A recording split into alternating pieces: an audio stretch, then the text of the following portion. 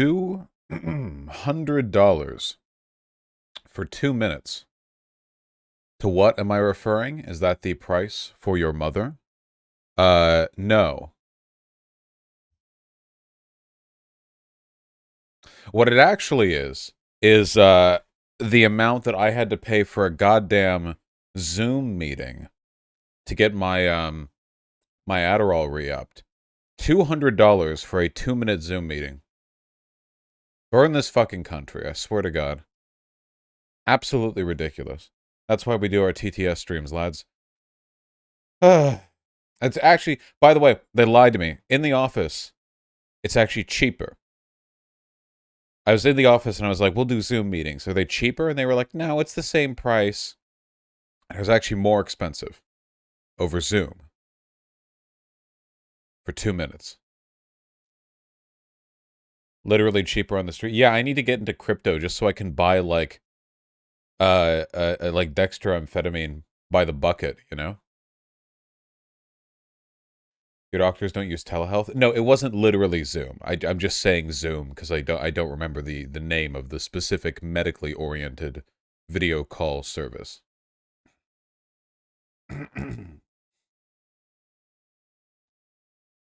How long does your ear need the bandage? Why do people ask me that every time? I could take the bandage off right now.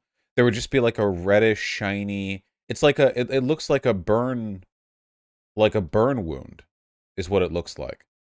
It's almost done healing because the mass of the keloid has receded. But how come you were looking so cool and nice today? Oh, thank you for noticing.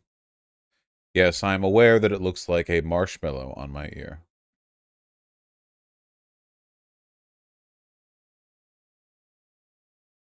Never got a bill up front for telehealth for medical health meetings unless it's affecting my premium. Well, I'm uninsured.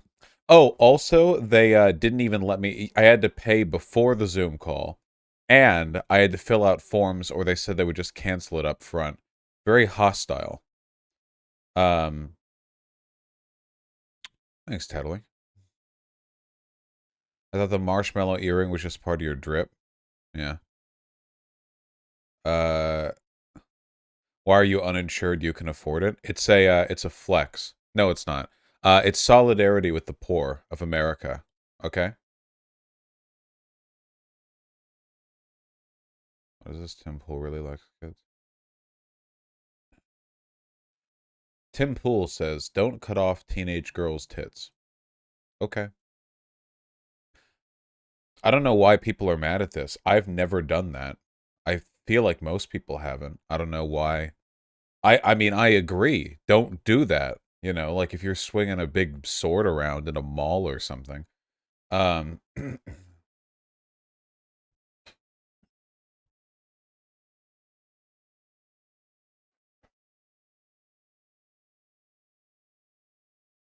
because he did it and he regrets it.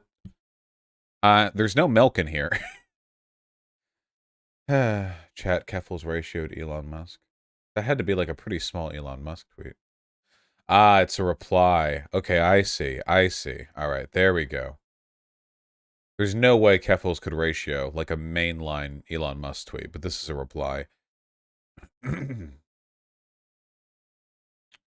When's the shirtless stream? I've been on my goddamn... What's the opposite of a grind set? It's a while. Taftaj today? We're talking to Taftaj at 3. How close to 100 do you think the chances Beto loses to Abbott in Texas given his gun takes? Oh God, give me a... God, don't jump right into the electoralism for me. Give me a goddamn moment to loop up. Holy shit. You know, as much of a fucking as we're probably going to be taking in the general, or sorry, in the um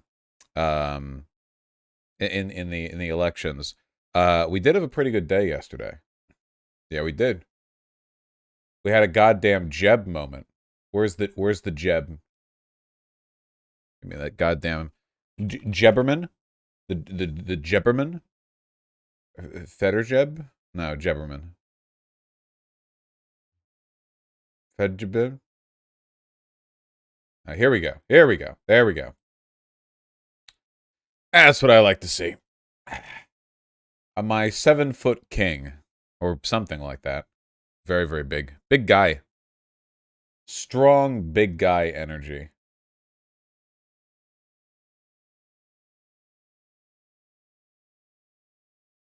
6'8", I think. Dude's colossal. Where's a picture of him standing next to humans? Let me see. Like, you can just, look at this. This is a man of the people right here. Look at that.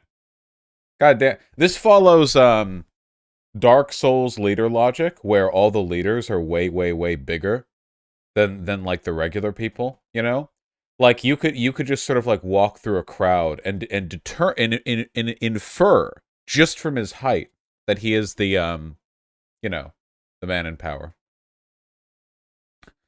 Big guy energy. Yeah, very much so. Honest to God, I feel like people talk a lot about his height, but not enough about his face. He has the least politician face of any politician. It's incredible. Nobody looks less like a politician than this guy. This guy looks like the least scummy, most salt of the earth, least bureaucratic, most tells it like it is guy.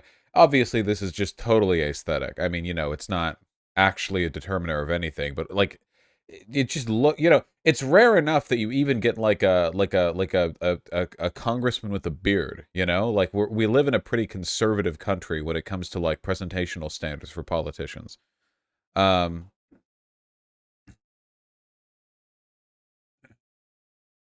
he looks like Johnny Sins. He does look a little bit like Johnny Sins, doesn't he? Look at him. God damn, he's huge.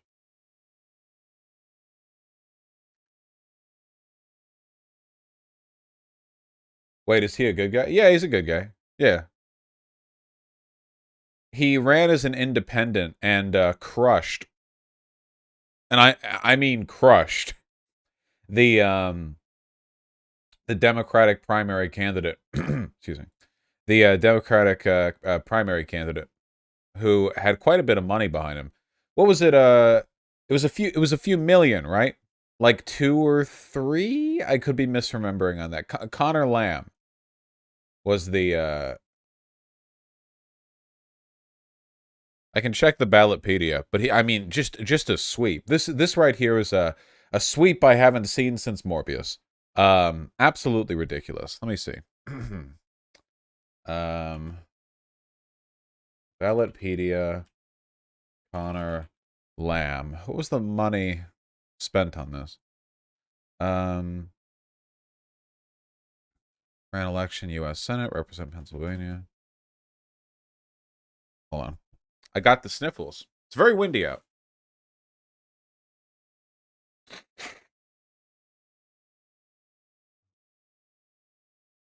Very windy out.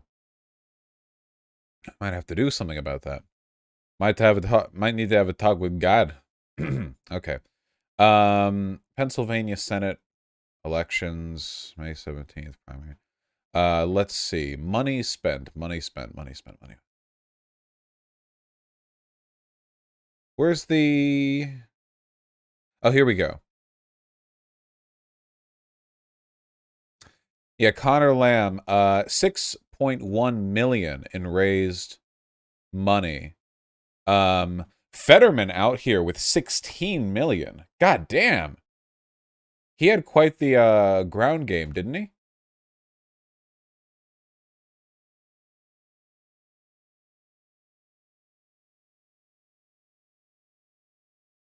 I want 16 million money. Well, it's a senatorial election. You got to expect the amount of money being spent out here is significant.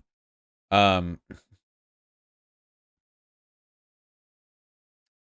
Republican primary in Pennsylvania is too close to call. Between Oz and McCormick. I bet Oz is going to take it, man. Yeah, Oz is 0.2% ahead with 97% of the expected vote in. I think it's going to be Oz. Oz versus Fetterman. Let's go. This is the American election. Is this the US Senate? This is the US Senate. Yeah. Yes, it is. This is what we deserve.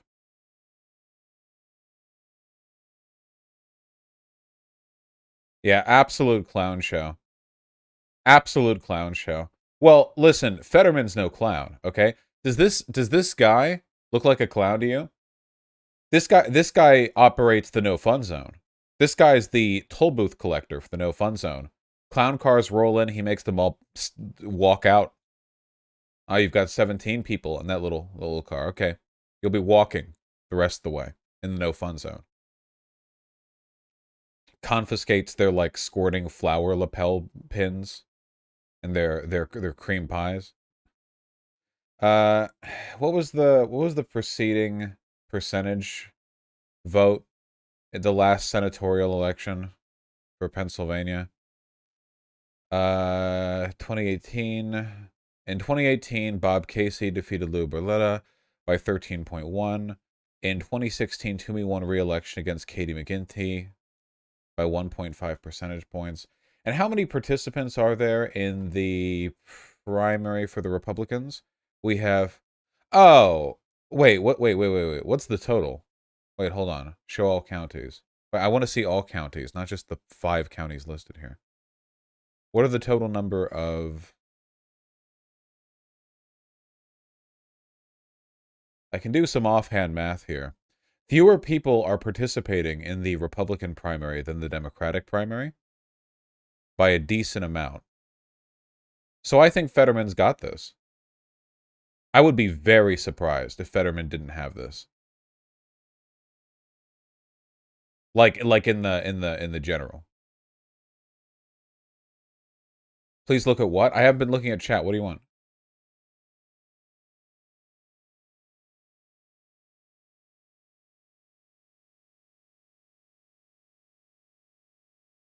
Please look at the GOP PA governor candidate. He's insane. Well, link something. Do you think just hoping for no conspiracy theorists is too low of a bar? All Republicans are conspiracy theorists. Is Fetterman a socialist or just a progressive? He's just a progressive. He's not like some crazy lefty or whatever. The main thing that people like about Fetterman from the left is that he's not a corporate dem. He's very not a corporate dem. I mean, Jesus, look at him. Um, he basically just sort of lumbered onto the scene with his arms out. No, he is progressive. Don't get me wrong, but it's more a deference. What Senate rate is Pennsylvania? Gale. Fetterman is bad on Israel. I saw that post saying that like Fetterman wants to keep up good relationships with Israel. I don't know. I don't think you should read too much into that yet.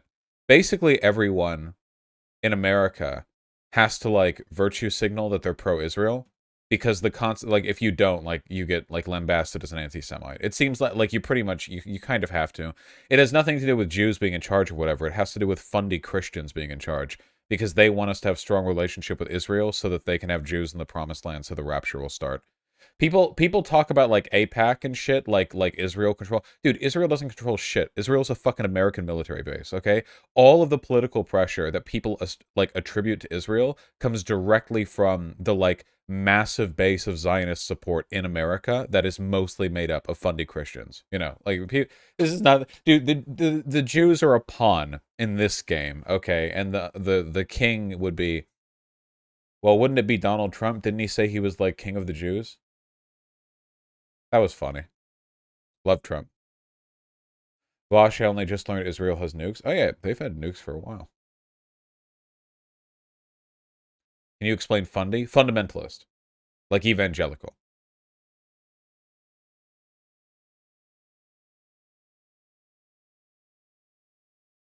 Let's see. This might be the only politician to win on a platform of abolish the CIA. Oh, based.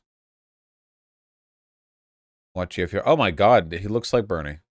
What GF Young? He's for peace, abolish the CIA. Huh. Sweet.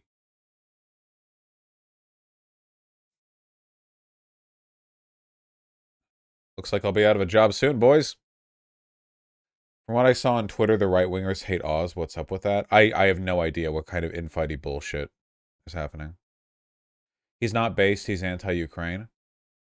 His number one issue seems to be halting material shipments to Ukraine. All right, boys, pack it in. Sorry.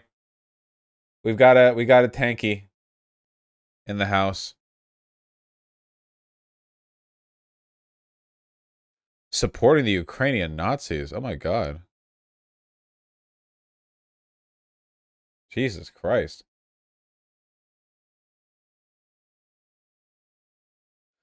Video of Joe Biden in 1898 or 1989. He's not that old. Saying Israel is chiefly to protect American interests in the Middle East and they would have to invent an Israel if it didn't exist. Yeah. Wait, does he say it that directly? If we look at the Middle East, I think it's about time we stop, those of us who support, as most of us do, Israel in this body, for apologizing for our support for Israel. There's no apology to be made. None. It is the best $3 billion investment we make. Were there not an Israel, the United States of America would have to invent an Israel to protect her interest in the region. The United States would have to go out and invent an Israel. God damn. They were so much more honest back then. I honestly kind of appreciate this way more than the bullshit like Israel is America's greatest ally, shared democracy in the Middle East. This is like way the hell more. This is like, nope, we built this military base, and if we didn't have the Jews as an excuse, we would come up with another one. So it's like, damn, okay, well, I appreciate you being forthcoming on this particular issue. Oh, God. Have I seen college-age Biden? Everyone is jerked off to college-age Biden. Pennsylvania GOP governor candidate.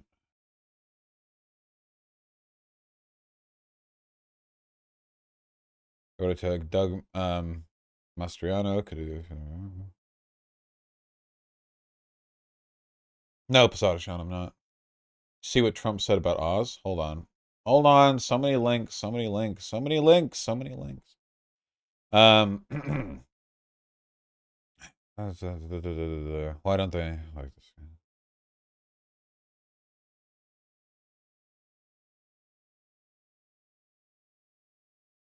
Well, why are they saying they don't like this guy? He was present at Jan 6. Well, that happens all the time. Oz vote likely to recount? Really? With a 0.2% lead? Did you see Keffel's cutting ties with debate perverts and banning everyone who followed Zan? No. Wait, did I? Oh yeah, I think I saw this. I don't think you guys got banned though. I guess I'm not a debate pervert.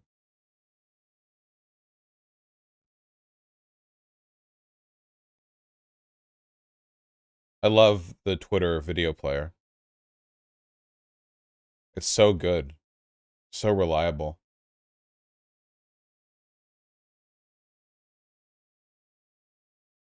Please, please. It's like a big bot ban wave. I remember seeing a Twitch streamer do this once for people who were a part of Minecraft YouTube, or like Minecraft Twitch, or whatever. That's pretty funny. Jay Schlatt, yeah, Schlatt. Okay, you guys are linking me more shit that I can look at. Why don't they like this guy? It led to Dylan getting banned and he got salty. Okay. Keffel's unbelievable cringe. Stop vague drama posting. I don't follow all this. I feel like come on. I'm on Twitch so I can talk to some people. You know, I feel like my head broke water for a second. And then I did that goddamn Dylan hippy dippy, and the whole fucking thing was just people drama baiting. Holy shit.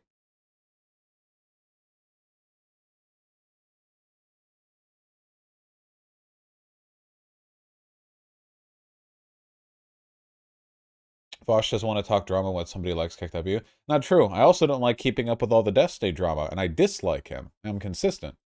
Honestly, I just don't even know what's happening with yeah, I don't know. It's just people are always talking about something. I have no opinion. Recounts is automatic at 0.5% or lower difference in PA. Is that a normal threshold? 0.5%? Is that a standard threshold for auto recount? That seems like a pretty high threshold. Yes, it is. For a primary? no, okay, no, yeah, whatever. Okay, I don't know. I wish they would just do a bullet point list of why this guy's crazy. I don't care anymore. I hope he wins.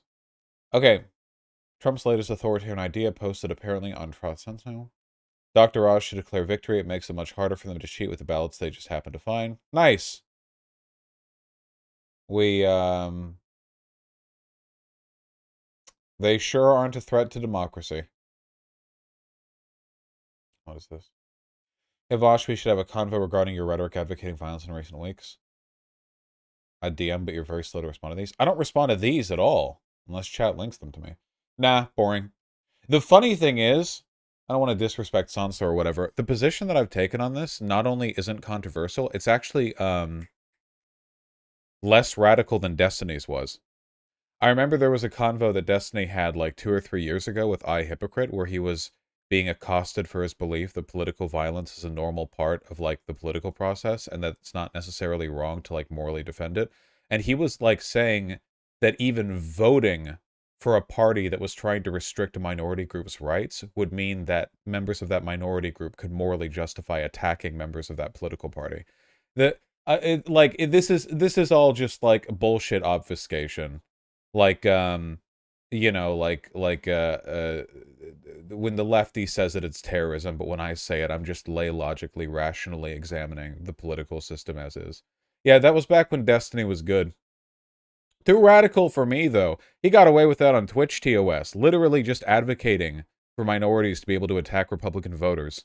You know, on Twitch, didn't get banned. You know, people want to get mad at me over this. Peep the Starbucks union sweep in Portland. Man, Morbius really opened this. Yeah. 4 Starbucks locations in Portland unionize. We're getting more and more every day. Really cool stuff.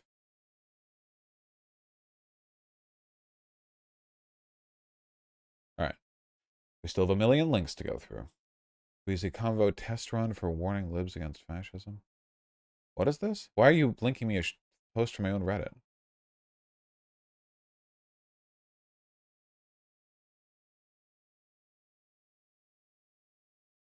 Yes, I agree with whatever it says. Ah, yes, Connor Lamb's endorsements versus Fetterman's. Brilliant stuff. Here we have Connor Lamb, Fetterman. Absolutely spectacular. And it should be noted, by the way, that of the organizations that did vote for him, like half of the ones on here are labor unions. And then you have Council for a Livable World, March On, and National Organization for the Reform of Marijuana Laws. This whole chunk right here, you know? And then you've got the goddamn mayor of Scranton. That's what I'm talking about. You saw my DM for the command celebrate? Oh, shit, right. Why nervous? Let me see.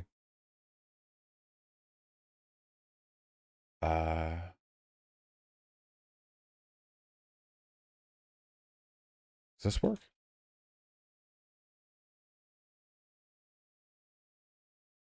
Oh, that's so cute. I got a wire a hotkey for that on my Stream Deck. Do it again. All right.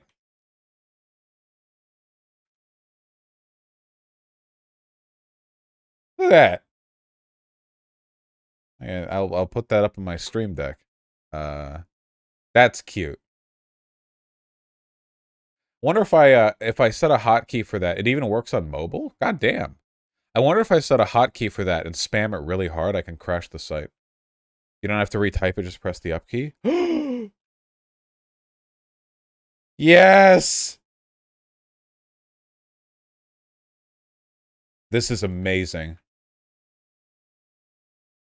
Okay, sorry, mobile viewers. Sorry. Why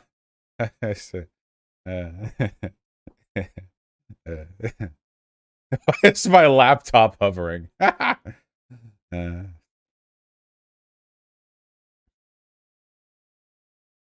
Fuck, that's funny.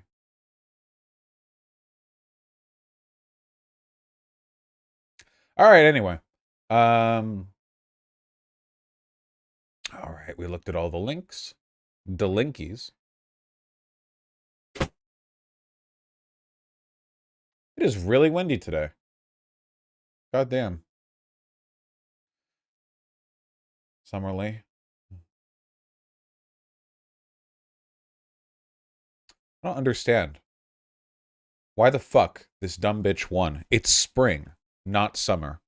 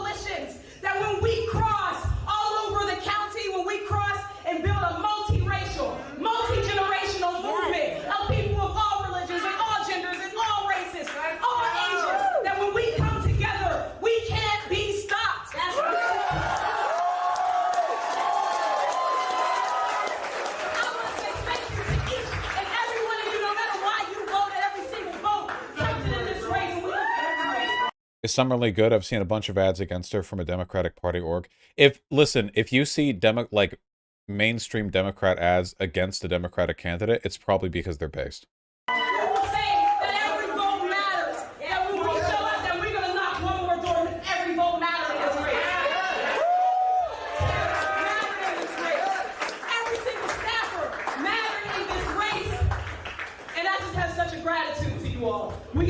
Oh yeah. Oh wait. I thought she was finishing after that sentence.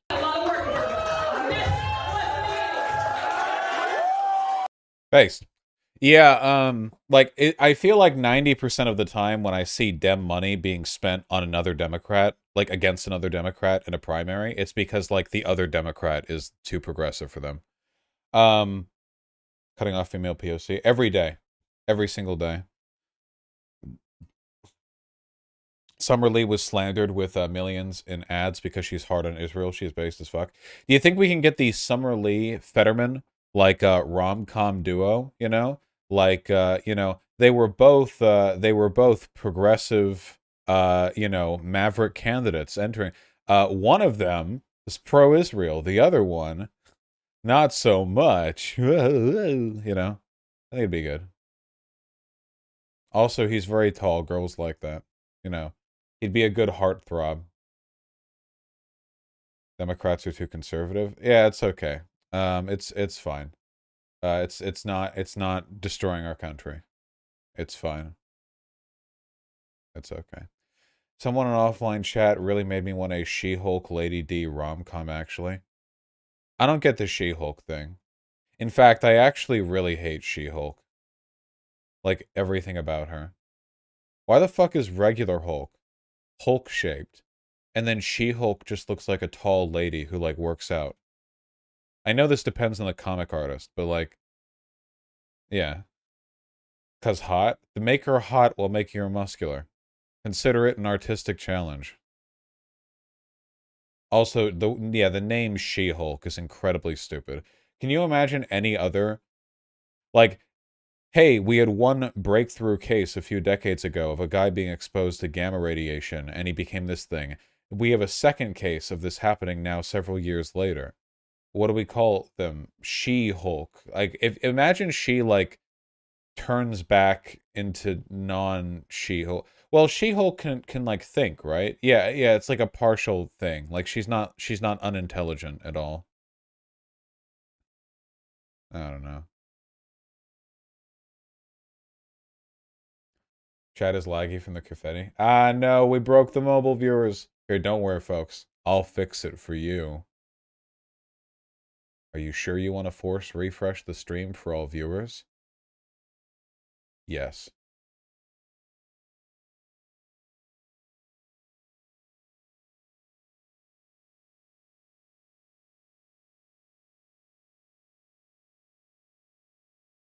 I love being able to do that.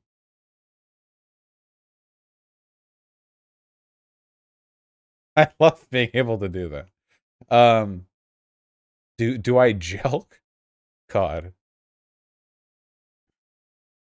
I hate this emote, by the way. It's time. I like it. What's wrong with it's time? It's such a meaningful, representation of the spirit of the age. Biden's endorsement is losing in Oregon. Oh shit. Representative Kurt Schrader, the Joe Manchin of the House, Roblox, nears defeat in his Oregon primary. Good. Progressive challenger Jamie McLeod Skinner is poised to oust the Oregon Democrat. What are these names? Kurt Schrader versus Jamie McLeod Skinner. This is like the most masculine American like round off I've ever heard. Jesus Christ. They're like very hick name, very salt of the earth names, very powerful stuff. It's not McLeod, it's McLeod. I hate that. Anytime I hear McLeod, I just think of Fox. And then of the furry art. Nah. Nah, it's McLeod.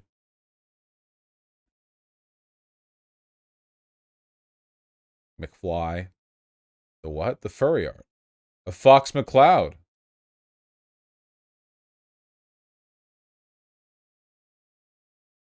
The Highlander was a McCloud? Shut up.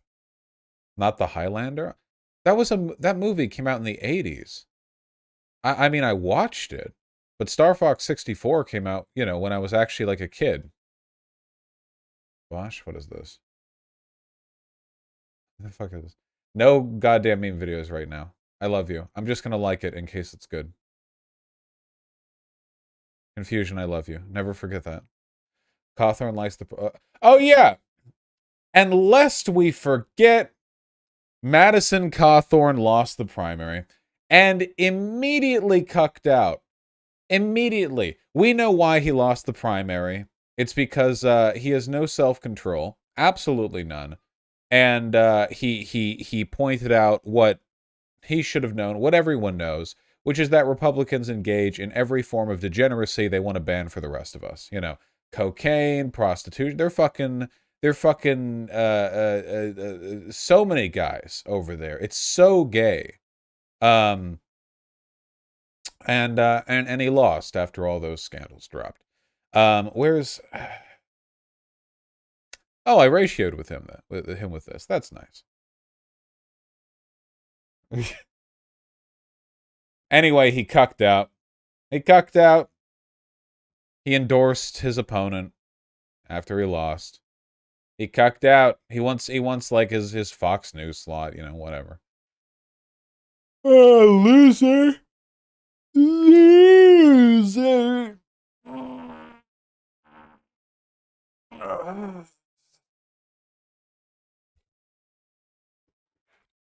Okay. What is this shit in my Reddit? Oh god, we have to talk about this. Oh. Case against Voshian fascistic doomerism argument through data. Yesterday, Vosh had a good argument with liberal, brought up a number of great points. Couldn't help to question the truth he made with some of his claims, particularly about the possibility of genocide of queer people in the near future. After reviewing the existing evidence, I've concluded that when examining the status of queer genocide through the perspective of commonly Manistee model, the current evidence is inconclusive with the question of queer genocide in America, and we're currently somewhere between stage 4 and stage 5. Wait, isn't that far enough? Want to briefly, if the alarmist rhetoric is in fact responsible for important violence rhetoric, I just want the rhetoric to be factually correct. Wait, did I say anything that was factually incorrect?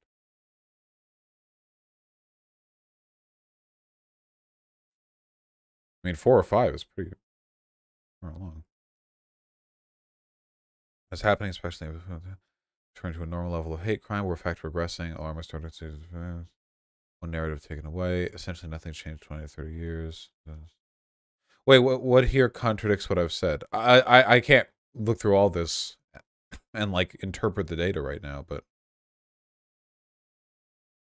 what stage is the camps built in? The thing that I think people need to understand. Okay, so let me just so everyone understands where I'm coming from here. Okay, follow through with me here.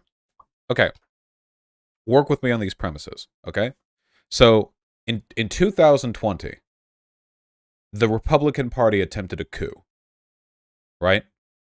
Can we agree on that? Like, it didn't work, but if it had gone farther and there had been more public support and the judges and more public officials and everything, if all of them had been more in favor of what happened on Jan 6th than what did happen, if they'd had a little more power in the right places, do you think Republicans would have just backed up?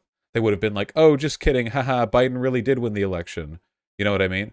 Like, yeah, historically failed coups lead to successful coups. You have a failed attempt, you consolidate power, you foster resentment in the people who feel that the failed coup should have like succeeded, and then you try again and win. You know, um, that that's that's been known to happen. Yeah, they're getting the practice run in. So there's been no meaningful change in the Republican Party since what happened in 2020 with regards to their anti-democratic nature. They continue to be anti-democratic. The only retraction from the great lie has been for legal reasons. You know, all the people and institutions who have backed off the idea that Trump won the election did so to avoid getting sued, but like there hasn't really been a reckoning for that. So it's reasonable to assume that they're going to keep doing this. And given the fact that there have been essentially no punishments, no consequences after the first coup attempt, which literally involved a storming of the Capitol, I think it's reasonable to assume that there probably isn't going to be a very effective set of preventative measures being done for future efforts by the Republican Party. Certainly the Democrats haven't really like escalated in the alarmist rhetoric about how close we came to losing our democracy. It doesn't seem to me very likely that Democrats are going to like suddenly get all gung ho about defending democracy. If anything, yeah, they're like subservient, submissive, you know, lackadaisical response is kind of encouragement. Like, yeah, try it again. You know, like we're barely going to do anything about it. So given all this, and by the way, everything I've said so far, I think, is like really reasonable. Like, I don't. This isn't like a leftist perspective. This is like a pretty normal liberal, like bog standard, regular interpretation of the facts at hand, in my opinion, you know. So given all of that, given all that information, why would I not think they're just going to do it again? What if they win? You know? Like the kind of party that will attempt to seize power with a coup is not the type of party that will preserve democracy after they have that coup. Does that happen? Like a political party has a coup, seizes control of the government, and then maintains democracy? Like 4 years after, they're like, we had our fun. Like, does that happen? You know? Euromaidan? Nah, in Ukraine, the leader fled. That wasn't a coup, that was an ousting. After Yanukovych fled, they followed like standard procedure for his absence. They had an interim leader and then an immediate election. It wasn't like a one party like seizing control of the government. It was protests leading one guy to flee to Russia. I think it's critically different there. Those protesters weren't trying to like seize the government, you know? And they didn't. But what was I saying? Oh, anyway, so it's reasonable to assume, right, that if they do a coup, they're probably not going to like keep democracy together afterwards, right?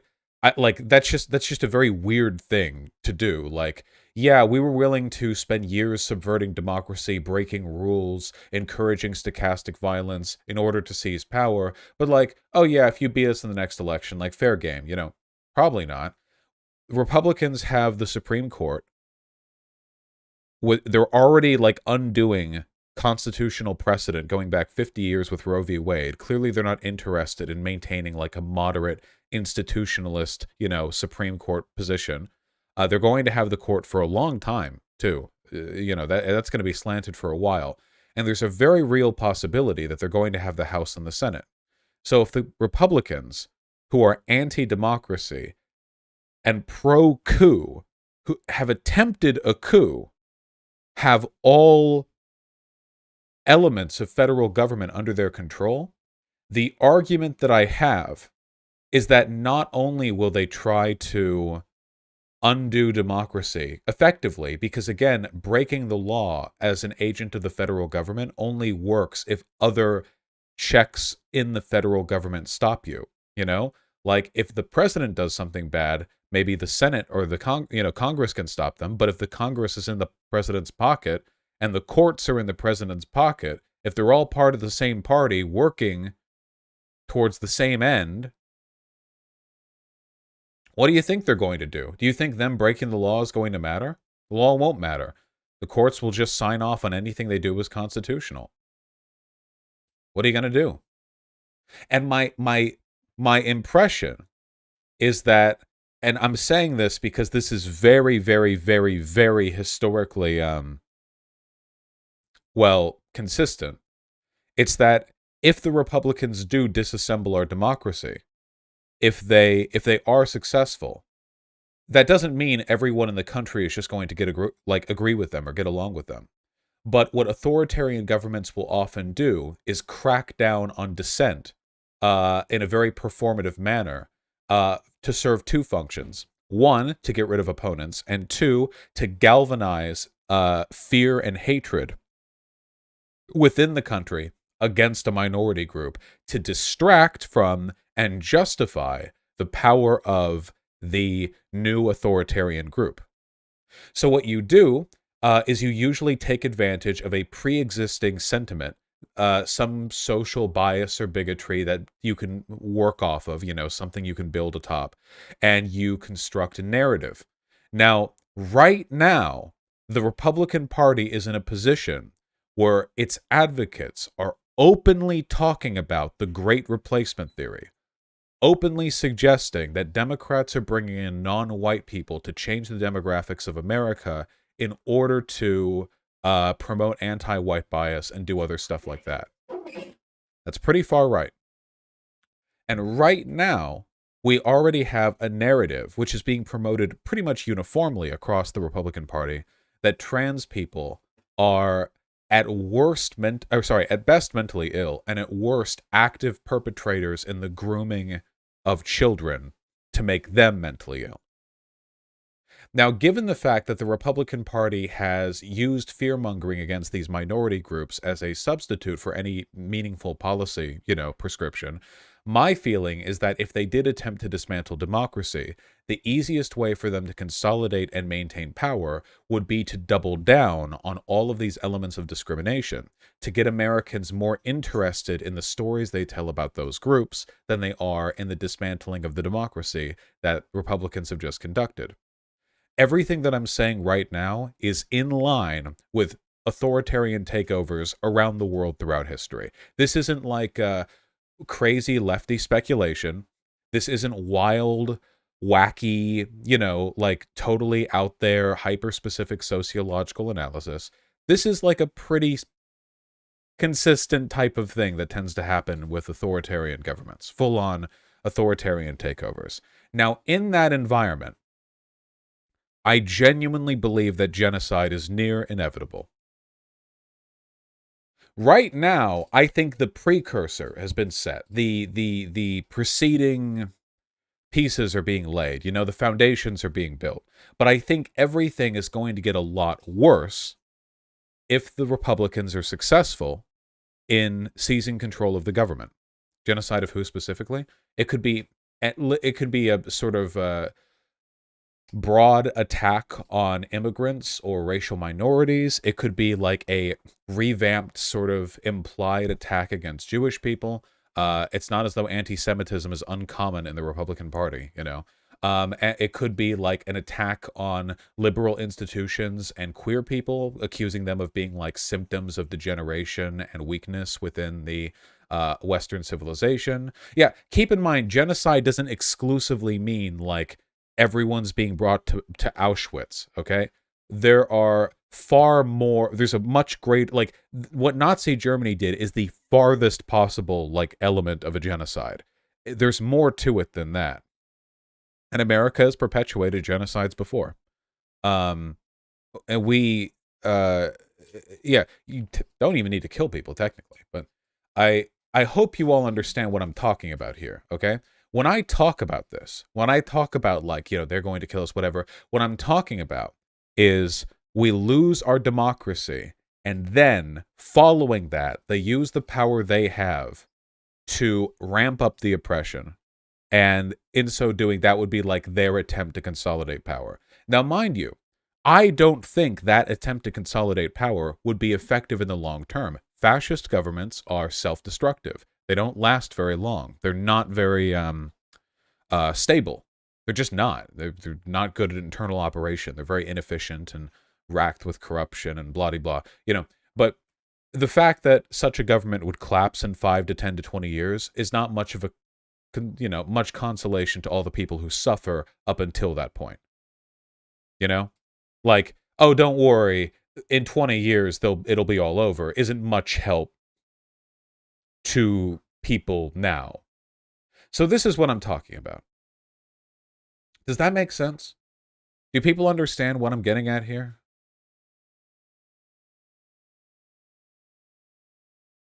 Your analysis is entirely removed from considering the relative domestic material conditions in the U.S., which affect average complicity. Also, liberals have most of the cultural media power. You realize liberals had most of the cultural and media power in Germany as well. Save me your liberal indignation. I know more about the history of Nazi Germany than you based on that one comment, okay? Do not, yeah. If you are uncomfortable with what I'm saying, that's wrong. Up until what point, SDL? During the Weimar Republic?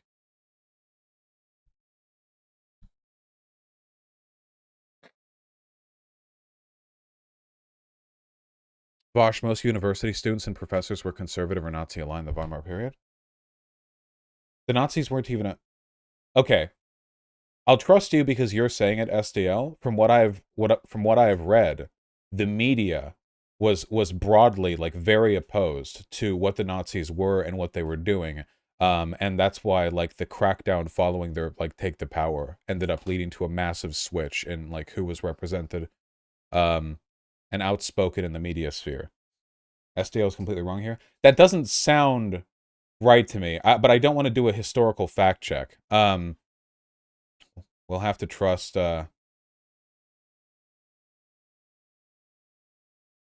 is SDL ever completely wrong? Only with prescriptions sometimes. Nazi rise also happened during the Great Depression, which can't be overlooked. I feel like a lot of people, like, are really desperate for a reason to believe that it can't happen here. I really have to ask about that. Like, why? Like, well, the Great Depression was happening back then. There have been authoritarian takeovers all over the world since then. Like, what I just said, the pattern that I laid out wasn't just Nazi Germany. This happens with authoritarian governments all the time. If you, as far as I'm concerned, if you're out there outspokenly denying the possibility that this can happen because you're afraid that it might, you're complicit when it does. It's morally, like, look in your heart, Is that really the motivation that you want to be leading you to denying, like, the message? It's very dangerous.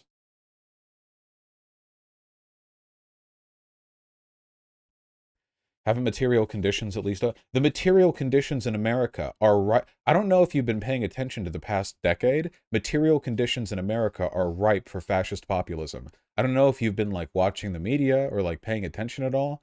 I don't know if you're at all familiar with, like, the direction that economic austerity and jobs being outsourced and the service economy and the gutting of the industrial center and of stagnating wages. I don't know if, like, you've been paying attention to any of that, but there is a reason why radical populism has grown more popular on both sides in the past, like, few decades,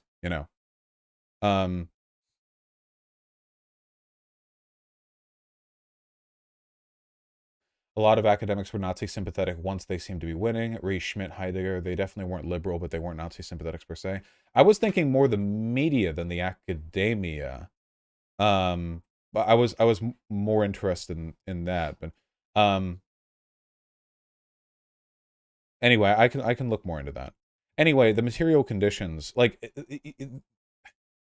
I don't think that anything that I've said relating to the threat of an authoritarian takeover, I don't think any of it is wild speculation, and it's certainly not just like this crude one-to-one inference from what happened with Nazi Germany.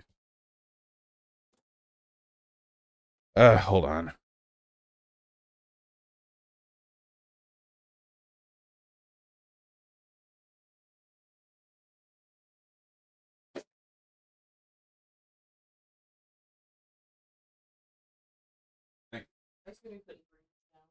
Not right now.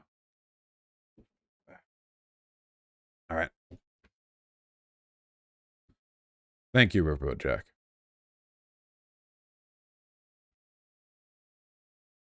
Vosh, I find it hard to believe with the amount of progress we've made in the past 10 to 20 years we could become authoritarian. With respect, people like you infuriate me. The Weimar Republic was one of the most progressive places in the history of all of Europe before Nazis took over. You can't do this. You can't let fear rule your... Like, people say a fearmonger. I'm just talking about what authoritarian takeovers look like. You're unwilling to acknowledge this. Fine, we'll do an entire stream on how Nazis came to power in Germany if you would like. Fine, we can do that. Certainly there are better YouTube videos out there than that, more research than anything I could do on the fly for a live stream, but it seems worthwhile.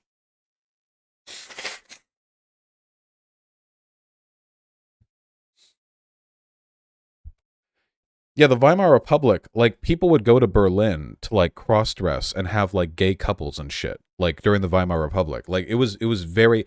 You can't...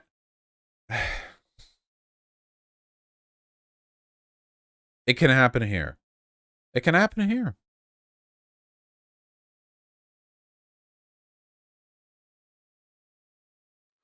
Vosh, but Germany just lost World War I getting schlonked. Austin 4D7, you're completely right.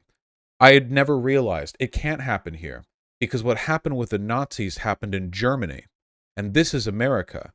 Two totally different situations. Stop just listing differences in things. It's not relevant. I wasn't even talking about Nazi Germany specifically. I was talking about authoritarianism broadly. Like, yeah, Vosh, the most important question is, what should we do to stop it? Not just, yeah, it's happening. You know what I think about that.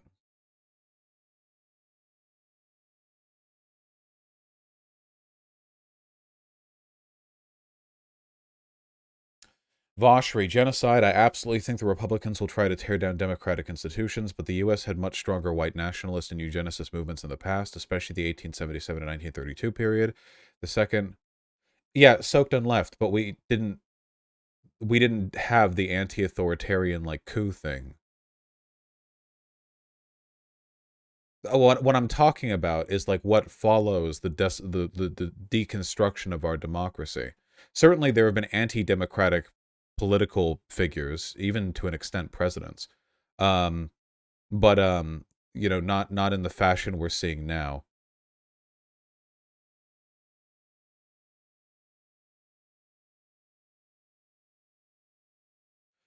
Second Ku Klux Klan had about 6 million members in 1924. That's 5% of the 114 million people in the U.S. back then.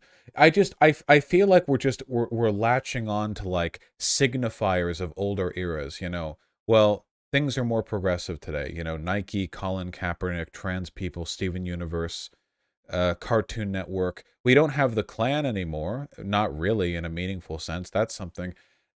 Everything can backslide. Okay, we've got slave markets in Libya. All right, you know, people. It's this insistence that we're at the end of history. Like history is some kind of ratchet where once you move forward a certain distance, you can't backslide that far. But history is full of examples of civilizations crumbling, of empires falling to pieces, of countries falling to civil war and emerging authoritarian dictatorships. This happens, and we're not special. America has relatively strong institutions compared to a lot of countries, but no institutions are invulnerable. And we've already seen ours fail, frankly.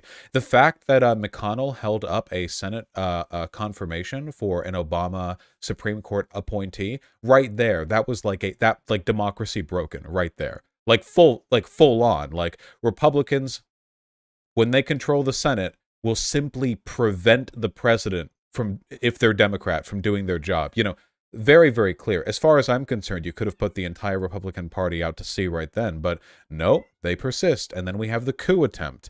And, you know, what consequences have they suffered for this? None. None. There have been no consequences suffered. Not even social consequences, not really.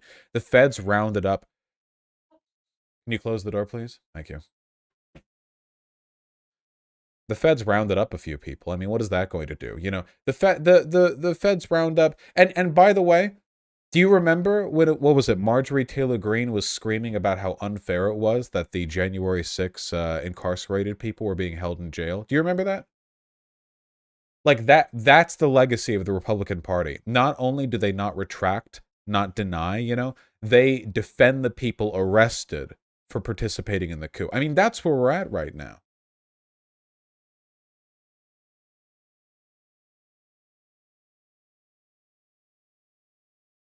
Can we get a stream on what we should do? Quoteth.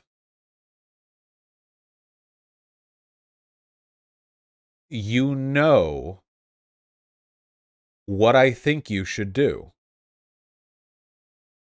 Learn your neighborhood, buy guns, learn how to use them, uh, you know, live with the awareness that the democracy that we live in is a potentially a temporary fixture. Mental self-defense. You should repeat that often. I like how there are so many liberals in my community that the statement, buy a gun and learn how to use it, is some kind of like pseudo-terroristic virtue signal to some of you. You know what I mean? Like, I can't believe how radical, like, I can't believe what a, you know, we have very strong evidence that there's going to be like an actual attempt at ending our democracy soon because one of our political parties, which seems to have the upper hand in several senses in the upcoming elections, has openly said effectively they don't care about democracy. But the statement, you know, maybe get ready, stockpile some food, and know how to use a gun. This is the radical one. You know, I'm the radical. Why can I not be free of background noises? Jesus. Isn't this the exact opposite of what you were saying a few months ago? No, I've been saying this for years. Bosch, nobody is saying it couldn't happen here. We're just saying it wouldn't right now based on the current state of America. I'm not saying it'll happen today. I'm saying it could happen in 2024 or maybe 2028. I'm not giving you a timeline. I'm telling you that unless the Democratic Party is willing to do what needs to be done, it is inevitable. Maybe things could change. Maybe the Republican Party could just arbitrarily decide with no external like motivation to not be authoritarian. That would be lovely. That seems to me like magical thinking to hope for that, though.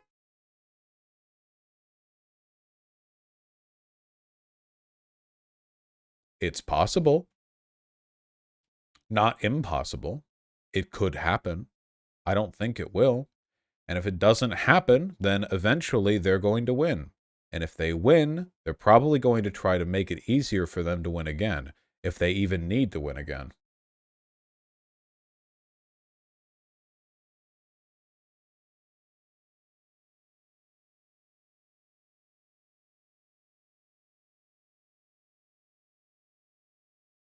That it's full-on civil war, though? No, it's not about civil war. That's not how it works. Coup attempts don't lead to civil wars necessarily. There are different ways of this panning out. We also benefit from the fact that we have a federalist system, which means that military power and authority is split between a wide range of institutions.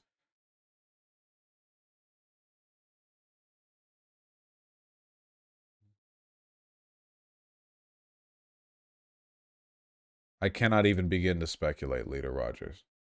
Is it even possible to save America at that point? Links, links. It is always possible to make the world better than it is without your intervention.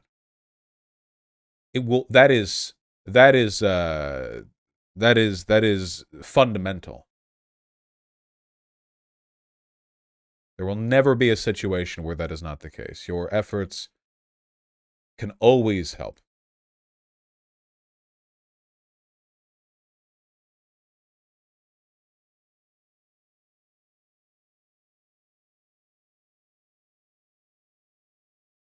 The Weimar Republic was federal too, not in the way ours was. Or is, not the way ours is. Kind of frustrating how seemingly terrified a lot of lefties and libs are of guns and the concept of having to fight. Listen, it's fine to be terrified of stuff like this or of negatives in the future. All I'm saying is you make the likelihood of it happening greater by not acknowledging it. The greatest chance we have of preventing all of this from happening is by waking liberals and independents in this country up to the point that they treat Republicans like the threats they are. The Republican Party is a criminal organization. Its leaders should be arrested and tried quickly. Every one of them. All of them. I'm not joking. It is a criminal institution. If they're found not guilty, fine, let them live their lives. That's what the system's for. That is how they should be treated. They attempted a coup. The party backed a coup attempt. There's no room here. There's no shoulder room here.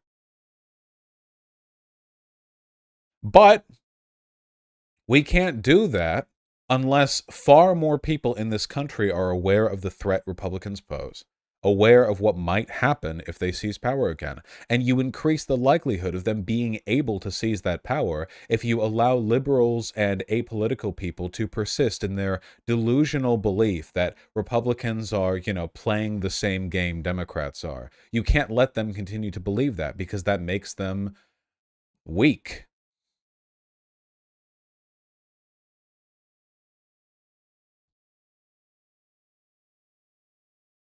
It's why I talk about this. I'm not expecting you all to.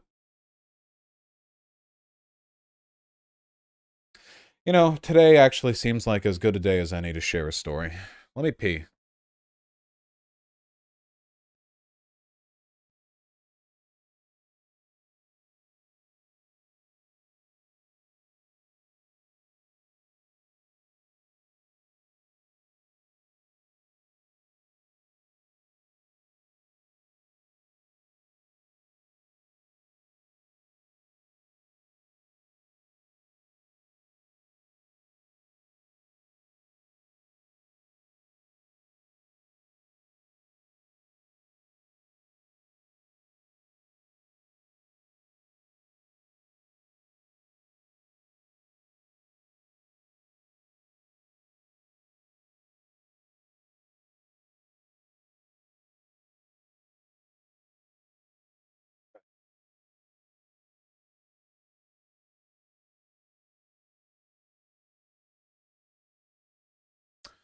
It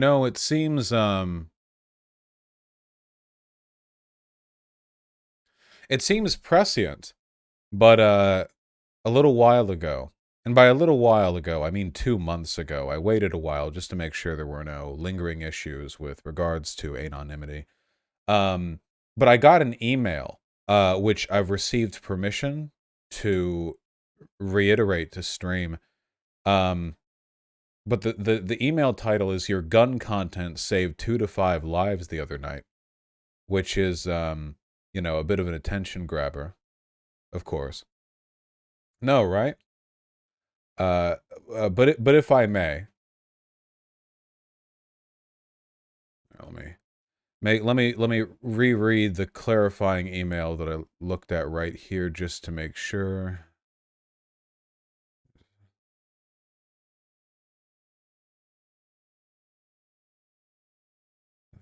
Cool. Yeah, I totally can. Sweet.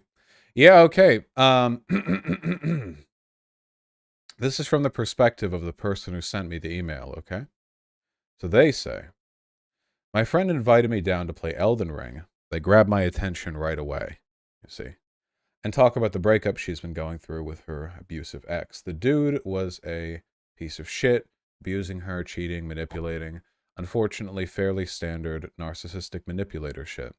When she was telling me about the fact that he had pointed a gun at her a few nights ago, I asked if she had any guns just in case. She brought out her high point 9mm, loaded it, set it on the table, and went, yep. Anyway, later that loading it to make the point. See? Anyway, later that evening, just as I was about to leave, we heard a crash out back. Her ex showed back up and was looking for her. He couldn't get in the back door, so he ran to the front door, busted it down, and sprinted down the hallway, throwing himself through the door. We were sitting on her bed chatting about this stuff since her kid was on the couch and her baby was in the crib next to us. Before I could get up and dodge behind cover, he shot me twice with his 9mm carbine.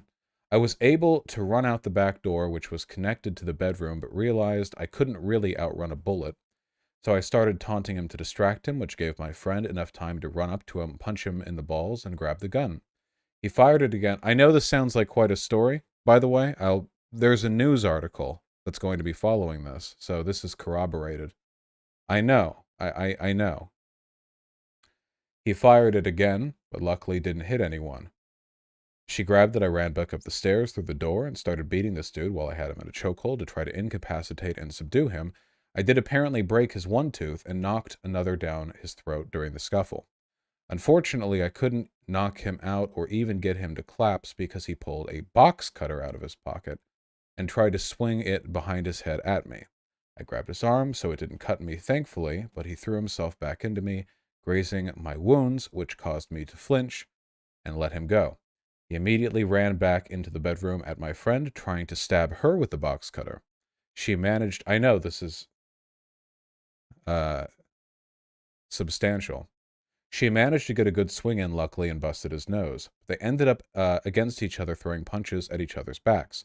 I managed to remember the high point during their scuffle and managed to get past them and grab it, and thanks to the range training, I remembered to click the safety off and aim it. I only had a headshot, so I started shouting at him to drop the knife and leave, told him maybe 4 or 5 times, but he eventually threw her off him and lunged at me.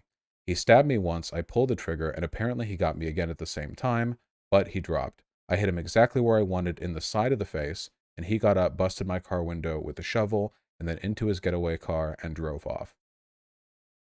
That was quite a paragraph, and I feel like I relayed like what would be like 3 or 4 minutes if committed to film. Now, of course, reading through this, apart from the effort invested in sharing what at first felt like a highly improbable story to me, uh, there's a goddamn article. It actually did happen. Now, obviously, I can't verify everything, but the content of the article affirms the content of the email. So it's all written in a police statement, It's about as verified as you're going to get. Anyway, I wasn't done with the email. The person continues.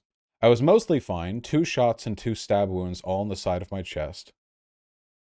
Mostly fine, The rounds didn't hit anything, luckily, and he didn't get the box cutter in deep enough. The hospital stitched me up and released me before the sun came up. As for him,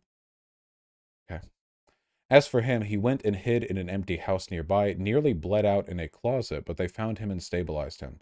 I was really careful not to kill him, mostly because his literal infant son he had with my friend was feet from us. Also, I didn't want her to go through that. But we found out the car was stocked with guns and ammo. He didn't even know that I was there. So we think he came there to at least kill her, but likely her mom as well, and maybe even their kids. But luckily, your content showing off guns inspired me to go and learn how to use them, and at least that led to nobody getting killed. I've attached a pic of me in the hospital to verify, but here is the news article as well. It's not the most accurate. They got a bunch wrong.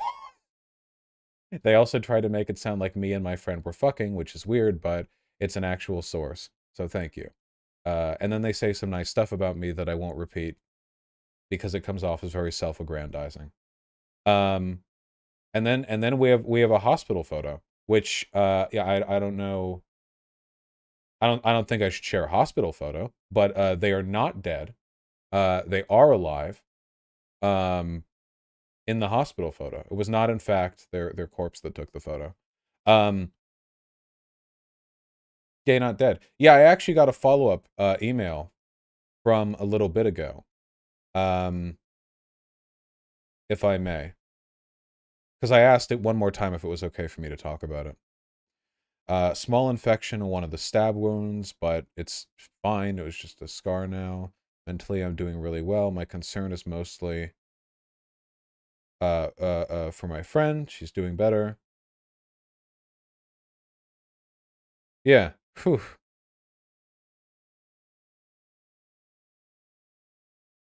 Anyway, it's a little bit surreal. When I got the first email, of course, I wanted to ask if I could share it on stream. I waited a while because, maybe in a month's time they'll change their mind. But they said, afterwards they were still fine with it. Um, it is important to remember that statistically speaking, having a firearm in the house increases the likelihood of you dying to a firearm.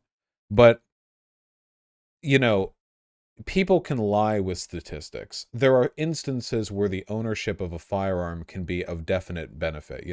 I would never tell somebody, for example, who has an abusive ex who's gunning for them to not buy a gun because it increases the likelihood of them dying to a gun, right? Obviously, if you look at all gun deaths, you average that, you're going to get some results. But if you're more specific, you can get more pointed potential outcomes. Um anyway, the reason I bring this up now, apart from it being relevant to some of the stuff we were talking about, is mostly because I do think that a context in which gun ownership advocacy is just admirable right out the face of it is for this political business that I've been talking about, this potential collapse of our democracy. People, especially people with no imaginations, by which I mean liberals, when they hear, like, oh, in case things get politically tumultuous, you should own a gun, what they think in their head is, whoa, it's going to be like Avengers Endgame, where all the liberals with the guns line up against the Thanos army conservatives with their guns. Well, that sounds really dumb, man, because that's what you're thinking of. That's what you're thinking of when you say you should buy a gun to defend yourself, and that's dumb. So that's what I know you're thinking, and I think that's dumb. And that's like, how many times does this happen to me from chat, right? You know what I mean? Like, where I'm like, yeah, you should probably own a gun for, like, defending yourself in case things get really crazy. And people are like, you really want a civil war with all liberals battling all conservatives? Like, they're projecting their lack of an imagination onto me.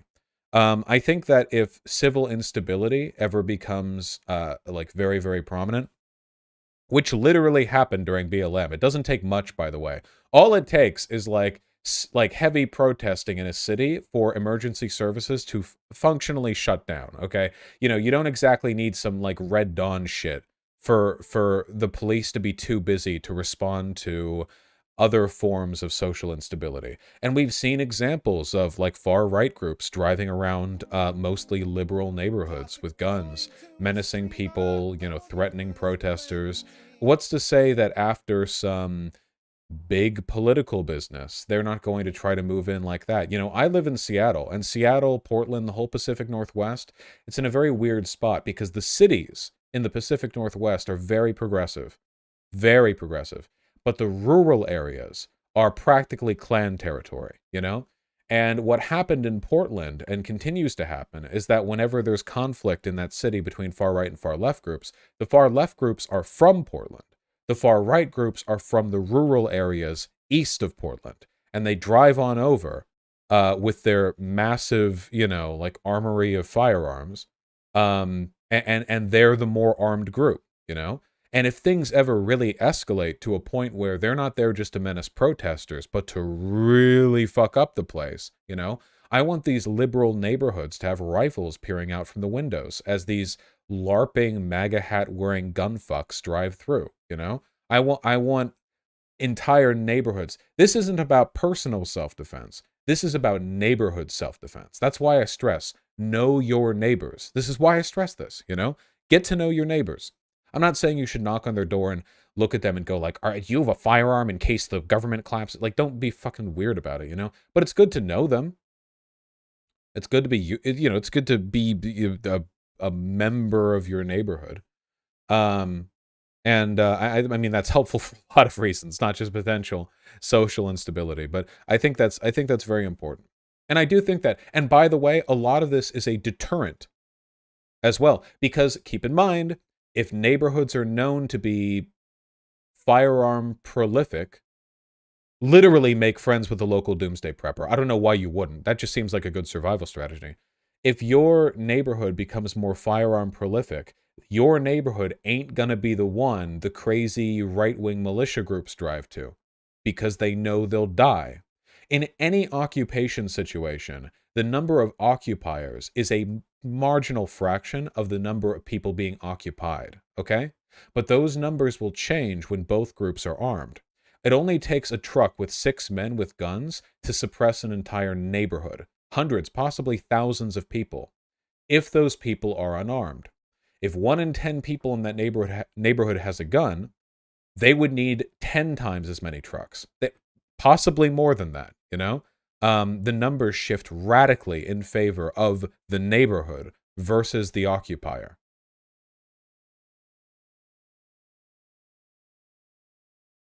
Also, shooting at ranges is fun. Every other window is a threat then? That's the goal. That's what you want them to think. I'm sure Bo of the Fifth Column knows a lot of really useful stuff about this that I just don't. Bo of the Fifth Column, of course, is lived a very different life than me, to say the least. Bosh, my family's liberals and they hate guns. How can I convince them? You know, the funny thing is, my family's been brought over by changing material circumstances. When I first bought my guns, my parents were sort of chiding and disapproving. Not like in a weird way, just like, oh, okay, you know, whatever. But now I'm like, hey, you know that abolishing Roe v. Wade is only a precursor to the, you know, the fascist takeover of America. And they're like, yeah, I know. We were looking at guns the other day. Love my folks. Love them. I don't even know if they're liberals anymore. They're probably socialists. I don't, yeah.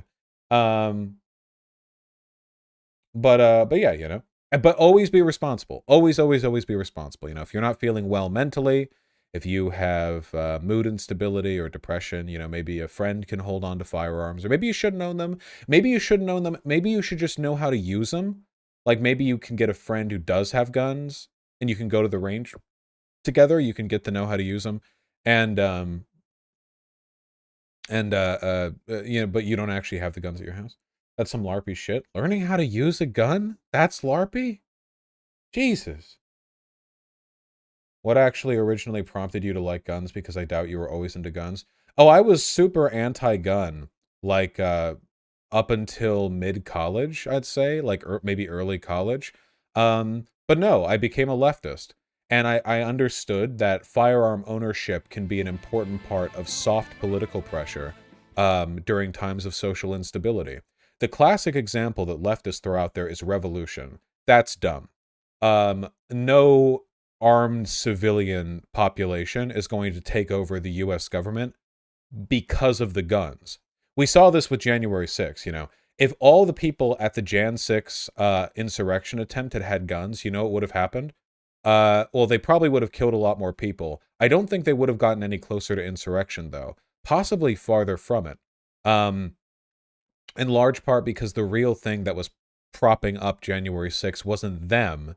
It was the Republicans supporting them. Oh yeah, they would have been gunned down for sure. Something tells me the Capitol building has some like crazy shit that somebody had they had like a finger hovering over the button the entire time. You know what I mean? Like, do we activate like the mutant scorpion, you know, or like activate the poison gas or so. I don't know. There somewhere in the security office there is somebody with their finger like quivering over the red button, you know? The Ava unit like folded underneath the Capitol building. The big dome pops open and it just yeah. But it's not a revolutionary thing. I mean, it can be, but it's not necessarily a revolutionary thing. It's about the knowledge that a neighborhood becomes more sturdy, more defensible when it's known that neighborhood is armed and more or less politically in unison, at least to the extent that like they don't want to be like killed by crazy right-wing militias, you know, if they can work together on that. What about the military? Oh, what about it?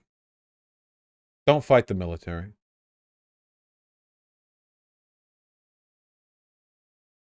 That's bad. Also, you can lower rental prices. Yeah, just fire a couple rounds in the air every once in a while. Drive down the housing prices. Be a goddamn hero for your neighborhood. Don't do that. That's illegal. And also immoral, by the way. Why are you ignoring the fact that guns aren't supported by any side in the rest of the developed world? Guns are a right-wing or left-wing policy. I can tell you who's in favor of gun ownership. The far-right militias in Germany that operate within the military and police forces that have been preparing for a like right-wing takeover for decades. And you know, they're a hell of a lot more prepared to do their work than a lot of lefties are to do theirs. I'll say that much. I'll tell you who believes in gun ownership. People with a goddamn game plan, okay? Sorry, that's true. Look around the world, the type of people who stockpile ammunition, usually also the type of people who are going to have a disproportionate political effect on the country they live in. For better or for worse, that's why it's a full force multiplier. Doesn't having that kind of unity require some kind of uniting identity to hold people together? Not really. If you're in a look at like the BLM protests. If you're like all marching together on the street, like people are naturally like very socially sticky. If people are scared and want to work together, like they will, you know? If there are right-wing militias driving through a neighborhood, I don't think like people will work together against that if you're in a neighborhood that's not like explicitly supportive of right-wing militias taking over your city. What do you think about gun ownership countries where it's less common? Everything that I'm saying is only about America. I'm only referring to America here. Other countries have wildly different social, political, cultural situations when it comes to firearm ownership. Very, very, very different. I don't want my country to be filled with guns. Then don't. I'm just talking about America. America's already filled with guns. Bosch, haven't there been studies to show guns lead to less safe outcomes, more crime? I addressed those. I talked about that. There's a big Twitter thread by a leftist asking other leftists why they don't own a gun. It was just hundreds of people being like, no, because I'd kill myself. Oh, there are a lot of depressed people on the left, tragically. I'm serious though. Like maybe you can leave it with a friend or something, or like a gun rental thing. Is there like a gun rental thing? Like, hey, like your local gun shop. Are you allowed to store a gun at a PO box? Probably not, right? Yeah, that seems probably not. There should be something for that, you know. Not everyone can just sort of idly keep their firearms on their desk and just lay their phone on their firearm. I need to buy a bigger safe. You've got mail. Local armory. I do like the idea of communal armories. Some shooting ranges can let you rent one. Yeah, but you would want to like own one. What about CCW? You support those for those who are responsible? Yeah, CCWs are based when I have them. Yeehaw. Woohoo. No, I'm not saying rentals from ranges. I mean like the range holds on to your gun. There's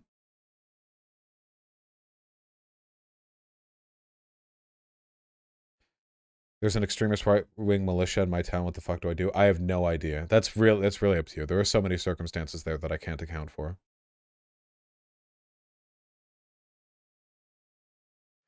Libs would be more amicable to not owning guns because if they did own guns, they would immediately kill themselves.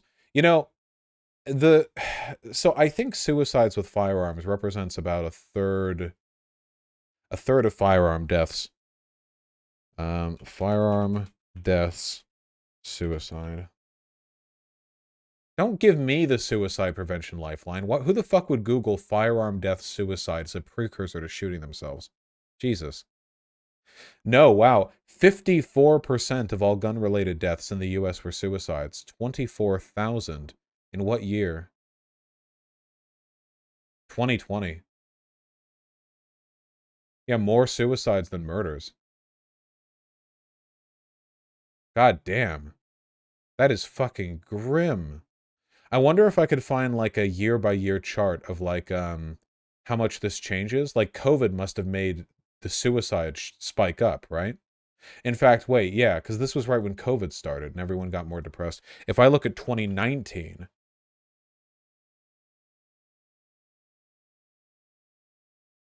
no.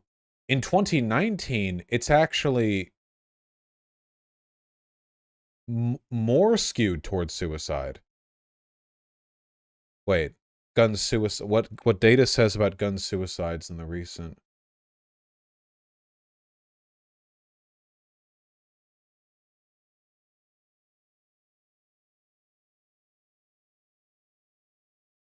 Suicides have 54%.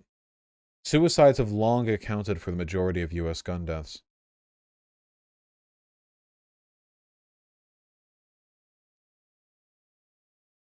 Number of gun suicides, climbing 10% of fires, 25% over 10 years, near its highest point on record. Okay, here we go.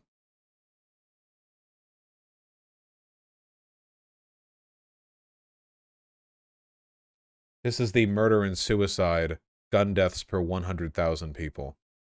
Yeah, it looks like suicide has maintained a pretty consistent lead over over murders for like the whole time.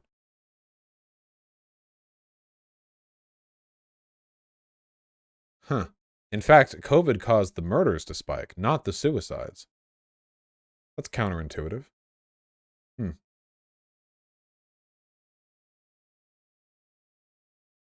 Well, it's not good. What was going on back in 75? Wasn't crime a lot worse back then? In Canada, about 80% of firearm-related deaths are suicides. Isn't that because everyone who owns a firearm in Canada is like a moose hunter somewhere in the Yukon? Like, what else are they gonna shoot? Moose?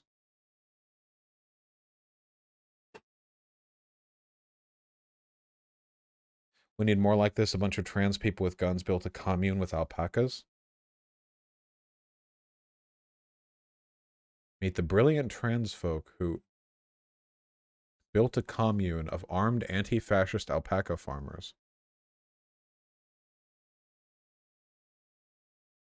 Well, this seems good.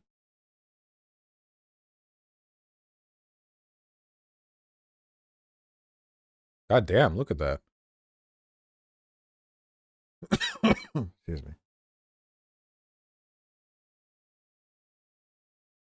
I want to make a trans commune appear. Who wants to join? Listen, I'm all for communes. I recommend against trans communes. This is not a joke. You're all just going to form a fucking polycule, and it's all going to fall apart as soon as somebody breaks up with somebody and there's drama, okay? Listen, if you're going to form a commune, make it with people who don't have, like, all interconnecting mutual sexual attraction, okay? This is an actual unironic recommendation, okay? It's like trying to build a survival bunker with like nothing but trans girls. Like, holy fuck, you're doomed.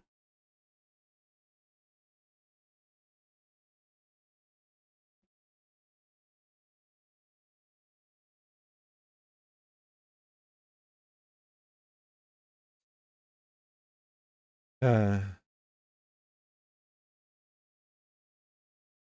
the 1 month the polycule lasts would be fun as fuck, yeah. What percentage of my commune should be people I don't want to fuck? Okay, can I be 100,000,000% with you guys? I do see a lot of people say commune when what they mean is me and my 4 polycule roommates. Please God stop, okay? A commune is a form of social organization. It's not just like when you've got a bunch of roommates and you're all horny for each other. Please, please. Like just yeah, like please stop with that, okay? You're really dragging down the term commune. Listen, if it's really a commune, I mean like a commune should be like a big housing block or something, you know? Like I'm not saying I'm not going to gatekeep size or composition. I'm just saying like people in your commune should be your neighbors, not just your roommates or your partners. Like there should be people in your commune who you just like, "Oh, hey Dave. Oh, hi." Like that like because if you're talking about everyone having a greater degree of mutual connection than that, you're really just talking about like a bunch of friends or roommates, and that's not really a form of social organization. That's just a bunch of friends or roommates getting together and like getting a getting like a house or something, you know?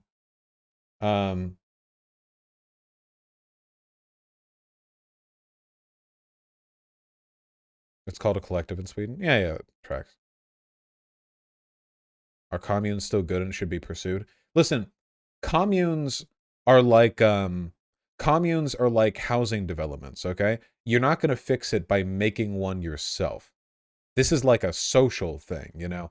A good example of what I would think is like a good Barcelona.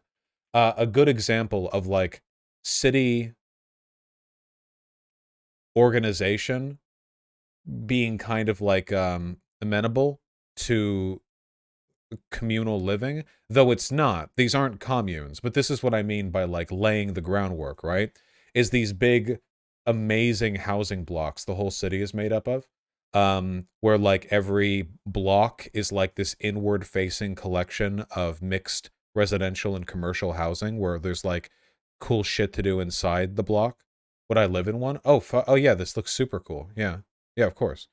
I would say like when I think of like normalizing communes as a form of social living, I think of stuff like this where it's not about like a bunch of roommates or whatever. It's just about it's basically like a super neighborhood, you know? It's a super neighborhood. You have a neighborhood which is distinguished meaningfully. Whereas in America, well, in most places, like a neighborhood is just like totally arbitrary. You know what I mean?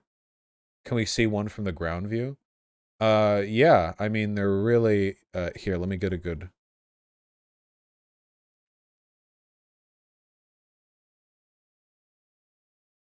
Barcelona inside a super block. I really like the super blocks. They're really quite cool. Let me see if I can just get a good picture.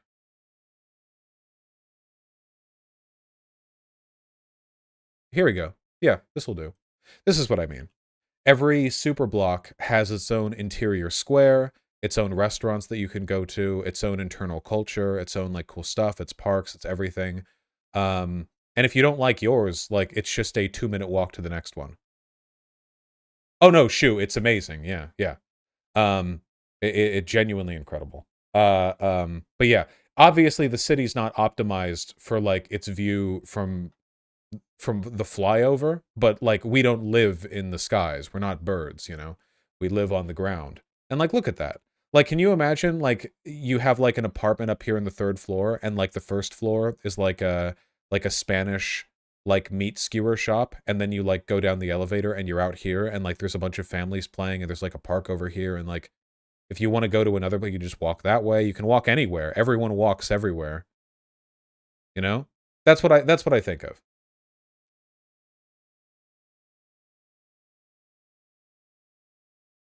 This is depression fuel for Americans. Oh my god, yes it is.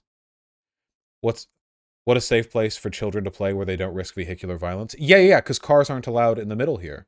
Um, can you try going into Google Street View Barcelona? Okay, fine. Quick Barcelona stun lock. Hold on. Um,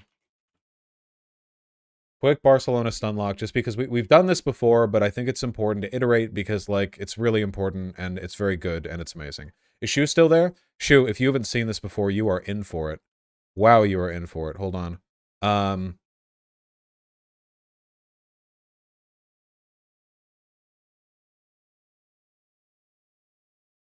in for it, in for it. Ba, ba, ba, ba, ba. Anyway, obviously from like space, it's pretty unimpressive looking, but that's, you know, it's not, that's, we don't live there. But here's what the roads look like in between the super blocks. Um, you have these like one-way streets that crisscross in a grid with like diagonal parking spaces for loading and unloading. And you can walk here, you know, like this is like a fine place to walk and travel, but this isn't where you're like meant to be. You know what I mean? Like where you're supposed to be is in the super blocks. But these places still look really cool. I mean, this is still like way better than what you're going to get in America, in my opinion. Um, but then if we go inside a super block, here, we should be able to see. Let's see if we can find one of the little dots that's taken from within. Here, somewhere over here. Those big 360 photos. What is this? Oh wow, how beautiful! Wow. Um, where's normally there are like some little dots that you can place the little duder. Oh, here? Where the hell? Oh, we're in a restaurant. Hello. Well, that's nice looking. Um, does this go in? No, this is an alleyway. I think it's pretty hard to get one of the 360 shots from inside of the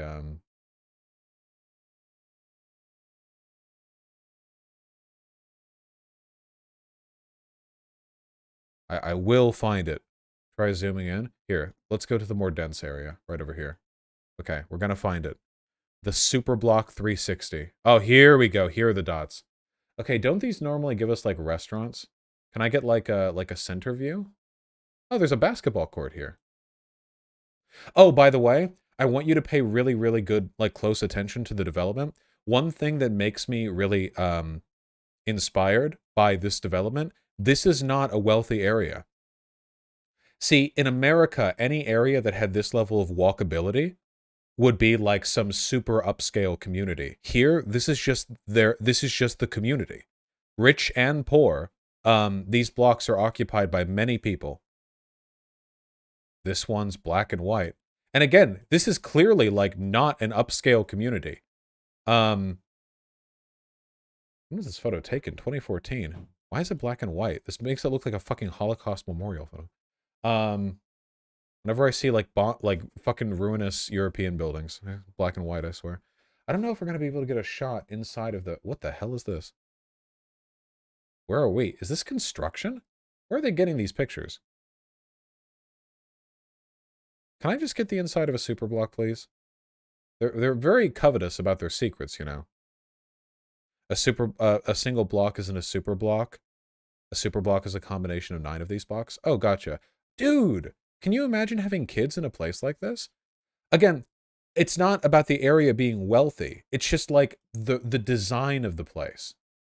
I think this area right here is the poor area, and the area that's wealthier is closer to the sea. Or closer to La Sagrada Familia. Probably over here, right? So these would be like the relatively wealthier areas. Who changed the emotes? They're more high def. You can thank White Nervosa for that. Okay, like, here we go. This is a dental school. But, like, look at that. Look at where they get to leave after they're done with their work. Like, I'm sure they don't all work in the same block. But, like, look at that. Like, that's just, like, that's their back, that's like everyone here's backyard.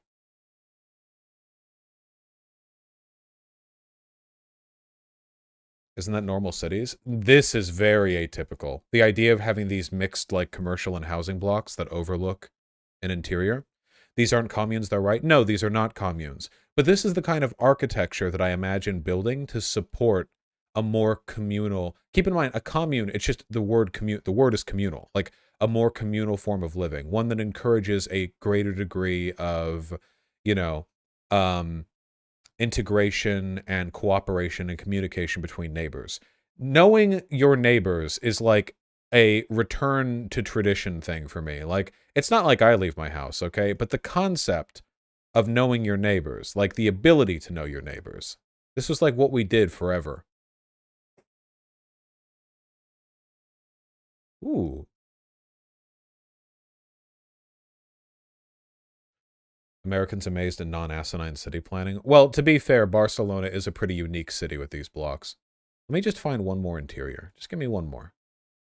But not like a business photo.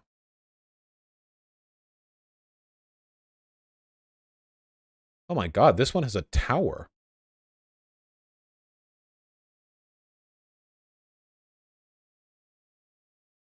Why does it have a tower?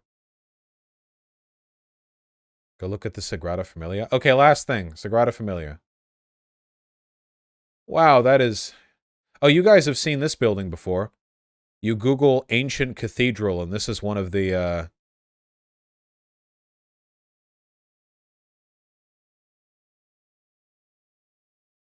I still can't believe this is a real building. Ancient? Well, it's style, you know. It's still under construction, yeah. I mean, you can see the cranes here. I just mean, like, the way it looks.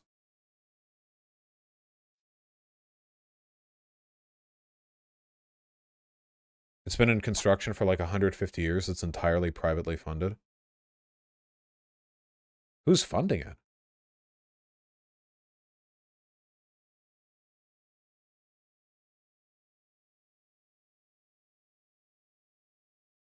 That is wild. Can you imagine, like, being in Europe and like driving your little moped down an alleyway that's labeled like a street is, and like parking it on the corner and then walking around the corner and like, oh, there's the colossal mega cathedral, the Familia.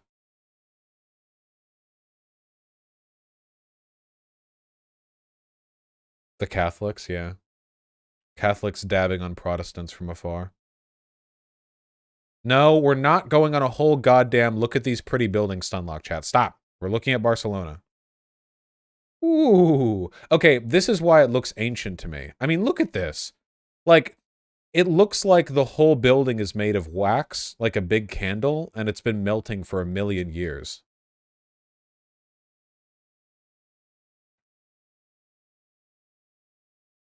Detail equals ancient? Ugh, whatever.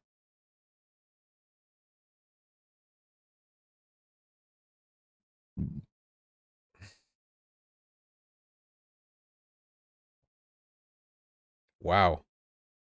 Dude, it's a gamer church. Gamer cathedral.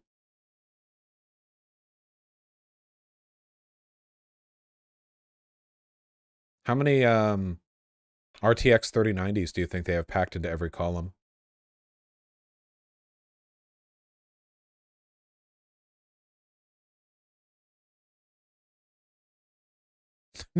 Needs a hot tub. The seats are dorky, though. Like, why have this awesome cathedral and then, like, line up some foldable chairs? These should be like... These should be like armchairs. Or like big sofas. Because it's not done yet. I figured.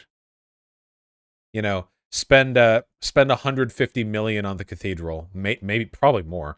$5 on the chair arrangements. Even these are pretty understated. Let me go up. Go up. Can I not go up there unless I'm the Pope or something?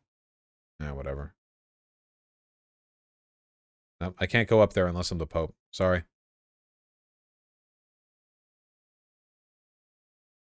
Church pews are designed to be as uncomfortable as possible. Yes, that seems like something the Catholics would do.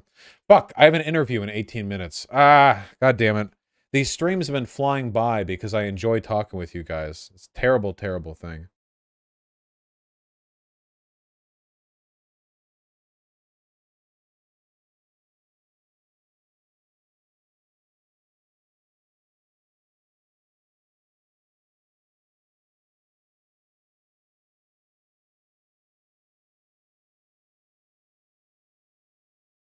The fuck is this? Don't forget canvassing. Oh, you're right, canvassing. We can talk about that right now. Hold on. Wait, where's the friend request from this person? Where? I'll send a friend request.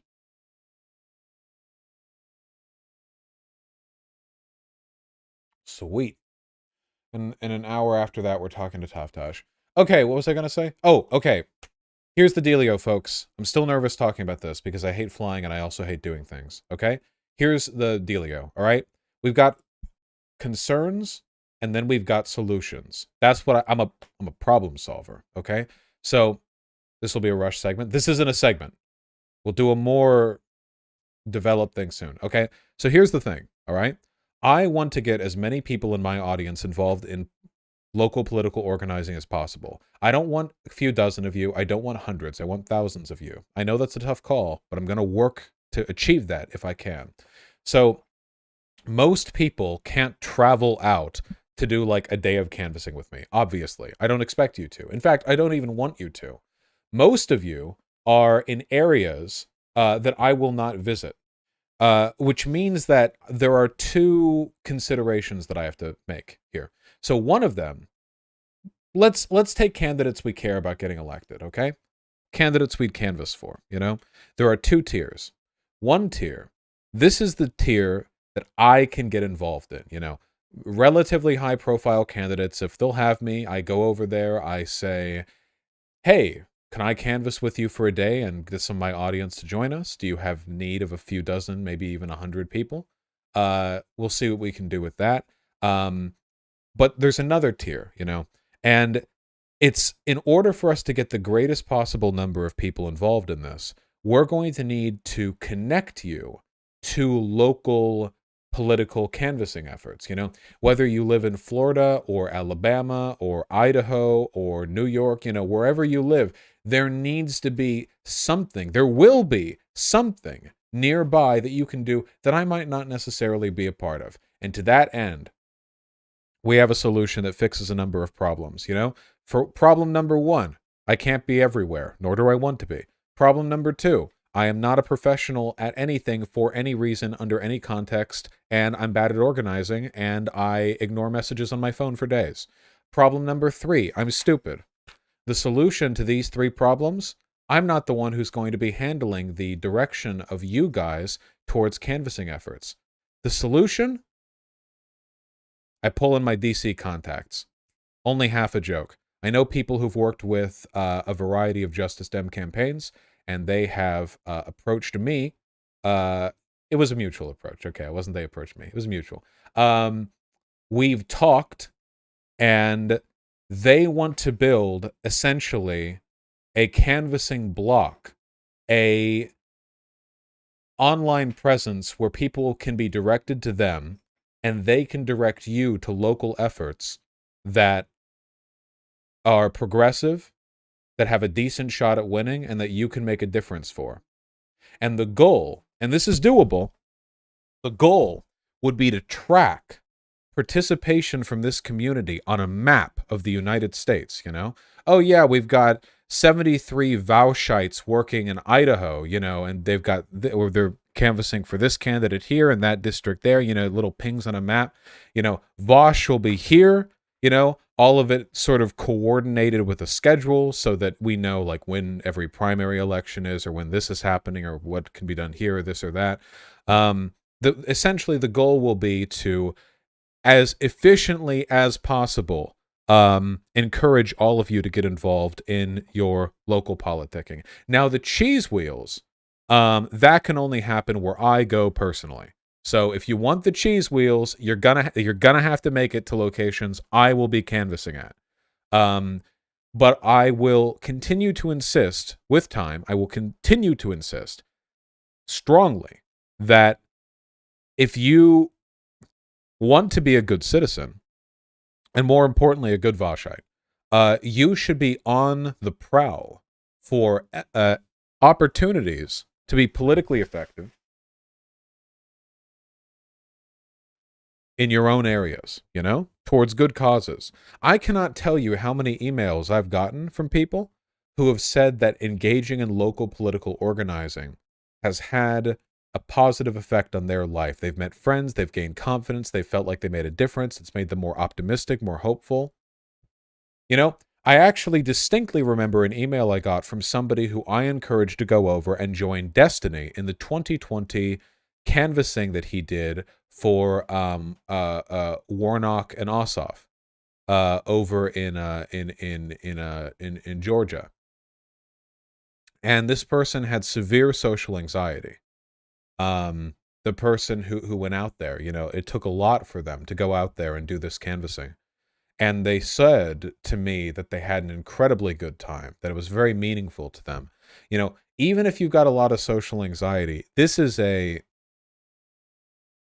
phenomenal opportunity to be politically effective while making your own life a little bit better. It feels very meaningful. It's an experience to recall. And a lot of you, that experience will be worthwhile elsewhere. Not just basic charisma stuff, but the people you might meet, the contacts that you might make, the skills you might develop. So that's the goal. You understand? I tell you, if you're in chat and you've done local political organizing, canvassing, something like that, do a hypers, okay? Do a hypers if you've done it and you love it. That's what I mean. Hypers if it's been good for you. Thanks, Pelek. It has. And it will be. So that's the effort that I'm going to make. And we're going to do it twice. We're going to catch the back end of the primaries, and then we've got the generals coming up for November. We're going to be doing it twice over.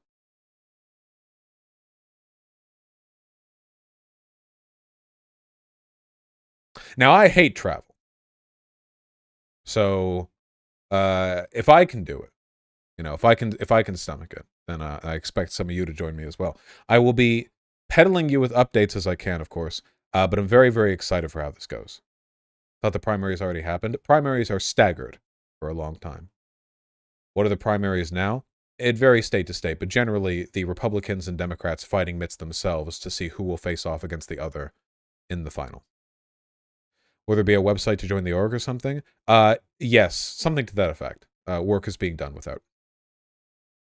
Are you coming to Minneapolis? I don't have any immediate plans to.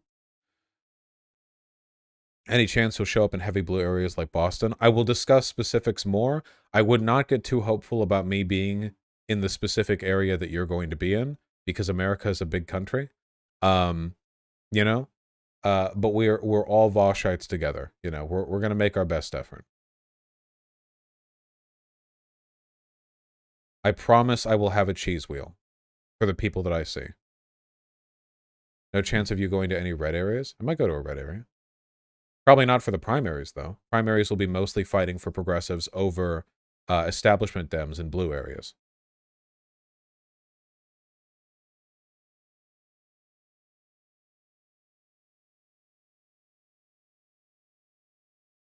Can we call ourselves the Valiban? No.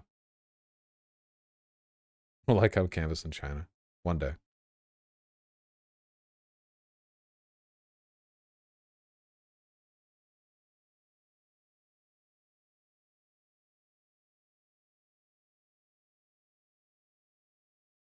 All right. Shut up.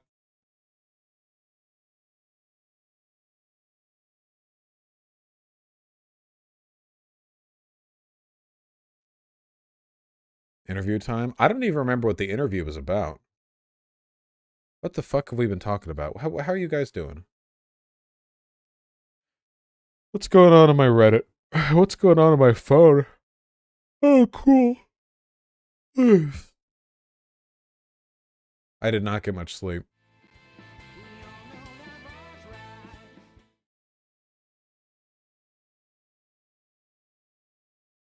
Okay, buddy Vosh. In the 8 minutes that we have till the interview, let me see. What are we doing in the Reddit?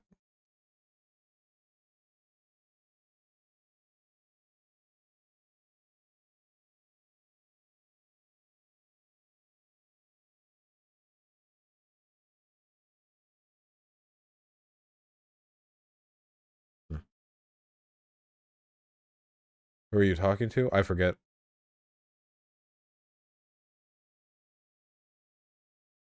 Thoughts on President Sunday's accusations of Keffel? Keffels? What is this?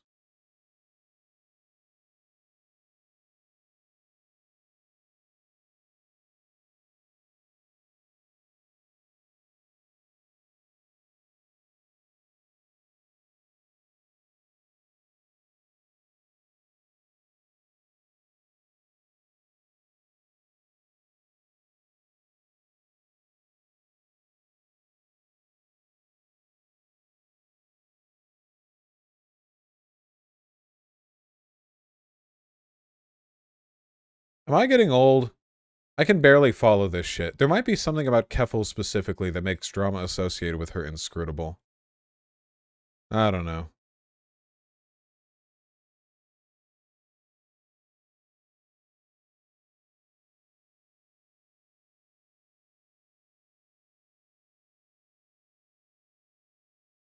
All right, sorry. I got distracted there. I'm very tired. Um, very, very sleepy. Very, very sleepy. I've also gotten more than halfway through my Dark Souls 3 SL1 run, so that's cool. Have some coffee. Oh, fuck. I should have some coffee. Is Vermin watching right now?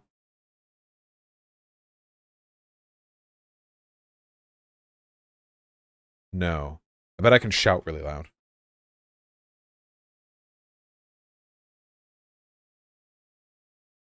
Hey, Vermin?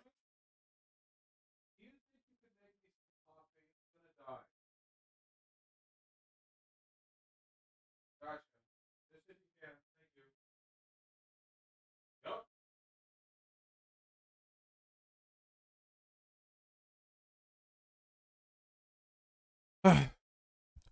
You know, when I was getting dressed for stream, this I was getting dressed for stream this morning. Artemy was on top of my dresser, just like flopped there. And when I opened up the big drawer to get my shirt out, he stepped down and flopped on my shirts and sort of like kneading them.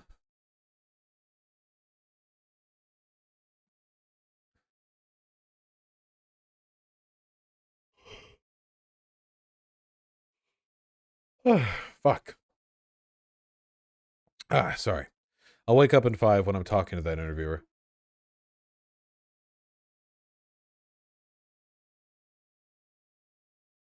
He's so cute. Oh, God. And Pigeon wouldn't get off me the other night. I was playing Dark Souls. Which is a game that, especially at Soul Level 1, requires a decent degree of reflexive action. And she kept climbing onto my lap to, like, sit there. But she didn't like it when the cord from my gamepad was draped over her, so I had to hold it up like this, and it was so uncomfortable. Then I set her down, she climbed back up again. What was the story when he kicked you in the balls? I was just laying down after stream, and Artemy was on my left side, and every time he jumps over me, he jumps over me. He's a healthy and strong cat. He'll jump over me and off the bed. He does that all the time. This time, he decided to supplement the momentum of his jump by jamming both of his front paws directly into my balls. It wasn't even like getting hit in the dick, because when you get hit in the dick, like, the impact to the penis cushions the impact to the balls, right? Because, like, a soft penis, like, you can, like, do that. It's just like regular. It's like pretty, like, normal, like, body feel, except for the head, I guess, but, like, way less than the balls, whereas the balls are really, really sensitive, but my dick was kind of to the side a bit, and he just got me on the balls with both of them, with his paws together like this, like he's doing a fucking kung fu move. Fucking got right both of them and leapt off of that. He's like 20 pounds. Boing. It actually really hurt. It's probably the worst ball hit that I've taken in years. Not an accident, yeah. God. How'd you survive? Well, thankfully, my balls had room to move backwards. Because they weren't, like, pressed against the bed, because I don't have old man balls that are, like, super saggy. So there's, like, room to cushion the movement. God.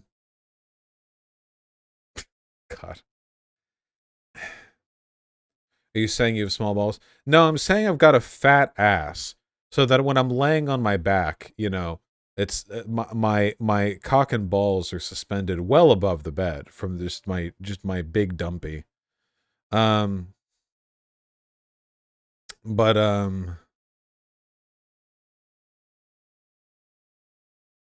fuck, what was I going to say?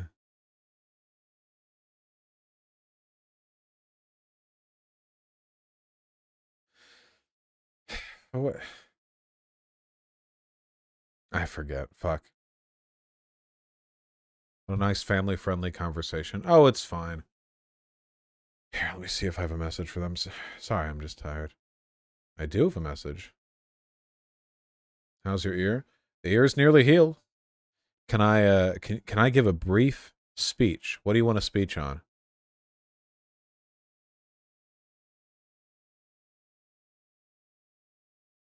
Balls, that's true. Thank you for the tier 1 sub.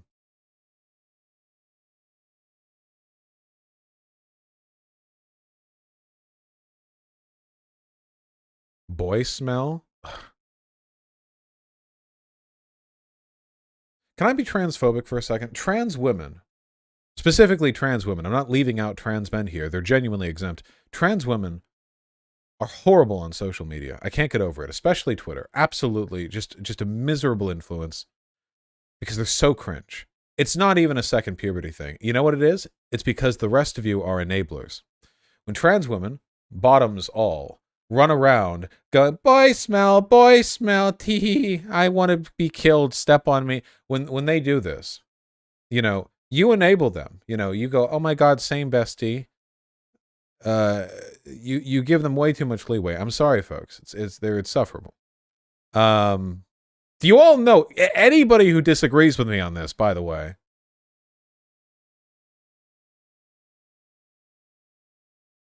trans femmes over 30 are tolerable. Well, everyone grows out of it. I bet you have boy smell ooh woo. Everyone that I've ever slept with has said that I just don't really smell like anything, which is perfectly fine by me. I can't even say that, by the way, because everyone who says that lies, but that's almost a compliment. I'm just not a smelly person. I bet you smell like Vosh. Maybe. Did they just say that unprompted? It's come up a few times. I'm just not a smelly person. Maybe I would be if I, worked construction. I mean, I don't know. I don't, though, so. All right. Oh, there's the call. Boop, boop, boop. Boop, boop, boop, boop. Sorry, that's the Skype call. Hello? Hey, there we go. Can you hear me? Howdy, I can hear you just fine. All right, great. Thanks for having some time to talk with me. Not at all. We only have an hour, I'm afraid. So tell me tell us, I should say, your name, pronouns, why you're here, and let's get started. Sure. So my name is Oscar Gonzalez. I'm a reporter for CNET, he, him pronouns. And so the story I'm doing, last month for CNET, I wrote a story about misinformation regarding how grad students were the ones who are doing a lot of research that goes out to different organizations, policymakers, and so on. And I said to myself, all right, well, this information gets out there, but who takes this information and runs with it? And I thought about it, and I subscribed to you. I subscribed to other debate streamers, and I said, you guys are the ones who actually take this information, this research, and says, hey, you guys are wrong, the people that are peddling all this misinformation. So that's why I wanted to talk to you guys. I talked with Hunter Avalone because he has a great story where he spoke with one anti-vaxxer who a week later, after their debate, went to go get vaccinated. So I was like, I wanted to hear your story as well regarding any sort of situations like that, but also like your take on how your debates, which were kind of like, hey, socialism isn't that bad, to now like, no, the vaccine is not going to kill you. So that's why I wanted to talk with you, and I plan on talking with Destiny, because you three seem to be like the core group that do these debate streams all the time, and you really battle with a lot of people that do a ton of misinformation. Yeah, wow, that was a lot. I don't even know where to start, frankly. Narrow my responses. How should I get started? Well, I mean, in the case of with us at CNET, we do a lot of our articles, even though we're big tech website, a lot of our articles they're designed for people that aren't even familiar with Twitch. So, give me a quick rundown. Like, how did you get into this space where you spend a lot of your time just talking to your fan base and debating politics? Well, I've been doing that pretty much since I started live streaming. And I was, of course, originally a prominent member of Destiny's community before striking it out on my own. Um, and, that was always my interest. I've always been an argumentative person. So obviously any, politically oriented content creation is going to involve quite a bit of arguing. And that was fine by me. And I think, honestly, my initial disposition towards this stuff probably had more to do with my temperament than it did any actual special interest in politics. And since then, my interest in politics has grown more independently of that. And with these debates that you do, I mean, you do them quite a bit, and like I said, they went from again, talking about sort of general politics to actually just talking where you're dealing with people's reality. I mean, tell me, like, when did you start noticing that the people who you're talking to are just totally just in the deep end when it comes to misinformation? Like, when did you start realizing, like, hey, I'm talking with people that don't even have a grasp of what's real or not anymore? When did you think that happened, or what sort of kind of got you to realize that? Well, I think to an extent that's always been the case, you know. The experience of having a friend or family member or just some random person you know insistently defending something that is very provably untrue is kind of a universal human constant. I don't think that's anything new necessarily.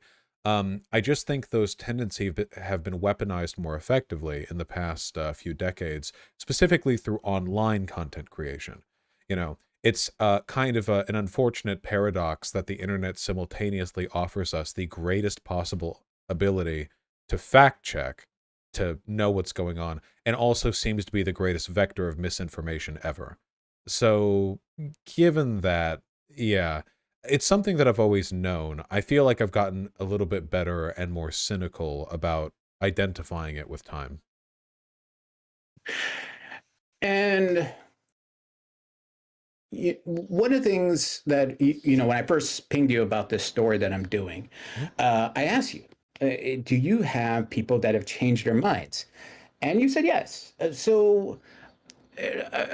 I mean, let's do this first. Has anyone you debated that was just again completely in the deep in regards to misinformation? Has anyone that you debated came back days later, weeks later, months later, and said, "You know what? You're right. I was wrong. I was filled with conspiracy theories.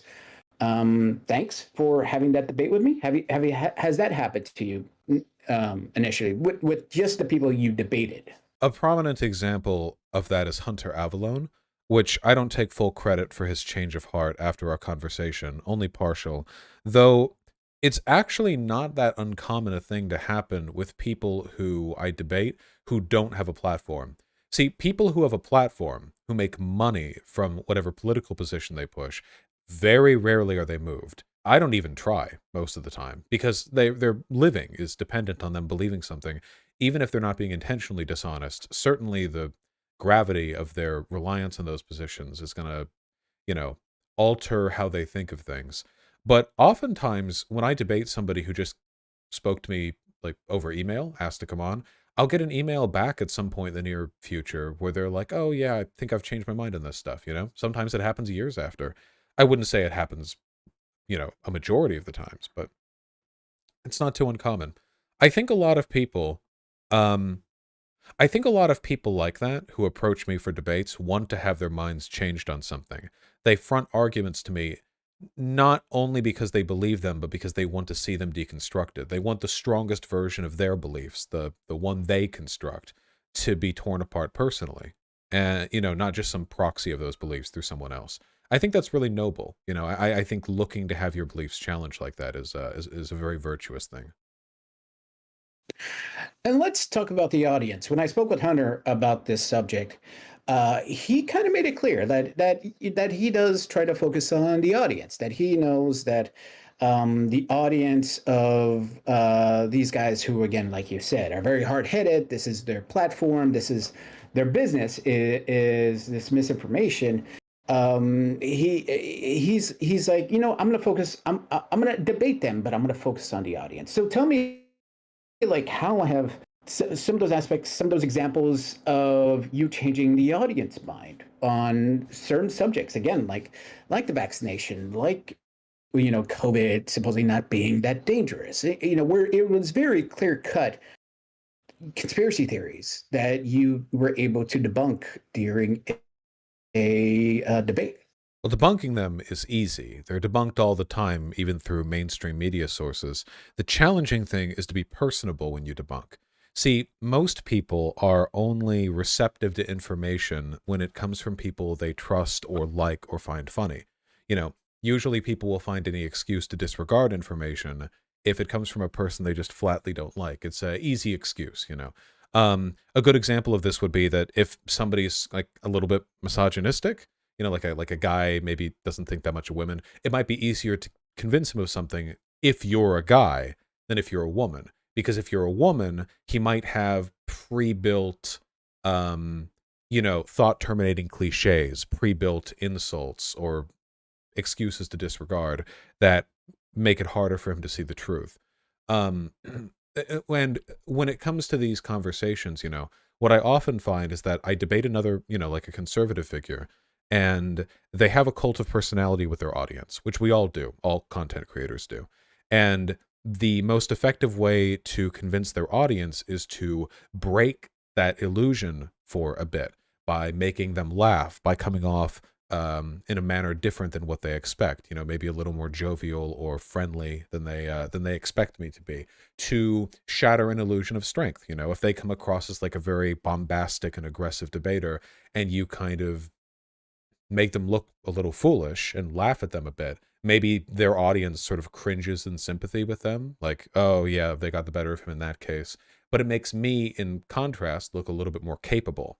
All these things add up, and depending on the type of person we're talking about in the audience, on average, I think it makes them more likely to not just hear what I'm saying, but to treat it with respect, to give it some credence. And that plants the seed.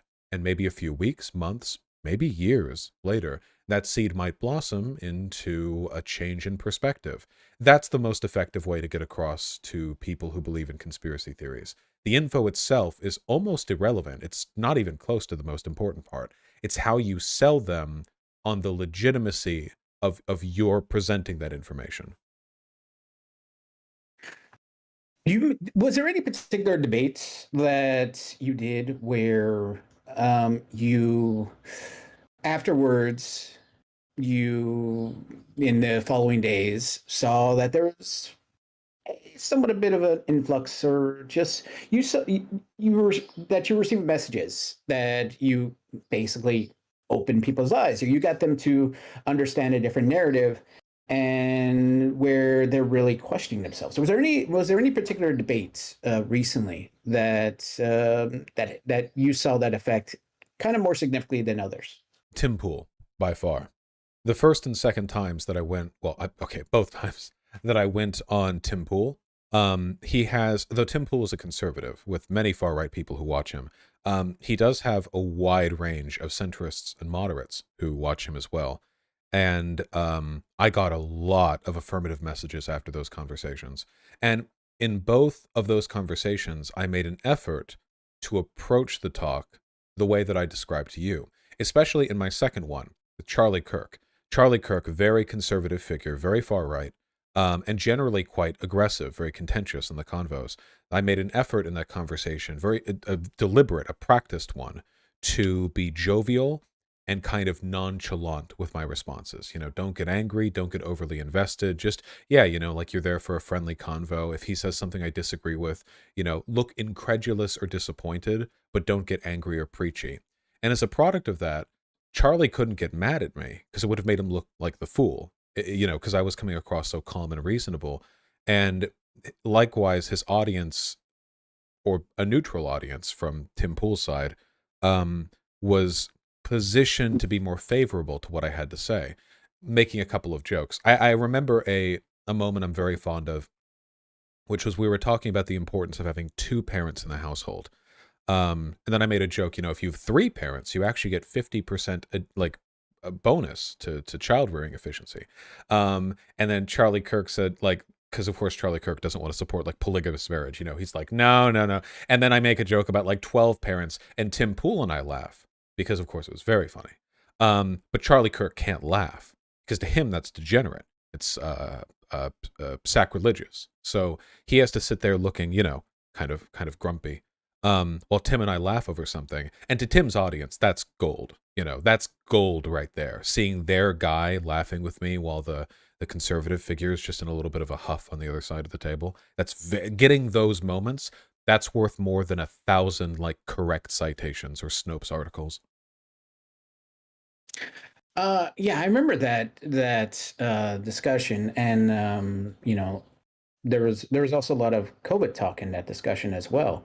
Did any audience members kind of change their mind on like COVID or vaccines after that talk that you remember?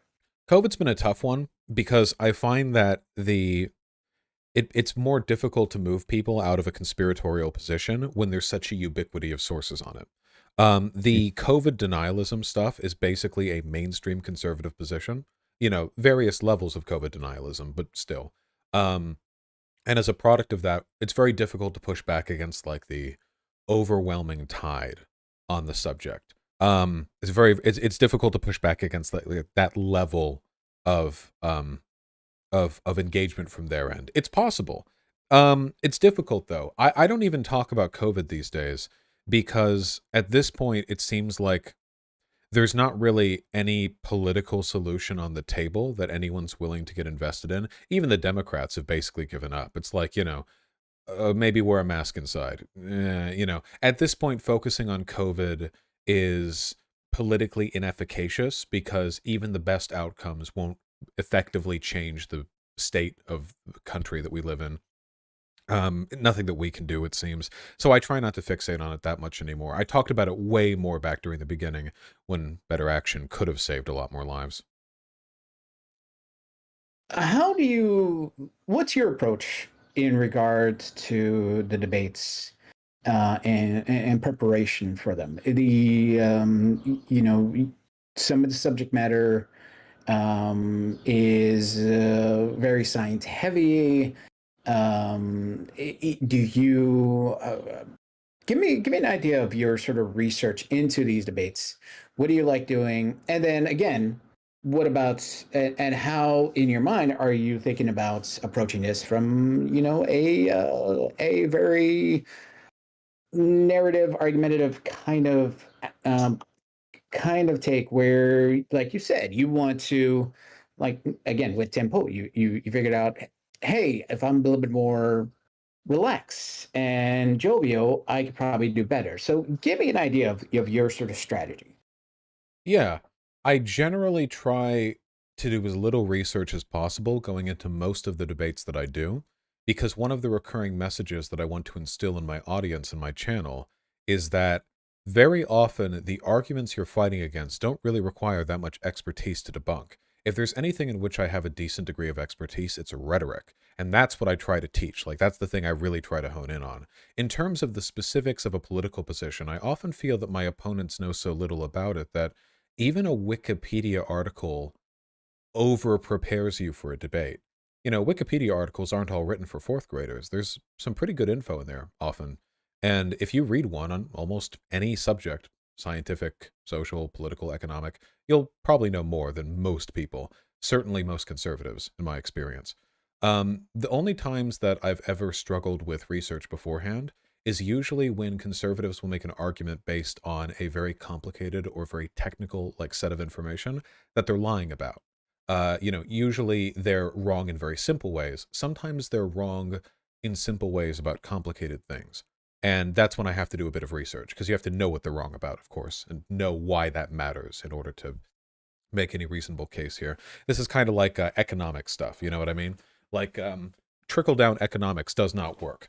It doesn't. But in order to prove that, you have to be at least a little bit familiar with the literature, or at least of other people's assessments of the literature. And you know, tell me about your your debate opponents in again since this whole pandemic started. Have you felt that they've gone a bit more? Have you felt people have gotten a bit more unhinged when they talk to you? That they again about that questioning reality, or do you think you've always kind of noticed that even prior to March 2020? No, I would say when I first started my streams, I debated mostly Nazis, like just full on like unhinged nobodies who were neo-Nazis, like they'd get a swastika tattooed on them, like that type. And what I've noticed is that the mainstream conservative position has been moving closer and closer to how I felt when debating those people to begin with, you know? It feels like over the past few years, a lot of stuff that felt less mainstream before is now much more so. The Great Replacement Theory is now a common staple in Tucker Carlson and many other conservative commentator and politicians' propaganda repertoire. The treatment of trans people, it's gone from this sort of chiding, scientific, oh, that's not how gender and sex work, Ben Shapiro type argument, to this highly essentialist, you're all pedophiles trying to destroy Western civilization by grooming our children type thing, which is much more close to the neo-Nazi perspective on queerness. Um, the arguments have shifted rightward. As a result, I found it less and less worthwhile to debate Nazis at all, because you can usually debate the politically sanitized version of their arguments by talking to like mainstream advocates for Republican policies. Um, yeah, things have definitely gotten a lot worse over the past few years. Um, I want your take on this this quote. Well, this thought from a professor that I spoke with who researches political rhetoric. He believes that with the debates, they're not broadly effective to change large swaths of people's minds at once. Because he said what's important is that for someone to change their mind, their stance has to have a bit of wiggle room in their beliefs. And you know, is that sort of the case? Is that do you agree with sort of that idea that you know you have to kind of said earlier that people have to be willing to at least change their mind or at least not so hardened in their beliefs in order to change how they change how they view change their minds on pretty much anything or anything that's so political these days. I agree. Though it's worth noting that there is no way to reliably change anyone's mind on anything. Debate, a propaganda movie, there's no reliable way. The most reliable way I've noticed for a person to change their mind is as you've described, that wiggle room you're talking about. Here's how it usually goes. People mold their perspectives to meet the social needs of the communities that they're in. If a person, let's say when they're 13 or 14, some white boy, they're on 4chan, they go on B, they go on Poll, they see a lot of right wing arguments. They find right wing friends. They use right wing lingo, which means that it's difficult to find left wing friends. You fall deeper into that spiral. And then you, oh, I don't know, happen to catch a debate or two of mine, or maybe a few videos. And they don't like me, of course, but they find me entertaining in a kind of, grim, at least he's funny about being wrong type way. But maybe there's a few things I say that they do agree with, that do make sense to them, that conservatives tend not to agree with.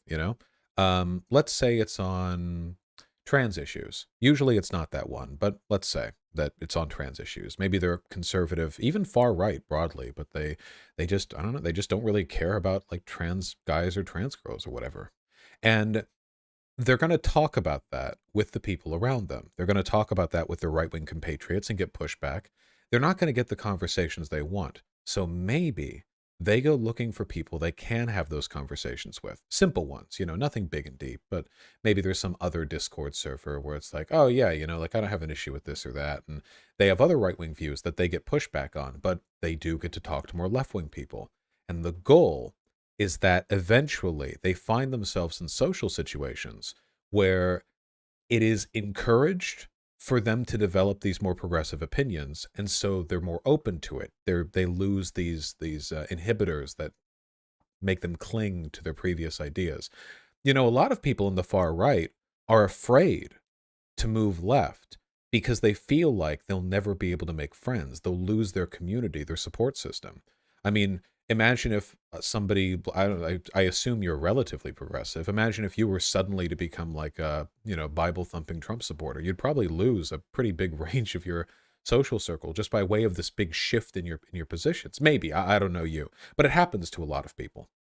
At least it can happen. You give them that social space. That's the room in which they grow and develop. And in a couple years, most of these people end up being great leftists. Give me because of that. How does that sort of make you feel when you change someone's mind? Like again after the Tim Pool debates, even after debate with Hunter.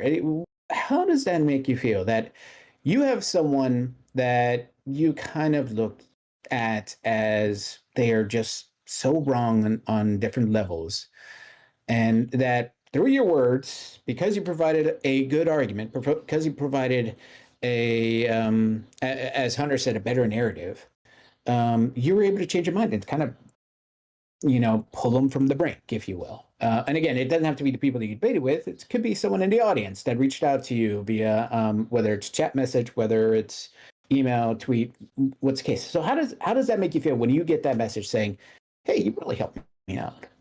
Disappointed, mostly. I don't think that what I do is that special. It's very unfortunate we live in a world where the first exposure many of these people have to these ideas in the way they receive them from me is me. It really makes me wish that there was more of what I do, that it wasn't some, it's like, how do I put this? Like a volunteer firefighter, arriving on the scene as soon as they can to help out somebody. It's good that they could be there, but there should have been a municipal fire department there sooner. There should have been something more effective and more widespread, something that would have made the volunteer firefighters' work unnecessary.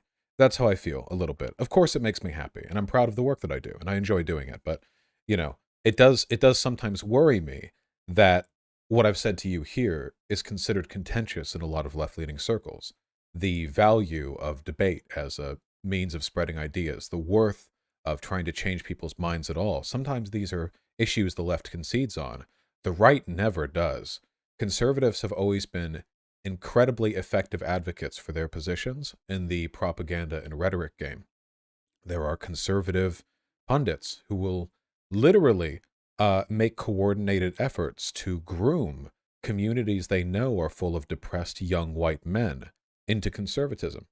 This is not at all uncommon. Steve Bannon had a whole thing going on about this, after he was talked about when he was let go by Trump. People on the left are just not that committed to the project of building a better, population, of making people more amicable to these ideas. And yeah, I don't know. I just find that a bit disappointing. All right, good. I think that pretty much covers it. But is there anything I anything I should have asked? Anything I missed? Anything you wanted to sort of put on this point of how the debate, whether it's on Twitch, whether it's in person, but I mean, debate is a good thing to get people sort of out of their echo chamber of misinformation. Anything I should have asked? Anything you wanted to add to that? Only that debate is one of the more refined expressions of rhetorical skill.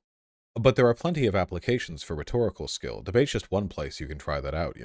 When people go to protests and chant slogans, that is rhetoric, and it takes rhetorical skill to do so convincingly. When you're trying to organize a union in your workplace, that requires rhetorical skill.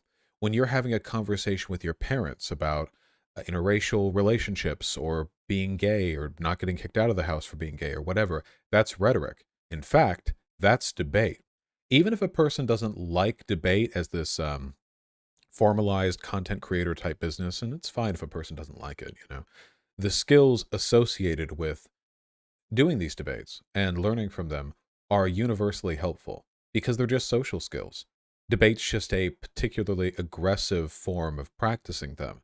And it's not, a coincidence that I'm good at debate and I also take no shit in my day-to-day life and I can talk to people just fine. It's useful.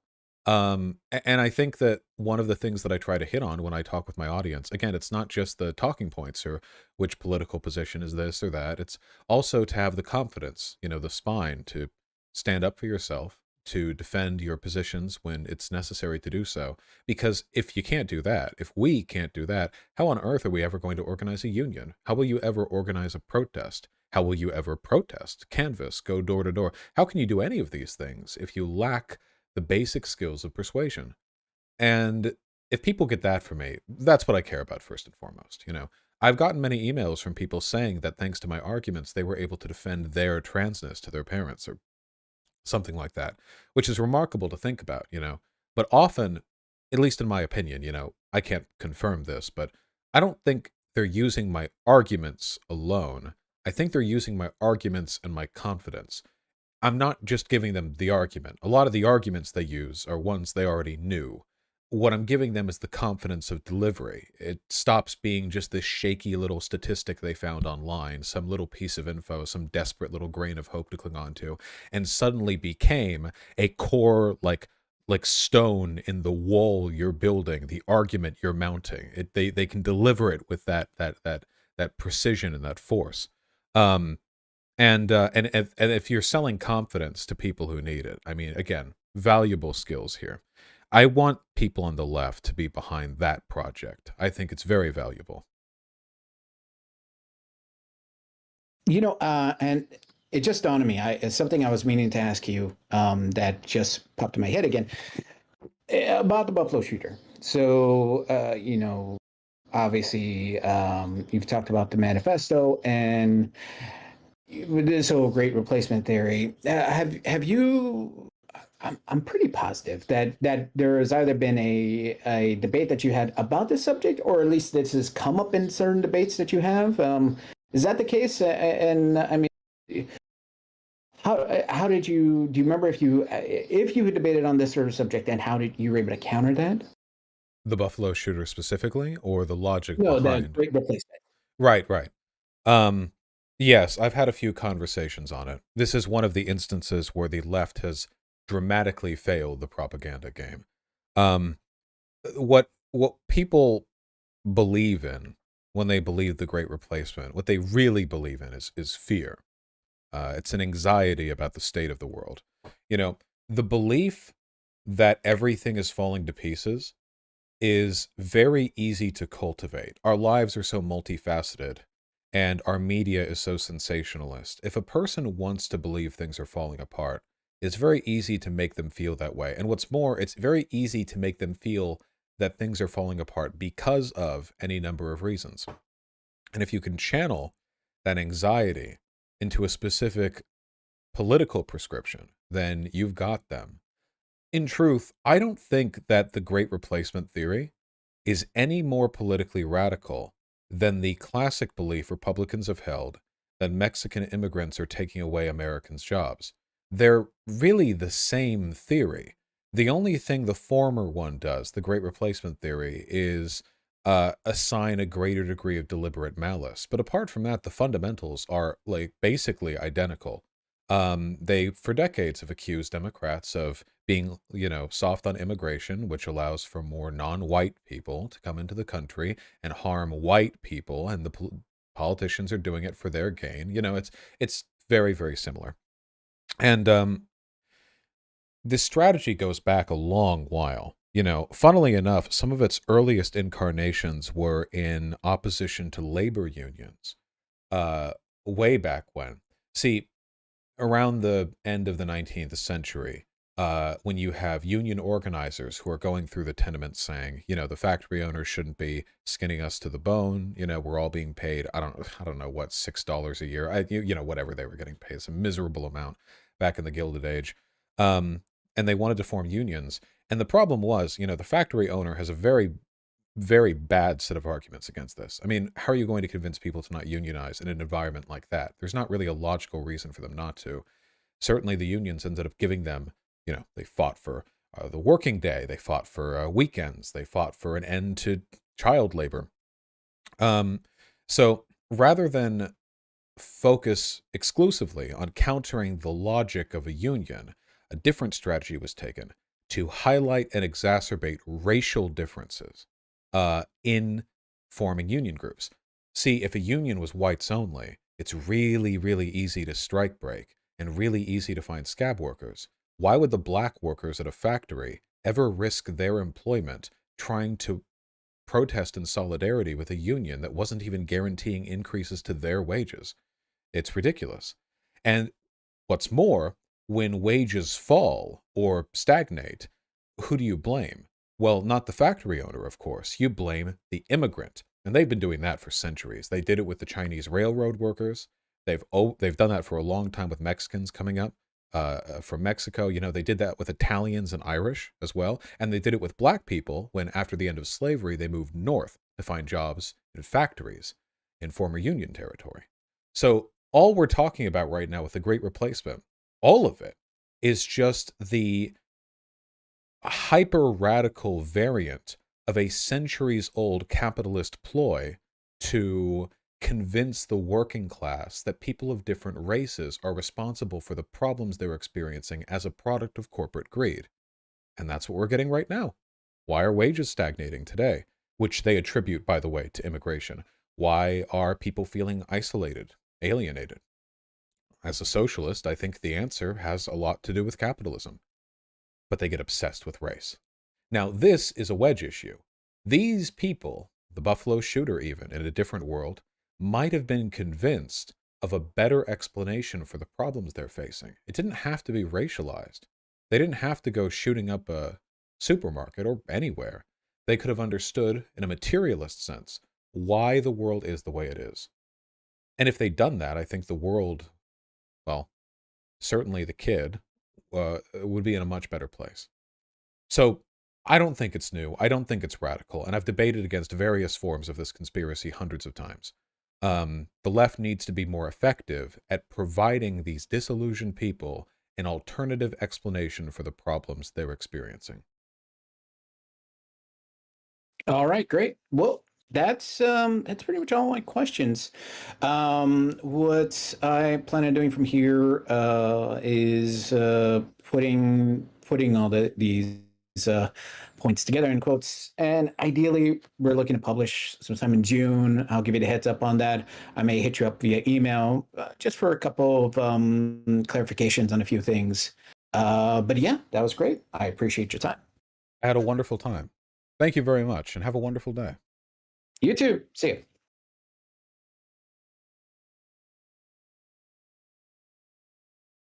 I feel like I was channeling my voice actor energy for that one. I don't know why my voice was so steady. Maybe it's because of the coffee.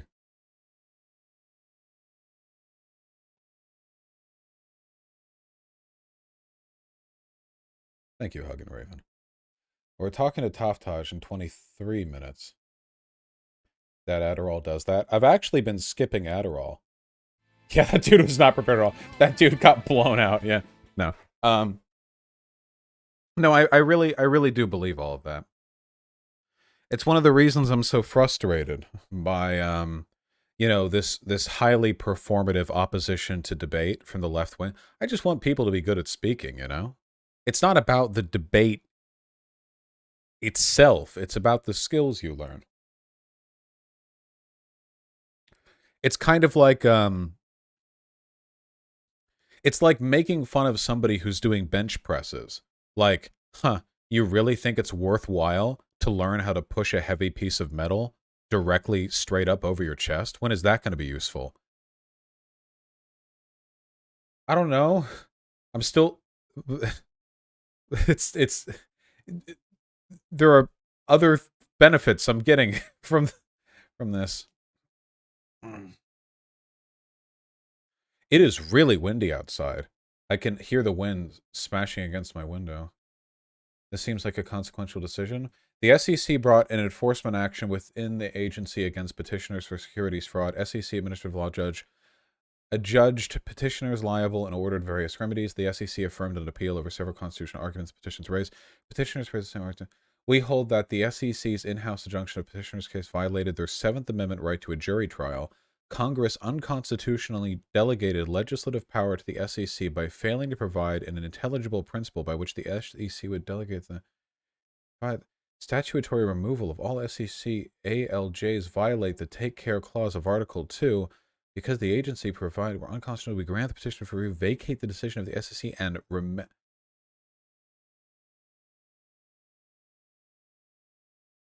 Wait, is this is a big deal, isn't it?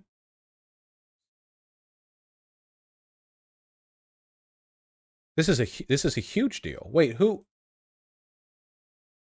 U.S. Court of Appeals for the Fifth Circuit.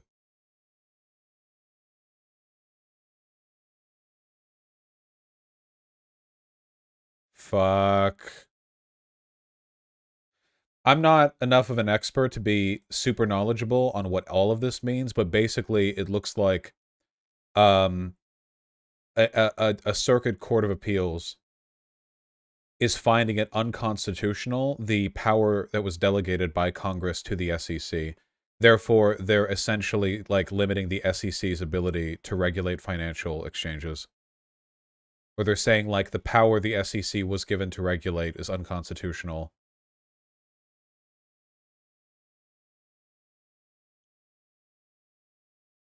I need to look more into this. This is beyond my level of expertise by a huge degree. I can't say whether or not this is a fair ruling. I mean, obviously, I'm not a fucking judge, but you know, I can't even speculate. Um,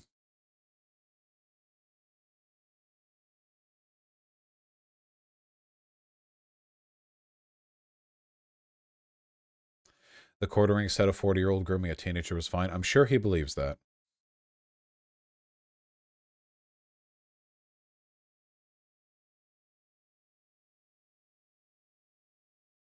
Oh, thank you, Pup Comment. I appreciate that. You helped change my mind on guns. Thanks.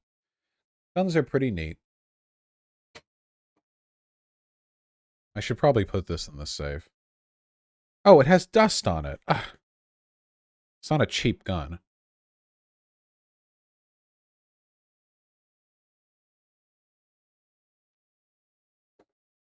Keep it safe. Yeah, yeah. We did do good in the primaries. Yeah.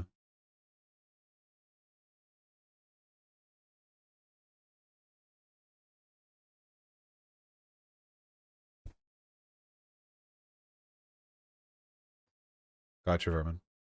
That's a ridiculously political ruling. I would need to read more into it, or I would defer to the legal expertise of experts. I don't know enough about law. Do you think guys that like guns have smaller penises on average? Maybe, but if so, I'm pulling that average up. I'm doing a solid for the rest of you. I'm gonna have to buy I'm gonna have to buy another cool gun soon as well, because apparently Conyer wants to get a goddamn Chapa Rhino revolver, which as you guys can see is like a super sick gun. Like look at that. They would probably get the snub-nosed variant. They would probably not get the one with the 5-inch barrel. But as you can see, it looks very cool, so I have to get a cool gun as well. That's ugly? How the fuck is this ugly? How the fuck is this ugly? Look, it shoots out from the bottom, see? Isn't that neat?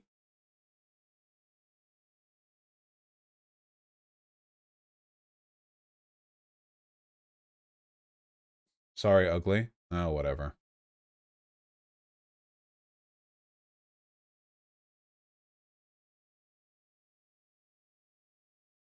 Yeah, it'll help with recoil because more weight is centered above the barrel. I still don't know what I want for my vanity gun. Chiappa. The only vanity gun that I own right now is the one that I got from my grandfather, the gold engraved 1911. I like 1911s. I like 45 caliber ammo. Winchester 357 Magnum. No, I want to. No. Get a gold-plated Desert Eagle. No, thank you. Was Garrosh morally justified in the bombing of Theramore? Fuck no. What's the like biggest? Hold on. Can I what? Guns with high capacity 45 caliber. Yeah? I can show them right now. Glocks. I'm not getting a goddamn Glock. FN57? What? Do you want me to go bankrupt? Vermin has a plant. It's got like it's like white and green. It reminds me of what's it called? Vertiligo? Vertideligo? Verbidelico? Vitel ver, vit, Vitiligo? Anyway, it's a nice plant. That little leaf's going to be all white. Because vermin is racist.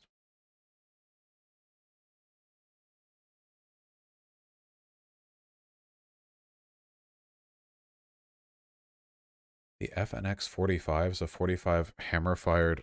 What is it? No, it's gay. I don't believe in this.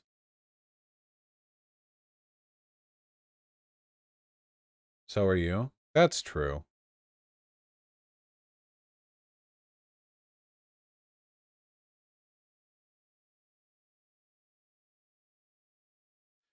High-capacity tactical pistols, 45. Do any of these not look dumb? Ugh, God. Who makes these guns? What's even the point of a gun if it's not shiny? I need to pee.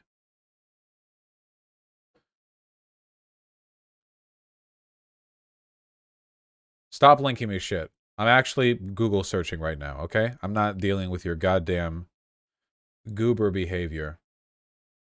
I only want metal frame pistols. 45 ACP.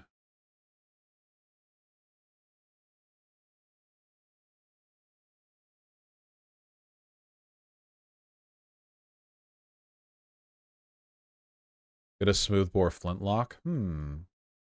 Top 7 best double stack 45s. I've never felt a double stack 45. This doesn't have any pictures.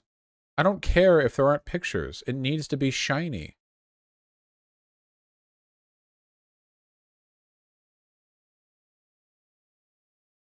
I just don't like guns that look like they're made of plastic. Is that so hard?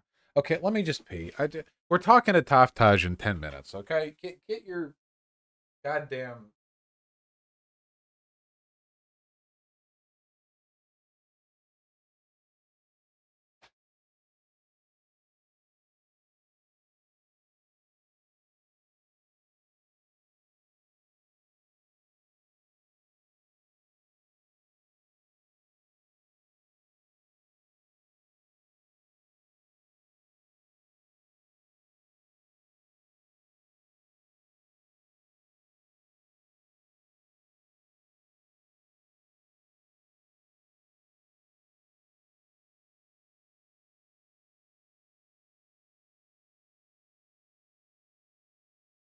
None of these are shiny enough. None of these are shiny. I don't...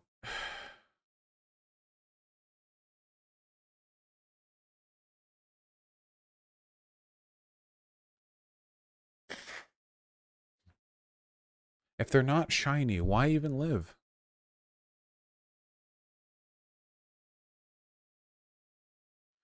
Get an antique revolver. I've already got a rootin' tootin' shootin' gun.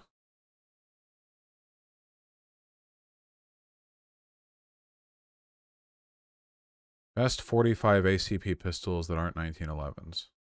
I just like how 45s feel, you know?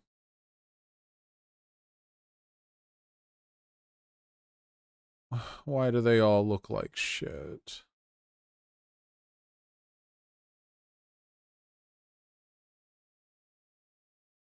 This one looks okay.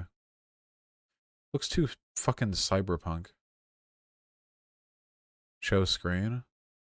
Oh yeah, I guess I could show screen, couldn't I? God damn it, it's windy. Get a Tommy gun, those were 45. Look at this. It's just like... Oh, dude, it's like a little box. Oh, it's like a little box, dude. Ooh, look, it's a little box. Ooh, it's a little box. Oh, it's a little box. Little box. Oh, it's a little bit better. But still a little box. That doesn't look too bad, I guess. Yeah, it looks fine. Oh, great, Rivera Life. Got a rifle? I have a rifle. There's a little box. There's a little box. Also, duotone guns are dumb. This gun pattern configuration, where like the slide is a different color and everything else, dumb. See, this one looks like okay. It's just like too fucking cyberpunky. It's not that bad. I don't want any polymer, okay? I want every part of the gun to be made out of lead. So it weighs like 8 pounds, okay? That's what I want. 45 carbines have pretty great recoil. I don't want a carbine. Jesus Christ. Look at this. It's all fucking plastic shit with one revolver in there. Oh, there's the high point. So aforementioned. I don't like lasers, Sake. Whenever I play Fallout games, I go right for the regular guns.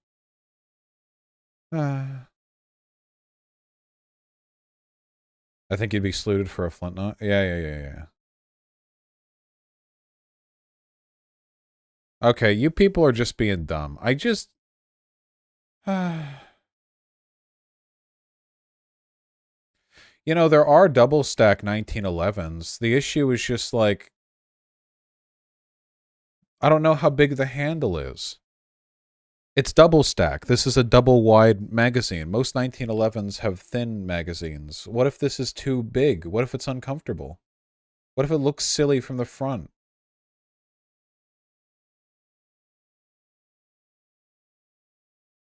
It's not fully double the width. No, it's like 1.4 the width, the whole thing.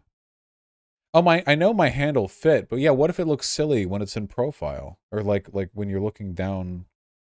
What if I ever like do a sick backflip over a mugger and I pull it out and I like aim the gun at them and they're like cuz like the fat grip of the gun looks like a fat ass that I'm holding, you know, cuz like they're looking right at the barrel's all skinny, but then it's got like this curvy ass fucking grip that my hand is like desperately trying to squeeze around like it's a big titty, you know? So they just laugh and then I shoot myself. What are you talking about? Don't worry about it, okay? Find a front image. Yeah, there's a reason they only show these on the side. I just like firing 45. Yeah, they call you a homo, then you shoot yourself. Best double stack 1911s. Just give me... We're having a talk in like 8 minutes, okay? Just let me... Shut up. Okay, these are all double stack 1911s. Okay, why double stack? Because they're cool. Best double stack. Staccato P. You know what my grandpa did? He bought fucking 3 of these. He was a commander in the Navy. I guess his pension is big. And he's like 95. He bought 3 staccatos. Yeah, 3, 1 for each hand. Okay, you can see how big the grip is. Also, the magazine comes out the... What's the talk in a few minutes about? I don't remember. Yeah, see how big the grip is? Like, look at that. See what I mean? Do you have a 22? Yeah, I have a 22. Do I have big hands? Yeah. They made a swastika out of the guns. This isn't a swastika. It's a black sun. Totally different. Okay. Jesus. My fucking grandpa's pension. Okay. Like, look at how big the handle is. It's like a gun with a fat ass. The SIG P227 is a double stack 45 ACP that doesn't look stupid or have a giant grip. This is going to be a black box, isn't it? No. Oh, well, hold on. That's an interesting grip. Huh. Well, it's not the only Sig Sauer I have. I don't mind that, actually. I don't mind that. If I could get this in black metal with the rosewood grip, that would be pretty dope. And you can just replace the grips. This is 45. Yeah, this is 45.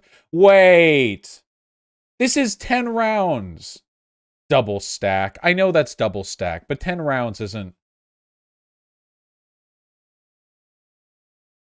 God damn it, you got my hopes up. Get an extended mag and ruin the... You want a 45? I think they're fun to shoot. I wanted 14 rounds. Well, Sig Sauers tend to look pretty good with extended magazines. I actually have one for my Sig Sauer. Hold on.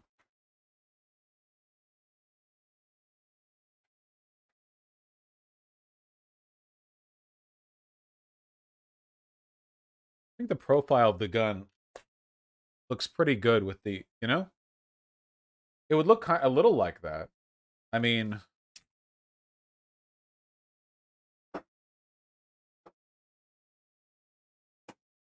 maybe if I could find like an extended, oh, maybe P227 duct tape grips. I don't want a fucking duct tape grips.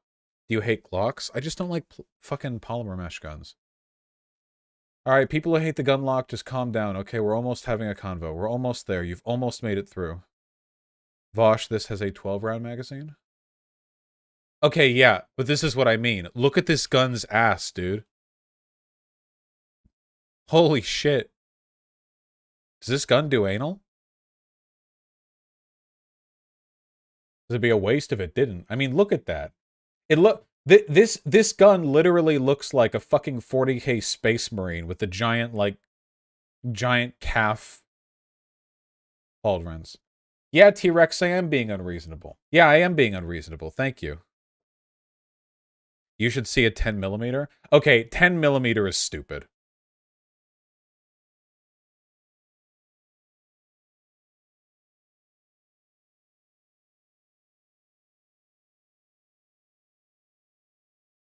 I wonder how, oh, thank you, Soaked on Left. I'll give it a look. I wonder how much this, changed, like, through the 20s and 30s, like, how that developed. 10mm best millimeter? There's nothing you need a 10mm for unless you're hunting. But thank you, SDL. Yeah, got a 22 with a drum mag? Okay. Hold on.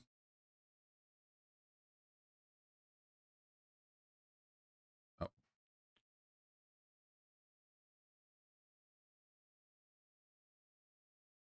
Fat ass gun with a fat dumpy. And they have this goddamn magazine fucking funnel.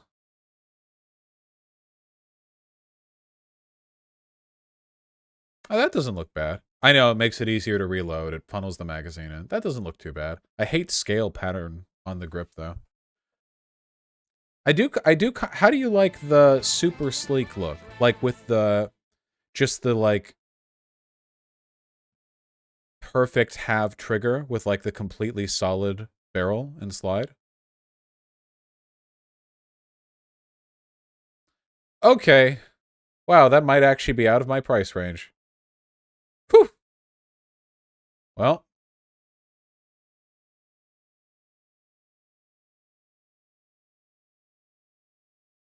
Well, this is like an ugly version of that. Why would you buy a green grip? Jesus, that's ugly. That looks okay. Wait, how much does this hold? 15 rounds of 9mm. Wait, isn't this a 45? Oh, 9mm double stack. Wait, what's the double stack for 20? Hello. This has to be like a competition gun.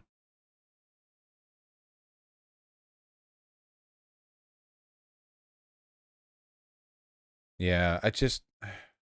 Whatever. All right, let's do Taftaj. CZ makes good handguns. So I've heard. Honestly, the SIG P227 with an extended mag is the closest thing that I've seen in a while to what looks like what would be a cool, functional, like, double stack. I would want more than a 4.4-inch barrel, though. Could I get, like, a 5.4? Huh. I guess we're a Sig Sauer household now. Shiny 45 gun that looks super cool. It's a fucking concealed carry 45. This thing's tiny. You could eat this. What does this hold? 4 bullets? It's I think the technical term is small bean.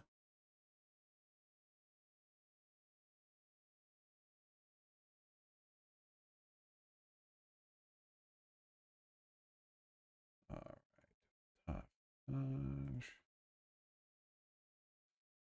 Ready when you are.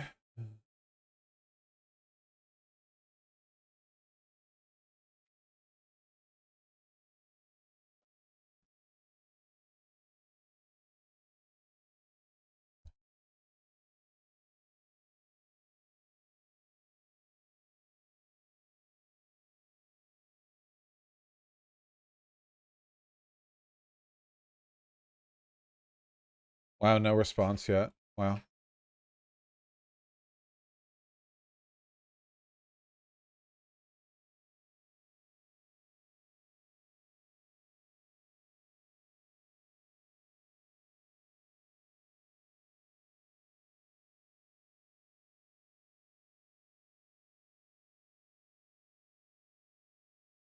You did say today, right? Oh, there's the call.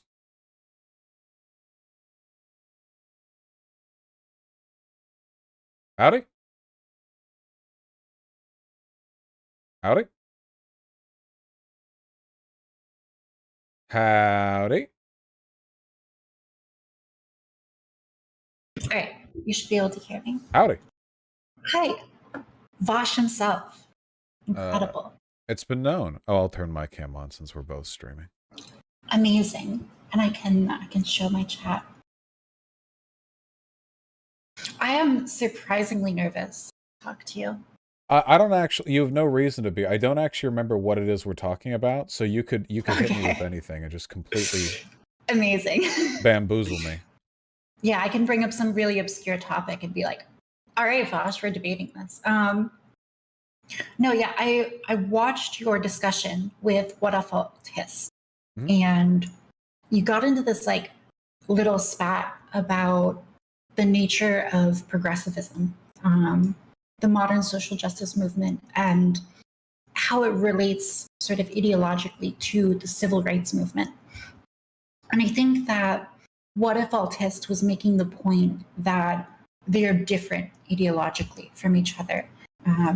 So I'd be curious to know, maybe without having someone talking over you, what your position on that is. Yeah. So, I mean, they're different in the sense, of course, that they are comprised of different people to a different end. They're ideologically related and very similar. The reason I was trying to, because I never even got to the point I was trying to arrive at, in the video of his that I watched that I was heavily critical of, he was of the opinion that social justice is bad, but the stuff the civil rights movement and before did was good. But then he decried social justice in all the ways conservatives back in those days decried the civil rights movement. The fundamental argument that I was trying to make is that all of his criticisms of modern social justice could also be applied to earlier movements he agrees with. He just arbitrarily separates them because he doesn't want to, you know, be a vocal opponent of the civil rights movement or of the abolitionist movement or anything like that.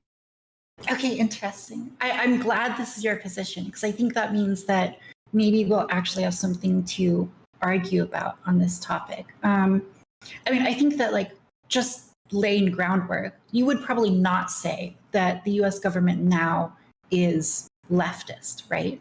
No. Right. And like to the extent that we're not leftist now, we were definitely not leftist in the 60s.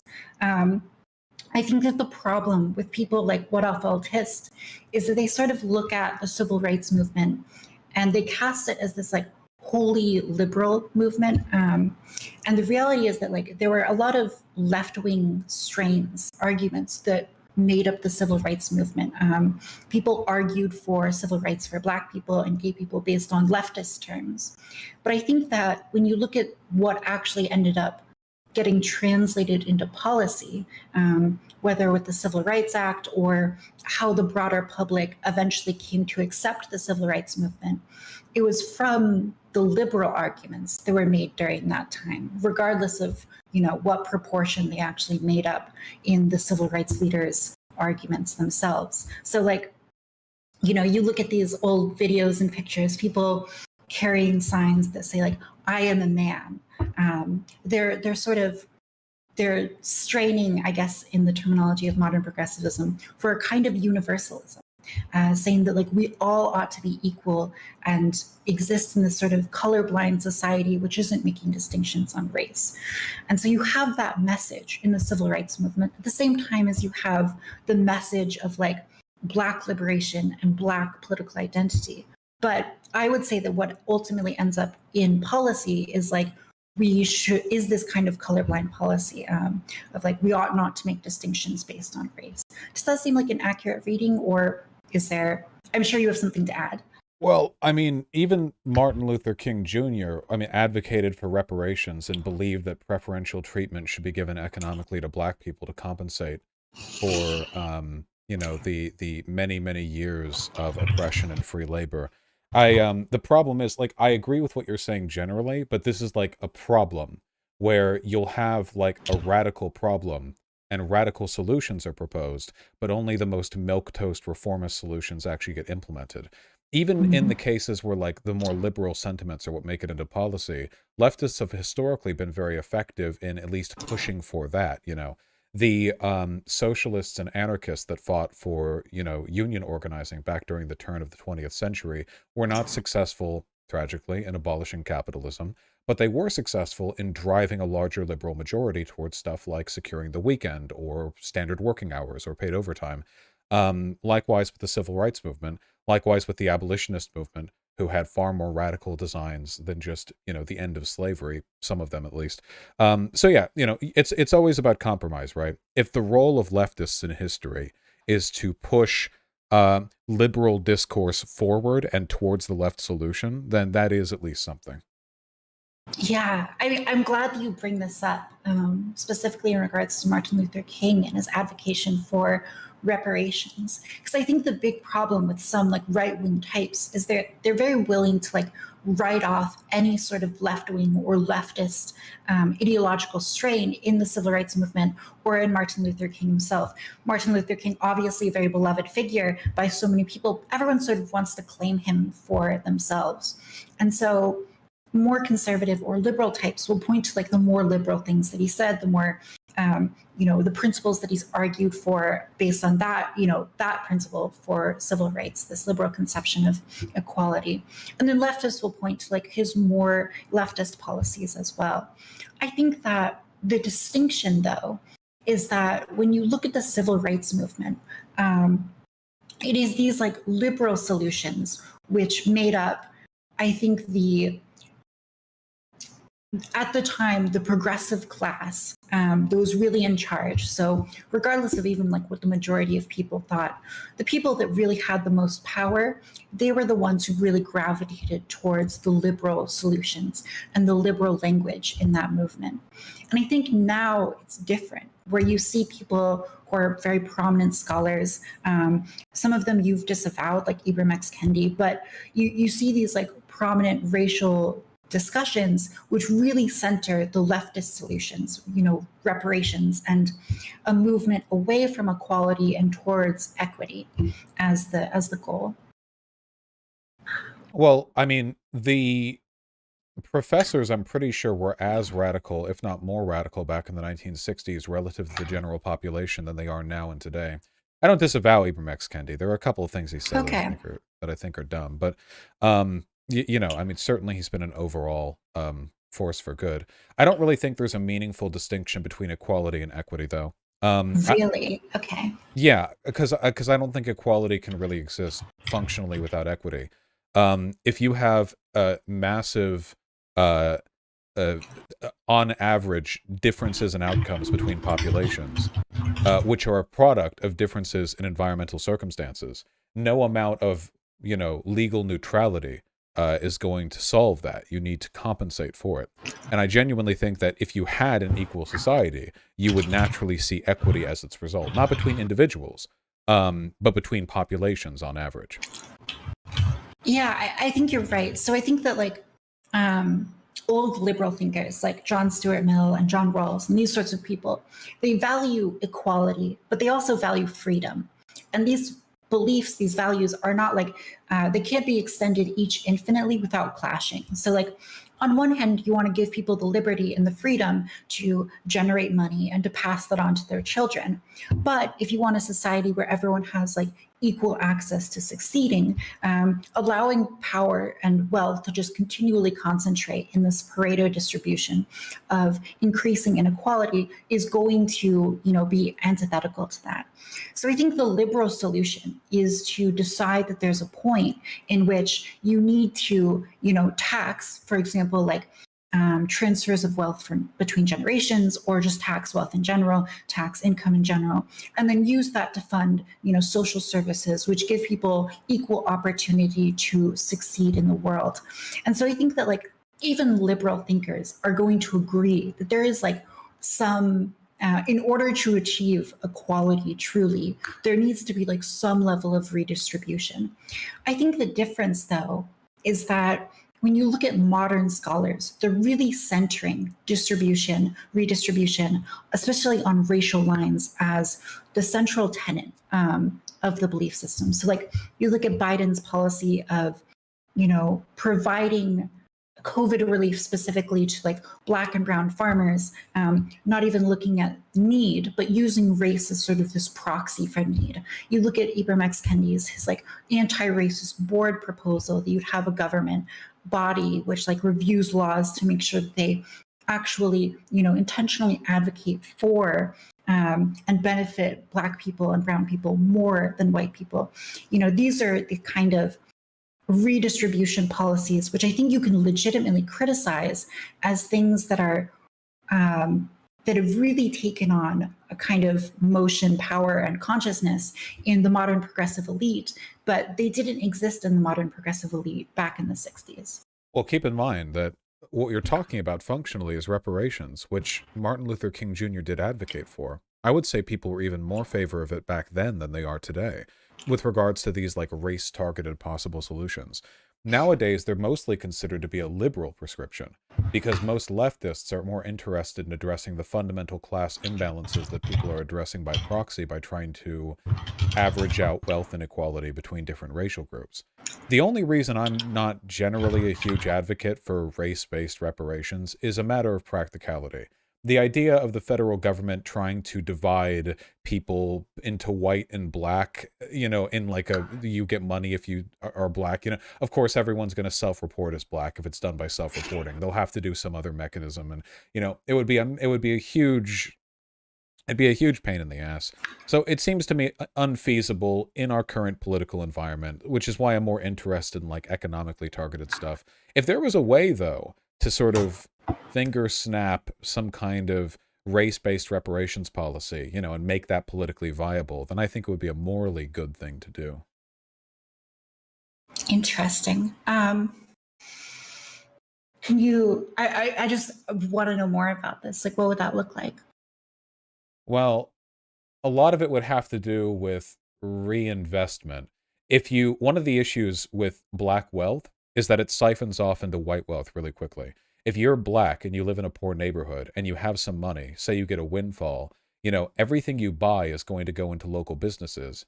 Those local businesses pay their taxes, which go to the government, and the government is, by and large, an institution that disproportionately benefits white people, insofar as its broader policies, at least, though to a lesser extent now than it has in a long time. If they buy anything from like a larger business, that's going to cycle back into the broader economy, which is definitely controlled mostly by white people. So it gets siphoned out of the black community. That's why stuff like Tulsa, the Black Wall Street, were so hated by racists back in its day, because they made an active effort, the black people there, to only shop in those local black-owned communities. Of course, I don't want racial segregationism here, but this can't really be addressed unless some effort is made to keep money cycling within the black community. Otherwise, the problem just sort of, it just keeps reappearing. All the money just vanishes. Reinvestment, educational and business opportunities, infrastructural development, that kind of stuff. But that's a long-term project. It's never going to be as simple as just giving people home ownership or giving people money. Okay, I changed my audio setup a little bit, so your chat should be a little bit happier with that. But yeah, so I'm glad you bring this up, this idea of like siphoning wealth off, because I think it's a good example of the failure of a policy that is just going to redistribute wealth based on race. Because if you just give, if you just give reparations, if you just change the structure, if you're just like giving money to Black people, the infrastructure doesn't necessarily exist for that wealth to really be retained within the Black community.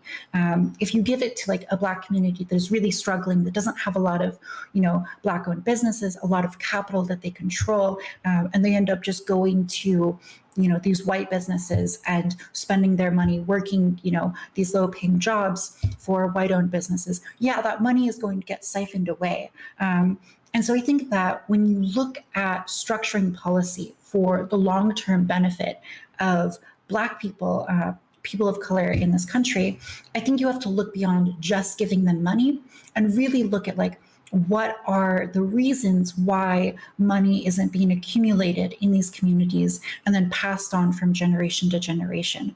And so I think that like a better policy than just like redistributing money would be really targeting that cultural and economic infrastructure.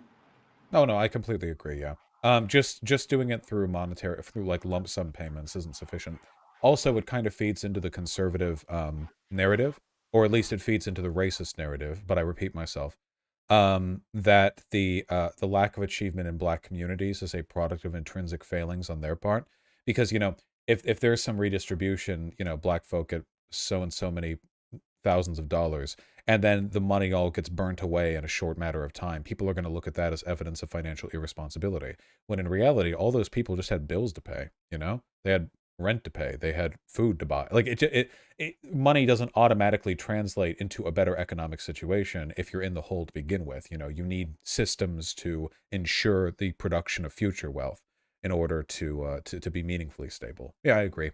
All of this is infrastructural stuff, and it's stuff Democrats don't like to fixate on or meaningfully talk about because, A, there's no way to do it without de-racializing the conversation a little bit. It's not like white people wouldn't benefit from that infrastructural development in a Black neighborhood. And B, it's really tough to talk about this stuff without essentially like directly implicating capitalism as a sort of causative factor for the situation we're in. Yeah, so you're bringing up these ideas of you just give people money, how it gets spent, and there's research on this and the spending habits of different ethnicities in the United States. There's a lot of variety between like white people, Asian people, Hispanic people, and within groups of Hispanic people, Asian people, and whatnot. But what you actually find is that like the consumption patterns are very different, and so there's a study out of like University of Chicago on consumption patterns, and it turns out that like when an ethnicity engages in like long-term investment, whether that be in like business or just like savings or stocks or whatever, that directly correlates to wealth accumulation over generations. So like you look at Chinese immigrants into California and Hawaii, and they actually differ on this, but especially in like California, where they were able to save money over time and then pass that on to their children, they were able to achieve really significant gains in capital, which then allowed them to send like more children to school, to get better education and whatnot.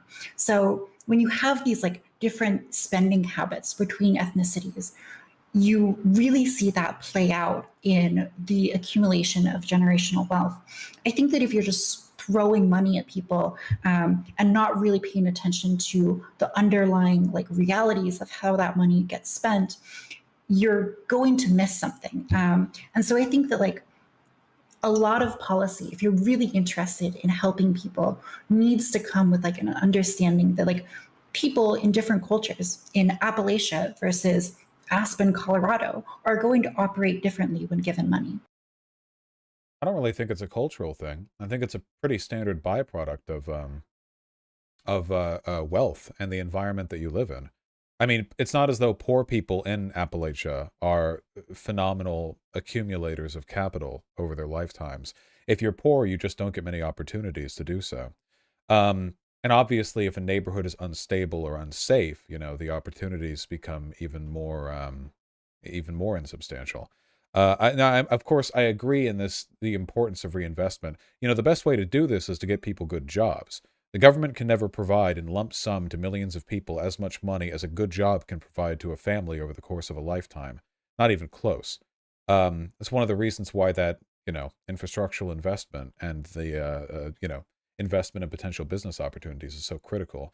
You don't want welfare to be the mechanism through which wealth inequality is addressed. You just want the environment there to be so damn good that being poor is just really difficult. It's just statistically unlikely as a product of how good the opportunities are. But again, it's a long-term project. Yeah, I definitely agree. I think another problem with this is the presence of crime. So, like, if you have a lot of crime in an area, it drives out businesses. And that, when you drive out businesses, you decrease the access to jobs, and more people are, likely to engage in crime. And so it is really this like vicious cycle in a lot of these places where you have economic opportunities driven out, and then it gets worse, and it's really hard to stop that cycle. So when you talk about like infrastructure and making these communities safer, I think those are really good places to begin to really help people, allow them just the ability to have a better life and to do all of the things that they're, totally capable of, but might not necessarily have the opportunity to just because of the social environment that they found themselves in, and which gets continually reinforced over time. Just to, I don't know, try to bring things back a little bit to the distinction between the civil rights movement and the modern progressive movement. Do you think that like a liberal, someone who's not leftist, could make an argument based on their principles that the extent to which the civil rights movement ultimately achieved liberal outcomes, those were like the policies that got implemented by the liberal governments at the time, that was good. But the extent to which the modern progressive movement advocates for more leftist policies, for example, redistribution, and makes that a center part of their beliefs, that's not good. Because I think that's what someone like what if Altist is saying. They're saying that like the liberal arguments made in the civil rights movement were good, and the more leftist positions that are advocated now are not good.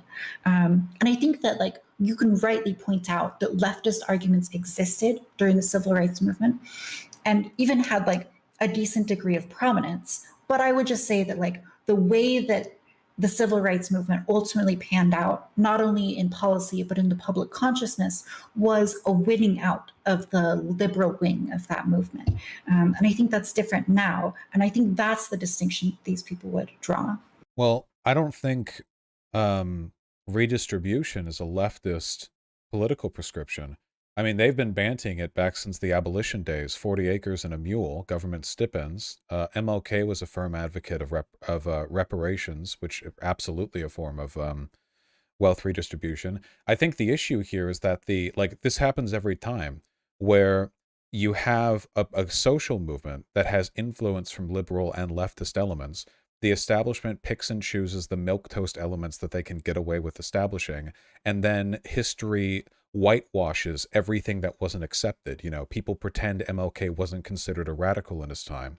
And then the next social movement comes about, and people are like, oh, okay, well, the other stuff was fine because we've whitewashed all the radical elements out, but this is too far. No, it's not. Modern discourse about BLM and race relations are decidedly less radical than they were back in the 1960s. What's more, there have been fewer adoptions of these policies by the establishment. The 60s did lead to the Civil Rights Movement, the Civil Rights Act passing, after all, where we haven't gotten any giant federal legislation following any of the BLM stuff, not even those like 8 points that people like Biden were comfortable with. So in every respect, I would argue that what we have right now is a less radical extrapolation of the same basic political tendencies we had in the 60s. If somebody believes that was acceptable but this isn't, I either don't think they know what this is or they don't know what that was. I think I just have to disagree with you regarding like the relative level of radicalization. And a lot of it's just like the kinds of people that are elevated from these movements to prominent public consciousness. So I absolutely agree that lots of people were very radical in the 60s. I think that's undoubtable. There was a lot of radical movement. But I think you have to look at the kinds of people that the broader public, elevated to esteem and really accepted the ideas of. So like the idea that you'd have a commission of people to, review every US law and be able to strike them down if they didn't, actively benefit Black and brown people over white people. That's an idea that would not be accepted by the broader elite in the 60s. It's not accepted And today.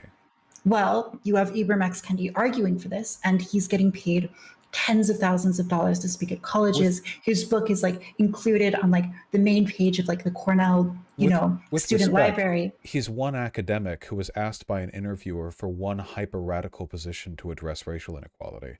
There were ideas that radical and far more bantied in the 60s. The Black Panther Party literally, like the Nation of Islam were literally like at points black separatist, And none of these ever got accepted by the mainstream. The mainstream right now is like liberal Democrats, and liberal Democrats don't do shit. So I don't think I'm just saying, like, I don't, MLK was the main guy of the civil rights movement, and he was radical in his time and would be considered radical today. I just don't think people like acknowledging how essential radical political advocacy is to even the basic milquetoast liberal reforms they take for granted. Yeah, so when I say mainstream, to be clear, I'm talking about like mainstream progressives. So I agree with you that like the mainstream American, even the mainstream Democrat, is not on board with these ideas. These people, like progressives, when the progressives, I think by self-identification, only make up something very small, like 6% of the U.S. population. So I'm saying that within this progressive group, you have these very radical ideas which are taken, as gospel. And I think that like you also see reparations, like we had this topic earlier. It's really just one part of this this whole shift in the political dynamic. And so like I think that you see in the 60s, there's, and before, there's really this emphasis on like appealing to this liberal perception of like, we are just men like anyone else. I'm a man who like happens to be Black would be like, one of the ways you appeal to the liberal milieu at the time. But now I think that you see this insistence on a kind of political Blackness, or, I experienced this, a political transness, by which to take on the identity of a Black man or a trans person means being also willing to engage in like a kind of political activism for that group. And so this is why like I had this discussion with, I think, Joe Lewis a while ago, and he told an Asian man on a panel that he was white, and he meant it in this like political way, that like you are politically white. And I think that that evolution in academia, this view of political Blackness, whiteness, transness, etc. I think that would be another example of a radicalization of politics, and that's something that That you don't happened see back then. happening. The Let's see, I concept can of pull up. political Blackness and political whiteness predates the 1960s, but back then there were people in like the Nation of Islam or like Black Panther Party were absolutely calling Black people who sided with like white majorities all sorts of funny things. Like right now, like with respect, it seems like you're just citing stuff that like gets the outrage on social media these days. I guarantee you, like more was happening back then. Like back then, ideas that are today not even whispered in halls of power were being broadly discussed back then. Whether it's Black separatism or like full on like a militia organization, or we're talking about like the idea of like radical militant action, stuff like that. I mean, there were like political candidates who were like signaling support to issues like this. They're mainstream voices. Even the most milquetoast, I mean, like in retrospect, MLK, like he wrote pretty radical shit down about how like white people are failing their country and Black people for not better educating themselves on these issues and how they should be expected to. Essentially like placing an implicit burden of guilt on white people who do not sufficiently educate themselves in the plight of Black people. I really don't think the modern movement is any more radical. The mainstream stuff from BLM has been like hands up, don't shoot, and like I can't breathe. Like just very basic liberal, please don't kill me police officer sentiments. Very moderate stuff. So, yeah, I mean, I always feel like sort of like a nerd with this stuff because I hate like throwing out a ton of names. But like when I talk about political blackness, I think that I can acknowledge that like all of these ideas are going to have ideological origins that date back further. But like, I think there's this turning point with Kimberly Crenshaw in her publishing of Mapping the Margins. And that's something that doesn't happen until the 90s. And when you have these like groups of academics gathering together in these conferences to publish essays like this, it isn't until, 30 years after the 1960s. And so I agree with you, and I'm like, I will absolutely acknowledge that, like, there were ideas that were radical and that were being, thrown about. But when you really start seeing these things explode in terms of literature being published, that is something that I'm looking at happening later. And so, like, Mapping the Margins is one example of this, and we've seen other examples as far as all the academics that like conservatives typically cite when it comes to racial issues. But did this not happen in the 60s? I'm more familiar with radical feminist literature of the 60s, a la Andrea Dworkin, but like they were publishing some wild shit back then. This is just like, with respect, I feel like this is like people saying music sucks today. Listen to how it was back in like the 30s or 40s or something. But that's because over the course of time, we've only remembered the good shit. Like all the bad stuff has faded into the background. The tracks haven't been preserved. The artists haven't been like sanctified in history. So we only remember the good stuff. And nowadays we have to deal with everything all at once. So we see and feel all of that, and it feels like things are worse. But in reality, we're just not getting the filter of history. We've been kept from the filter of history today politically, but we feel it in the 60s. Back in the 1960s, the arguments applied to BLM today, I think, would have been even more applicable back then. They were more militant and radical, God bless them, than a lot of what we see today. We just don't remember this because when we hear about the civil rights movement, we just hear about like, yeah, MLK did some like marches on Washington. He believed everyone should be equal. And then the government went, and like passed the law. But of course, that's not what happened. It was years of like really heated conflict. Like troops were brought in, like the Little Rock Nine desegregation stuff. Like it was a giant thing, which led, I think, to more meaningful political discourse than anything we see today. Now, I don't know. I honestly think even more radical proposals that come out of progressives today with regards to race would have been considered like milquetoast by MLK back in the 1960s. Like he would look at where we are today and be kind of disgusted that not only did we not achieve what he wanted, we're still debating over stuff that's less significant than what he would have wanted.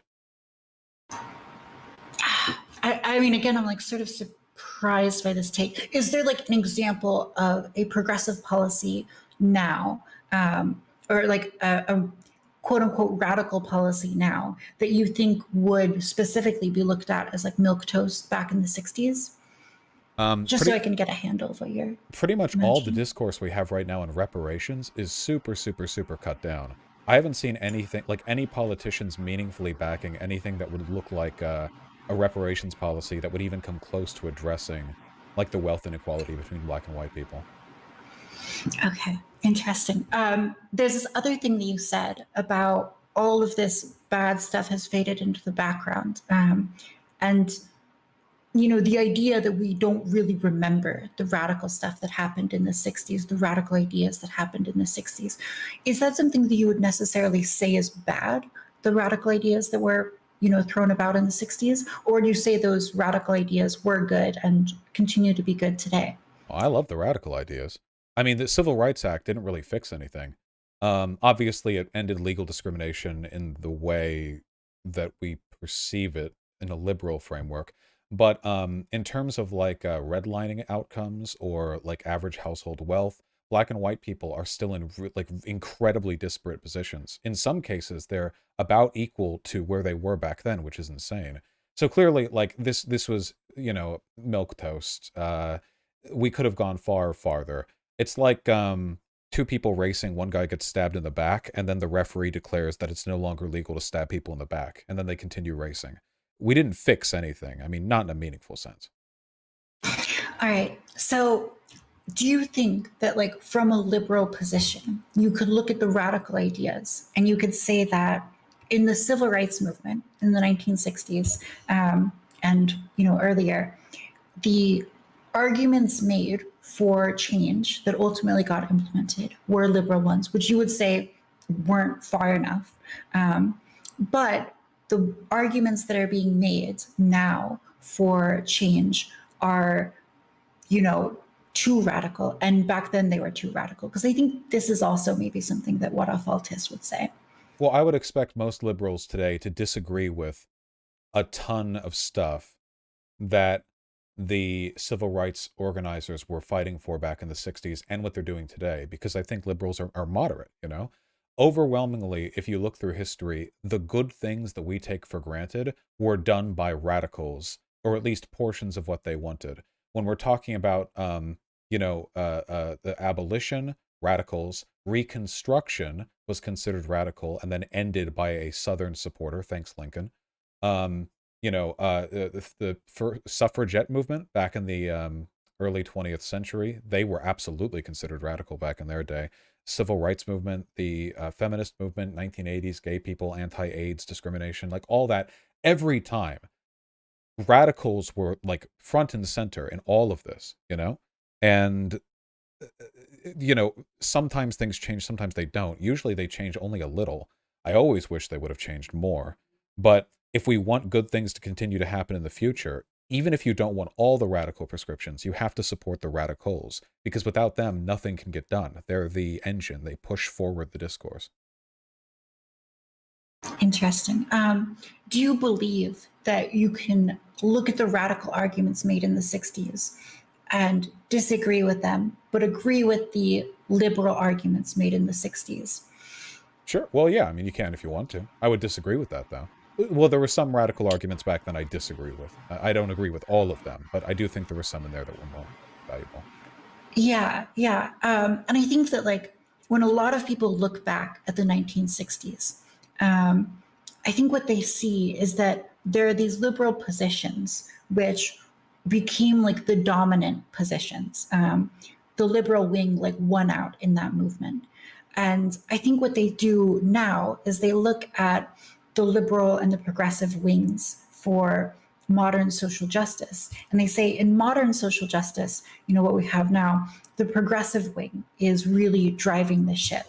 And the liberal wing is, has moved more and more to their positions. And I think this is, as far as I know, this is borne out in data. When you look at like political polarization, the Democrats have moved left specifically on social issues like these.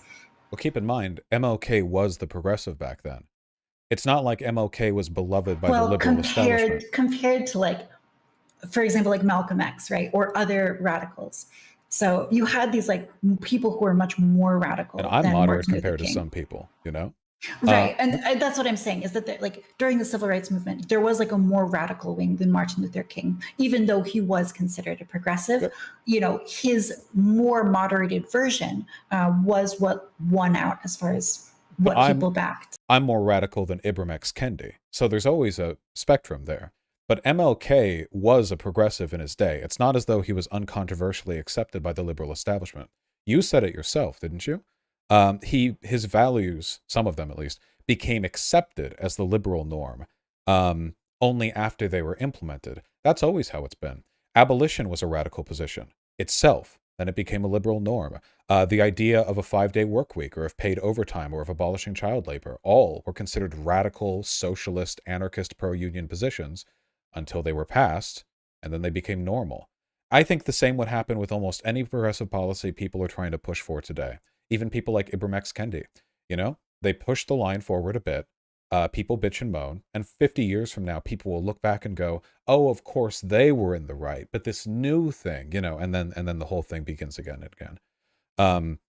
But I defy the cycle because I want more progressive than all these iterations. It was never far enough for me. So, but yeah, I do think people tend to defer to that line of thinking. No, I mean, yeah, I agree that like I also think that radical norms eventually become normal or more standard. Like you can look at like in 2008 when Obama's running for office and he's against gay marriage, and now the idea that like especially a Democrat would be against gay marriage seems really fringe. And like even conservatives are not going to like openly say that they're against gay marriage unless they're in a place that's like especially conservative. So I agree that like radical norms eventually become normal. And I think, when you look at, for example, a conservative today that is pro gay marriage, right?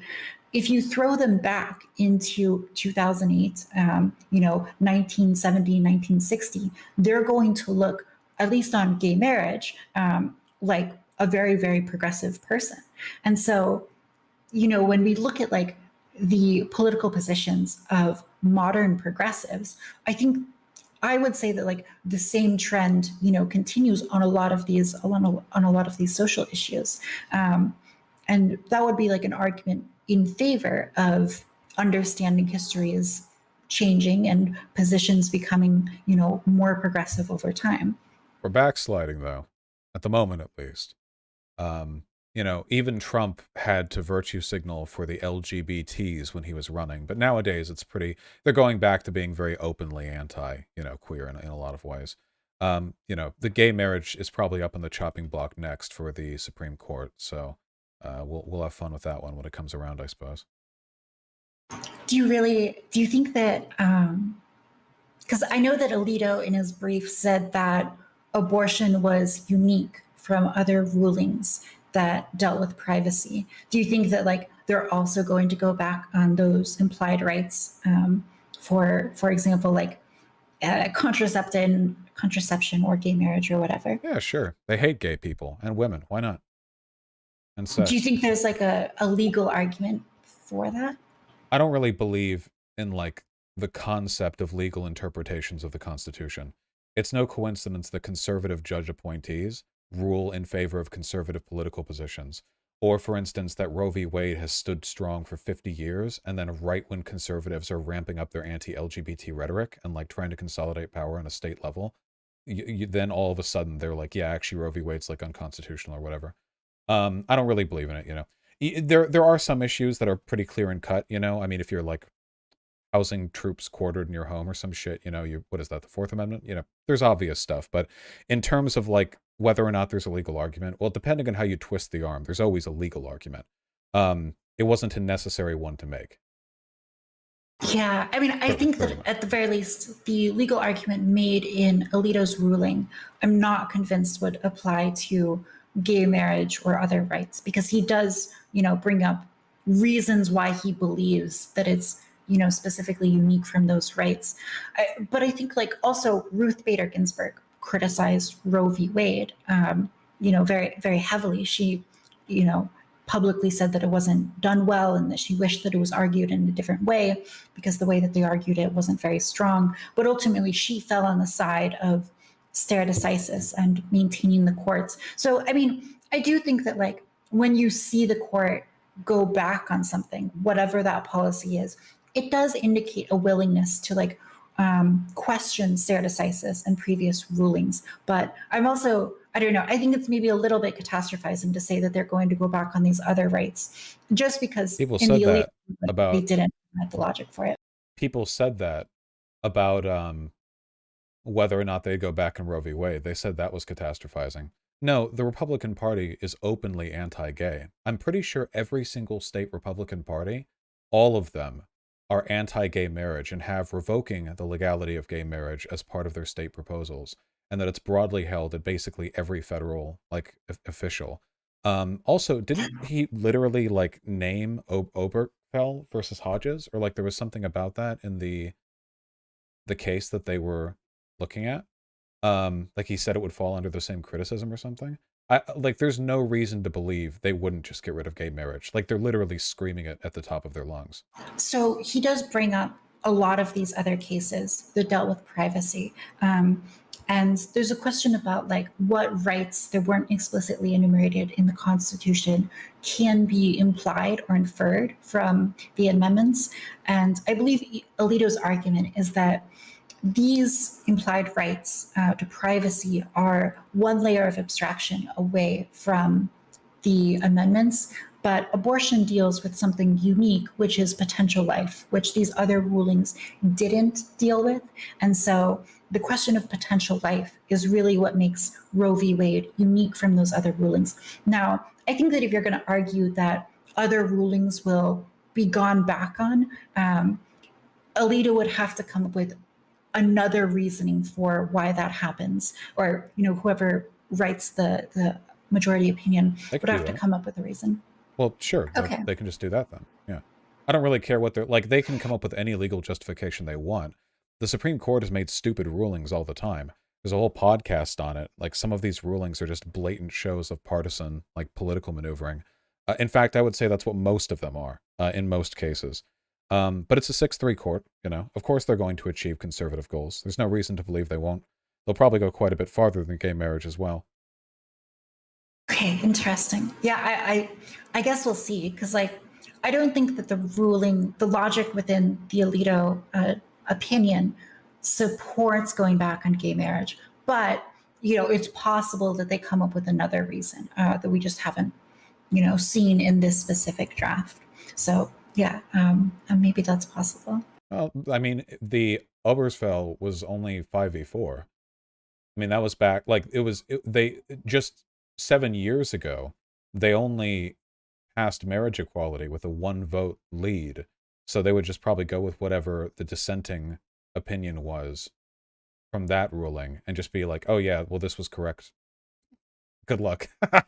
Yeah, it'll be fun. That's why I live in a If I blue can state, agree I with guess. you a little bit, I do think it's a little bit scary that they're, going back on something with such strong precedent for it.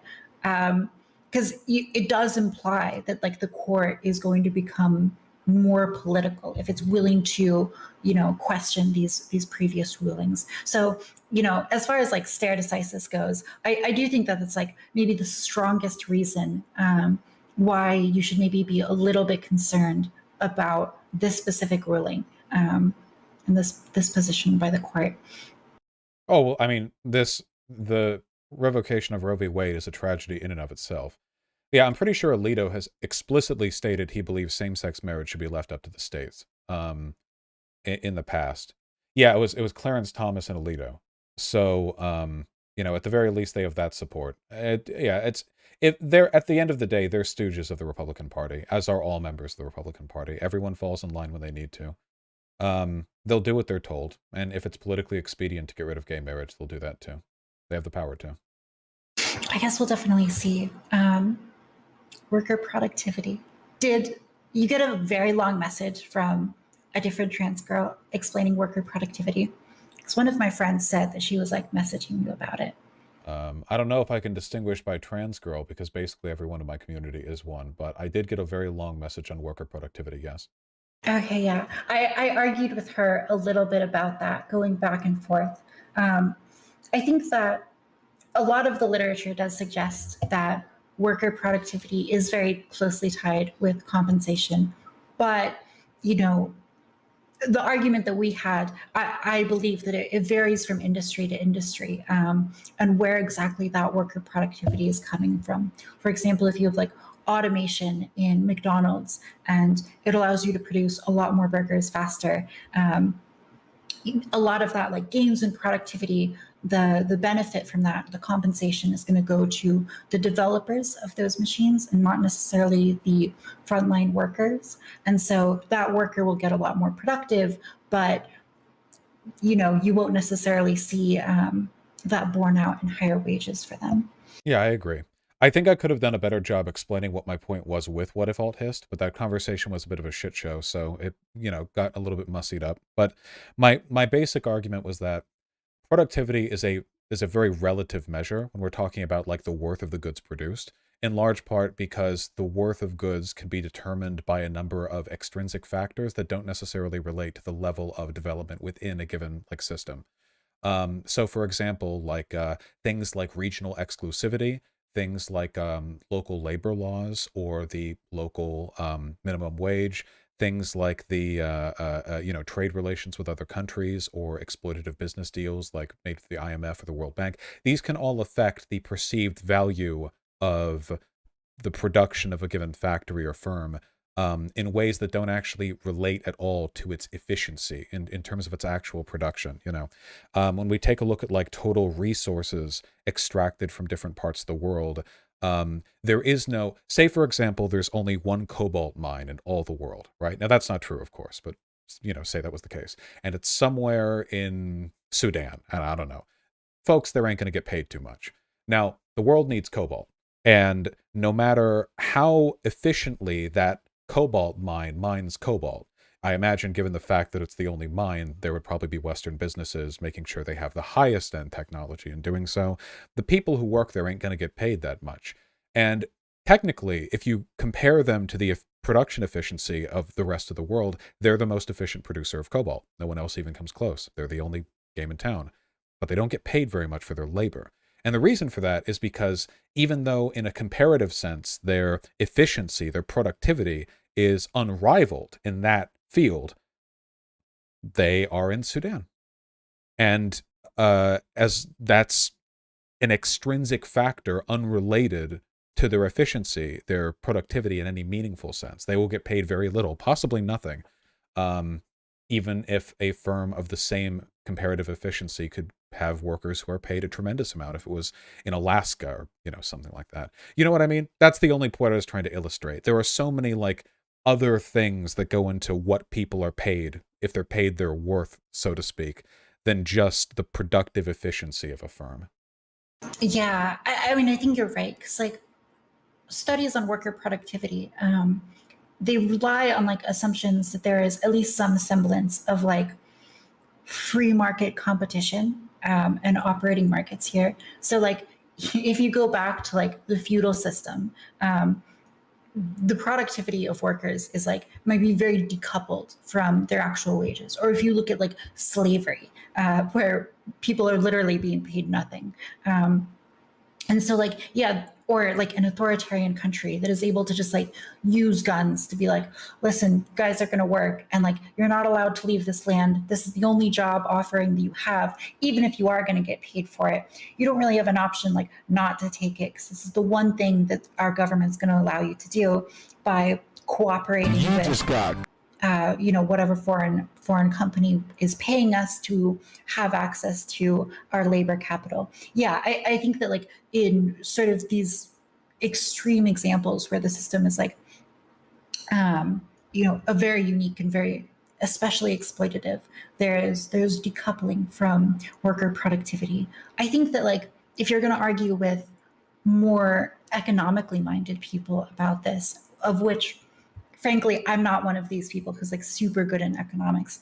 I think the point, I think the point that they would make is that like these extreme systems tend not to be like very sustainable in the long term. So like if you look at like Bangladesh and like sweatshops, even if you're paying like very exploitative wages, if you are paying some wages that allow people to save money and eventually, send their children to college and have transfer of wealth between generations and accumulation of wealth, what ends up happening is people are more able eventually to advocate for higher wages and to develop skills that allow them to build industries within their countries. And so I think that like the more economically minded people would point out that it's hard to keep like this very exploitative system going on for long unless you have like total control of like violence and the ability to like really exert force or like prevent people from moving between industries or control their their wealth entirely, that sort of thing. Yeah, well, it's a snowball rolling down a hill situation, a lot of people use like productivity between countries as a measurement of like entrepreneurship or like industry minded behavior. But, the United States is always going to be more economically productive in any measurable sense than countries with lower levels of development because obviously they don't have the development necessary to produce the stuff that allows them to develop faster. I mean, it's just, it feeds into itself. But people use it like a prescriptive thing, like when people say stuff like, well, the reason people in America are wealthier is because than people in Africa is because they're more productive. It's a very reductive statement to make. There are a lot of reasons and explanations for that, of course. There are people who have no productive value at all, but are enormously wealthy through inheritance. Yeah, it's not the only factor, but also there's an inherent, there's an implied level of sort of prescriptive judgment there, like, well, why is America on top? Well, I guess they're just more productive, even though productivity in an economic sense is self-referential, productivity begets productivity. In a colloquial sense, what people tend to talk about when they say productivity is like workmanship, efficiency, drive, entrepreneurship. And I don't think there's any more or less drive or entrepreneurship in Africa than there is in Europe, Probably, honestly, more of it in Europe, and more of it in Africa, and more of a hard workmanship vibe going on in Africa as well, because they're more at threat of death and they don't have robust welfare states. There might actually be a greater degree of desperate individual, striving for attainment over there, the grind set, if it were, than what you might get from the average European. So the solution, of course, is reinvestiture. It's investment, development. But sometimes people act like the reason they don't have that development is because they're lacking something. That bothers me. Yeah, I definitely think that, like, colloquially, the way that people use productivity is just to sort of mean like how hardworking someone is. And that's definitely not what economists mean when they use this word, which is like, it's frustrating to talk about because it definitely trips people up in ways that are frustrating. Because, like, if you look at someone who is mining diamonds in the Congo, they're clearly working extremely hard and to great threat to their own personal health. And yet, like, the productivity measurements for diamonds, it turns out that, like, the value of diamonds is very much determined by things like marketing that happen in the United States. So, like, when some marketing team in the United States is able to convince Americans that they want to buy diamonds, and therefore translate into millions of sales, their work gets recorded as like very productive because it ends up with a lot of consumption, basically. And the work of people mining diamonds in the Congo ends up getting recorded as not productive because when you look at like the total value of the diamonds, 90% of it is coming from the marketing team. And so, like, that would be an example of how productivity in the econ sense is like very different from actually like working hard or any sort of like moral prescription, because like clearly these people in the Congo are working very hard, and the marketing people might just like come up with how to do this in an evening. Yeah, no, I agree. It's just from an economic perspective, the statement, people in this country make less money than people in this country because they're less productive, is like tautological. Because in that case, wages are going to relate to like the internal economic activity, which relates directly to the productivity. It's basically like saying, well, this country has more wealth because it has a higher GDP. It's like, well, yeah, of course, they're right there. Those numbers are very directly connected.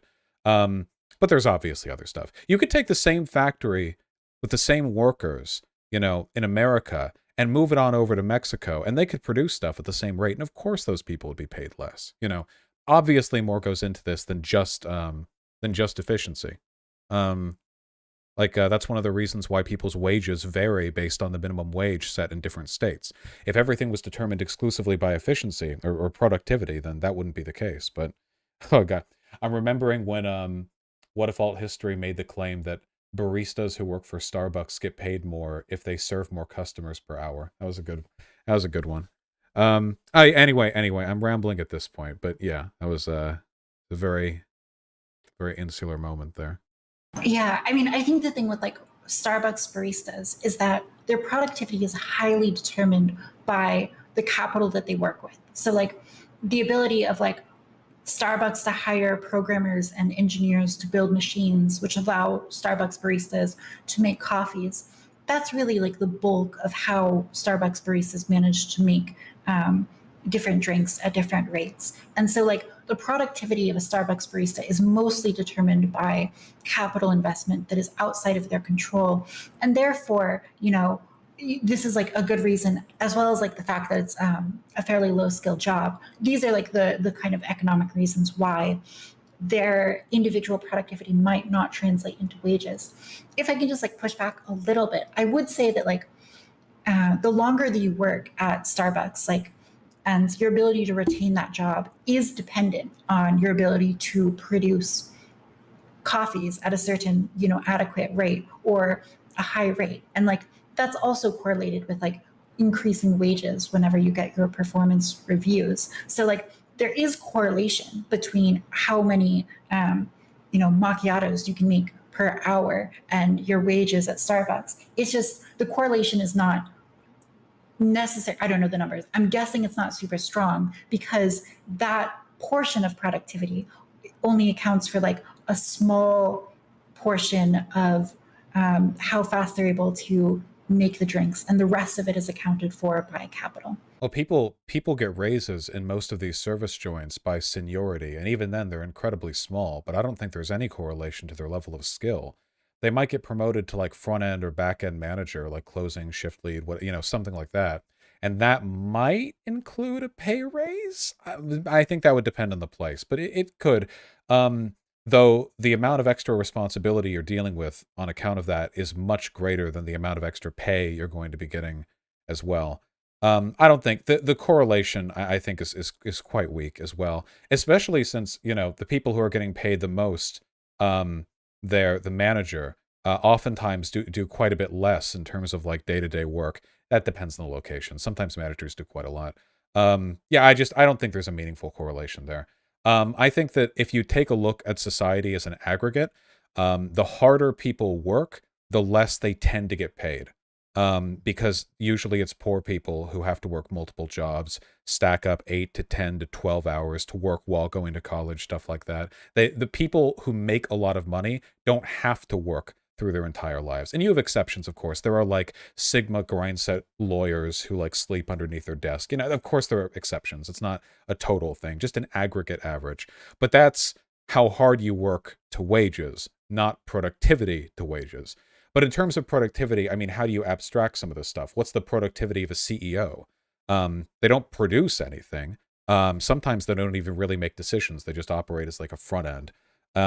It's difficult to economically calculate stuff like this in any meaningful sense, because a lot of these econ evaluations are just like, how many widgets do you make per hour? They're very cut down, very not service economy oriented.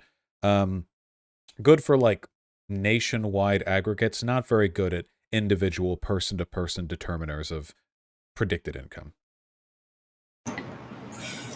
I mean, so like on the CEO level, it's hard to measure because there's not a lot of CEOs and their work tends to be very different.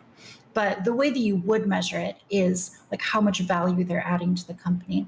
When you say something that like, the hardest working people tend to be like earning very little. I think that's sort of true. And the reason why it's true is because like productivity is basically how much value you can create per hour work. There are other ways to measure it, but like per hour of work is the typical one.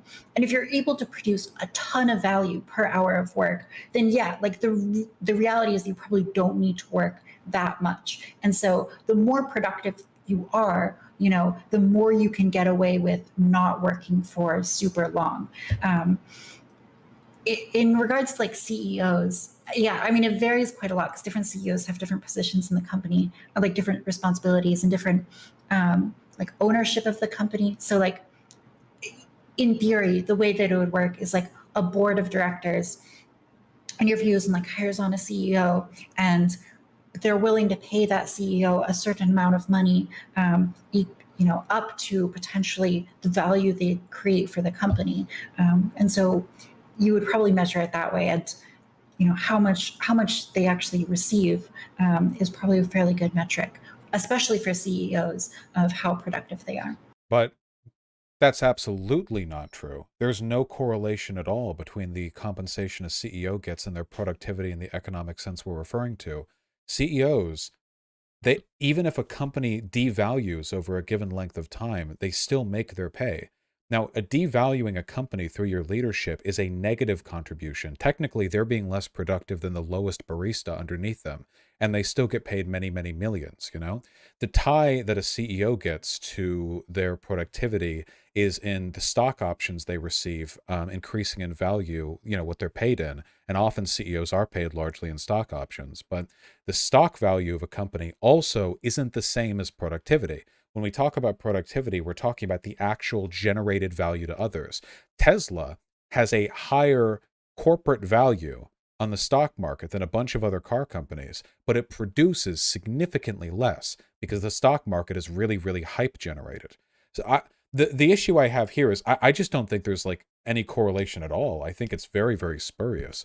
How hard people work, how productive they are, these are really, really hard to pin down between different fields. At a point, I don't think there's any relevance to this mode of analysis beyond like a really general, like firm or nationwide analysis. When you try to apply it to individuals, you know, I think it falls apart. America on average is more productive than Mexico, and we do make on average more money. But if you get down to the individual, you know, members of both countries, I think you'll find enough variance that it gets really blurry. So again, it depends on the CEO and what exactly their compensation framework is. So I think in theory, it's possible for a CEO to just take higher and higher compensation rates year after year, even as their company value plummets, right?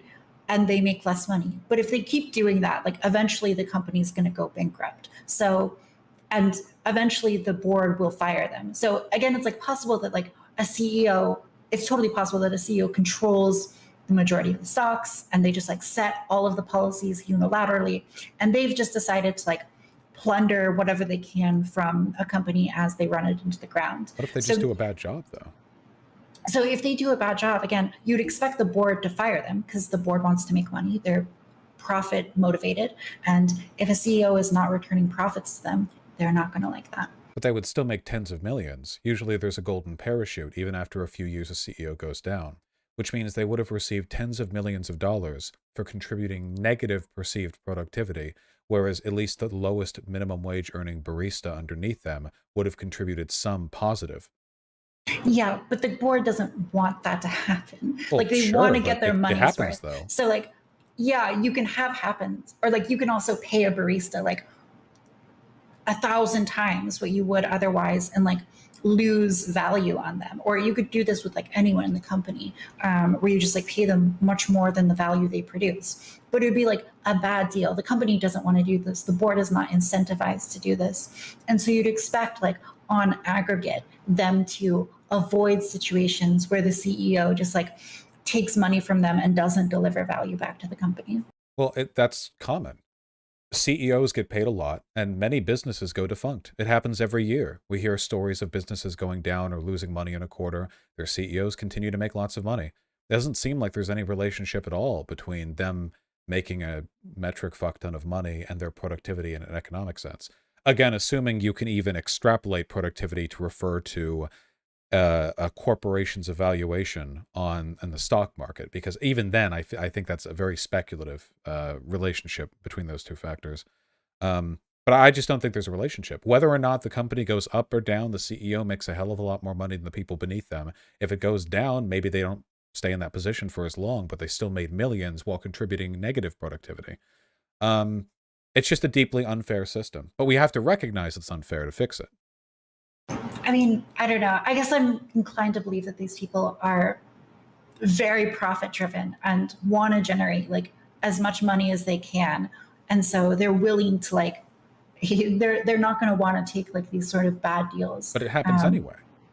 I do agree that like CEOs fail and companies fail. And like sometimes you can hire someone on with the promise that they're going to generate all of this value and make a bad call ultimately, and they don't generate that value. The board isn't happy. The CEO eventually, you know, when the company fails, is no longer making that money. I just think that like, given the option, if these people could choose, you know, they could see the future, they would choose to make more money Well, long term. I'm not denying that. I'm only saying I don't think there's a strong relationship between economic productivity and wages. If they continue to make their wages millions, while being unproductive, contributing negative productivity, the intentions or will of the stock of the shareholders isn't really relevant to the, you know. Gosh, why would a board like they don't want that to happen Wait, though? I'm not saying they want it to happen, only that it does happen. Okay, It it does happens, and happen. when it happens, they still make a lot of money doing it. So there's not a strong relationship between their productivity and the wages they receive. But you agree that the incentives are for them to create value. Like everyone wants the CEO to create value. They don't want them to lose value for the company, right? Yeah, but what they want is irrelevant. We're talking about the relationship between productivity and wages. If there was a strong relationship, CEOs that contribute negative productivity should receive negative wages, or at the very least, nothing. But of course, it doesn't work that way, because life doesn't work that way. Productivity doesn't chart onto wages, or vice versa. At least not at an individual level. At a broad aggregate, it seems like a decent determiner, as long as by productivity we're using the economic measure and not the colloquial measure, because I think that people are just as hardworking all over the world, uh, Oh, more or less. I also think that you can find lots of individual examples of productivity and compensation not mapping onto each other. But it seems like you agree that on aggregate, this is true in the economic sense. So do you think it's just like not true for CEOs, but is true for other employees? Or I think it's true if you look at a country, like the difference between country to country. But if you take a look at the difference between different individual workers, or even maybe even different firms within a country, things kind of fall apart. Oh, between states as well, right? Seattle has a $15 minimum wage. Broader Washington doesn't. Idaho has a lower minimum wage than Washington, I think. So two workers doing the same shit in Starbucks in Seattle and in Idaho can get paid very, very different amounts with no difference in productivity on average. So yeah, I don't know. I think it really falls apart when you get any more specific than nationwide. so the reason why I don't know, I'm not the biggest fan of this like state by state comparison is just because there's quite big differences in like the cost of living between states. And so like oftentimes you'll look at like a city where you have a high minimum wage, so you like $15 minimum wage. And then you compare that to somewhere like Missouri or Alabama in the rural countryside. And you're like, wow, these baristas are making a lot less money.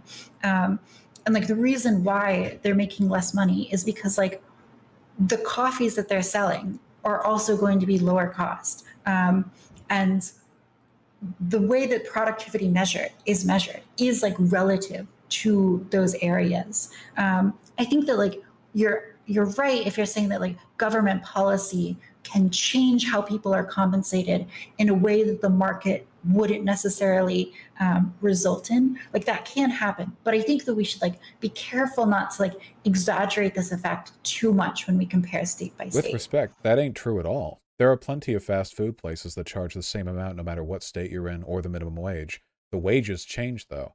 And so the traffic can as well.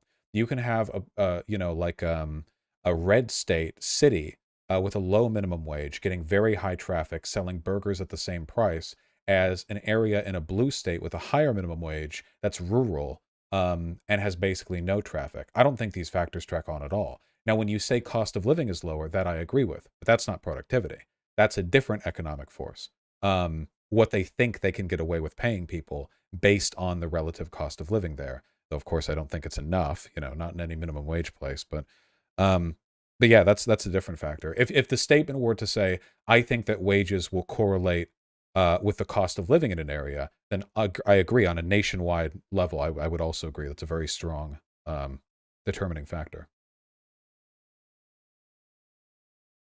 How do I say this? Yeah, I just think that like sometimes it's difficult to compare state by state because there's a lot of factors that go into wages. And you can look at like wages in a specific state, and the reason why they might be like higher or lower has a lot to do with labor supply, and that is tied into cost of living and the local economy. For example, in a city, if you have like a very high traffic area, which you brought up, these areas are, in the economic sense, they're going to be more productive because the worker is going to see more people. And so like it makes sense for them to receive a higher wage. And you do see that in like big cities. Even in a rural blue area as opposed to a city red area, a person in the blue area might sell far fewer products because there are fewer people in the area than a person who makes less money but sells more products at the same price to a greater number of people in the red area. Yeah, and so part of that is because of competition between businesses. So like if you have, say someone produces like, we'll use like widgets, right? So say someone produces 10 widgets per hour, right? And there's only one business which is hiring widget producers. Because they're the only like widget producer, they can like get away with paying less because they have like this monopsony power, right? But if you have multiple businesses, say like two widget producing businesses that are next to each other, what they're willing to do is they're willing to pay up to the price of 10 widgets per hour for the employee and move those workers that would work for their competitor over to them. And so if you have like lots of businesses that are together and they're competing in this way, they're going to be willing to pay more for these widget producing laborers. And that's because of like the relative ratio of widget producing companies to labor supply.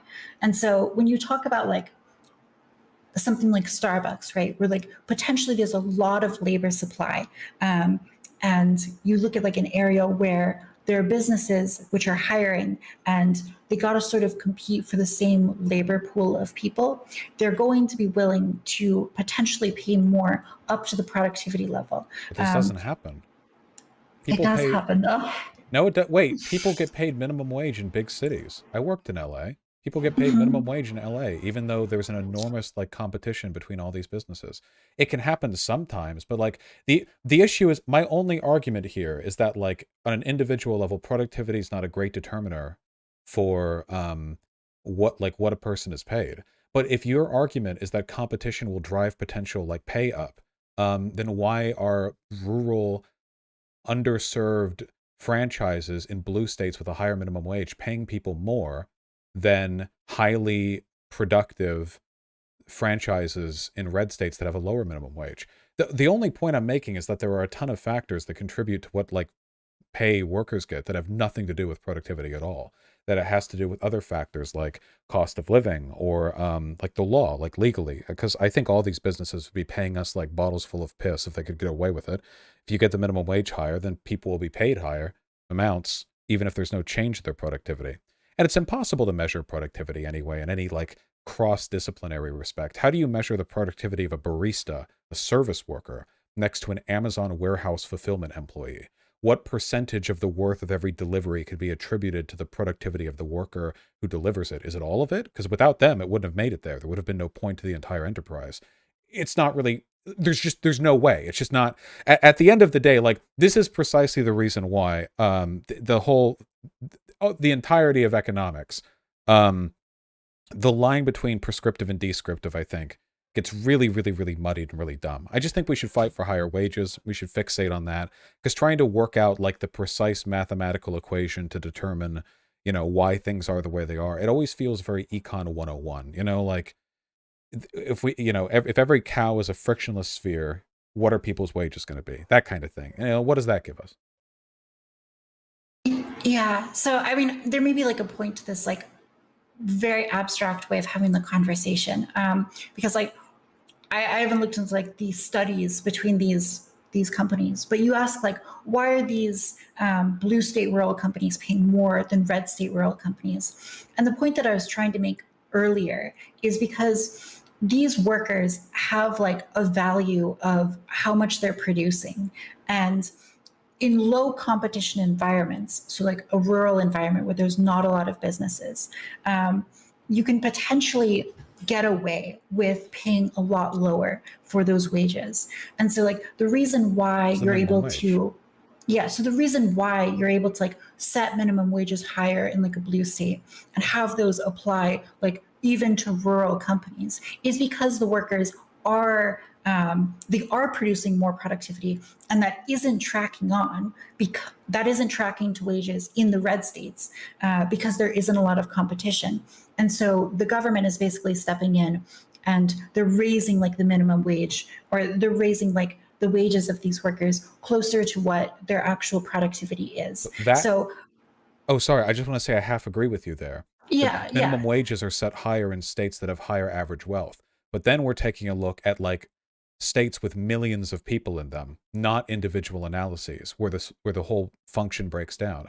But if we're looking at why California has a higher minimum wage than Alabama does, I agree. California has way more money moving around. So it would make sense then that they would feel comfortable setting that higher.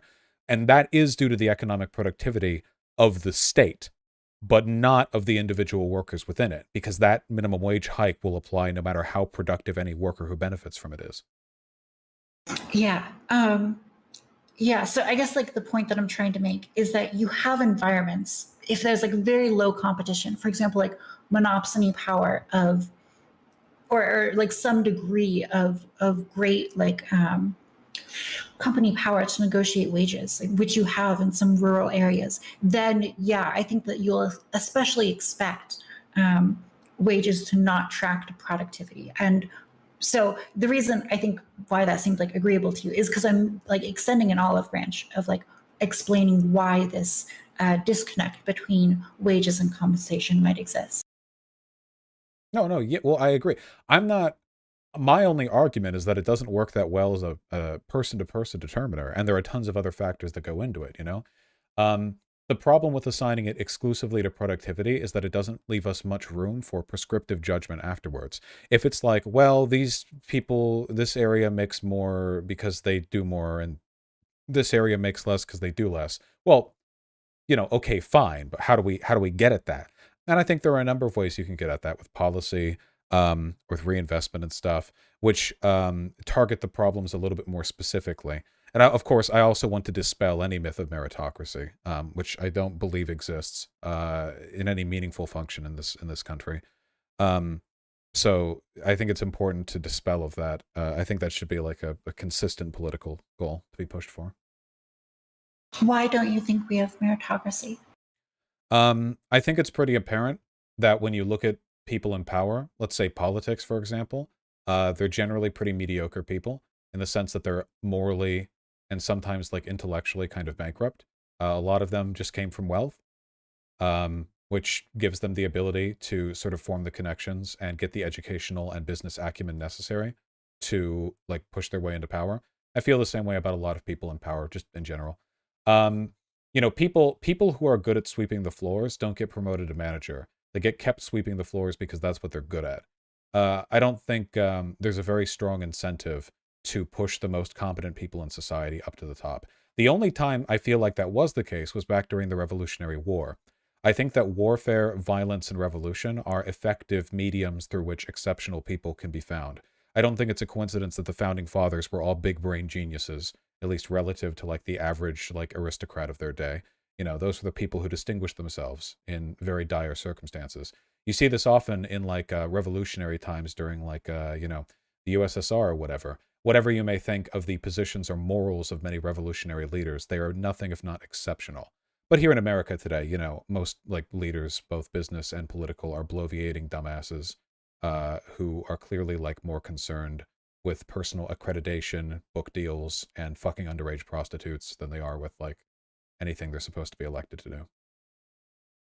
So if you were to have like a company that did operate on meritocratic principles and, elevated people to positions of power based truly on, their ability to contribute to the company rather than external factors, do you think that company would succeed in the market against companies that weren't doing that? I don't think any such company could exist because we don't have a meritocratic society from which to pull employees. You can't say we live in a meritocracy when massive differences in wealth, educational accessibility, stuff like that, affect uh, the abilities of workers. Oh wait, I'm hearing a fan from your mic. Sorry. But anyway, yeah. Yeah, I mean, you can point out that like the ability of people to get into like high paying or like get into good schools, get education and whatnot is, for example, it's like highly dependent on zip code. So like if you're a brilliant person, but again, you're born into a neighborhood that like is stricken by like continual crime and businesses don't want to like set up there and it's really hard to get a job and it's really hard to save money and to go to school and whatnot. Even if you're brilliant, very skilled, you might not necessarily have that recognized. You might not be able to, generate a lot of wealth for yourself. I think we can acknowledge that, but I think we can also say that to the extent that there are people that have varying levels of skills, so like someone who is born into like a decent, into a decent zip code, and they're able to get those educational opportunities, that person, when they enter a company, that company is going to benefit from promoting them up to the ladder to the point where they're able to contribute as much as they're capable of.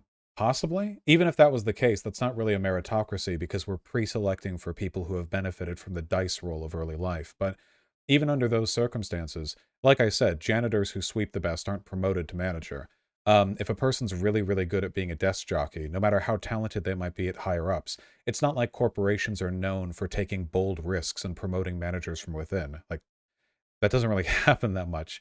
You have consultants and managers brought over from other firms for a variety of reasons. I'm generalizing, of course. I'm talking about the entirety of corporate culture in the US. So there are going to be exceptions in every direction. But the idea that like everyone's promoted to their point of maximum efficiency is just like, I don't think that I don't think that's true at all. Because like in order to even try that, you have to experiment. You don't know who's going to be good in a management position. You don't know who would succeed most there. With minimal oversight and very few slots for promotion, the likelihood of any given, exceptional person being given the opportunity to demonstrate that, not to mention office politics, people might not like overperformers because it makes their adjacent departments look bad. I think a life is a lot of luck, and generally speaking, you'll do better if you try hard than if you don't.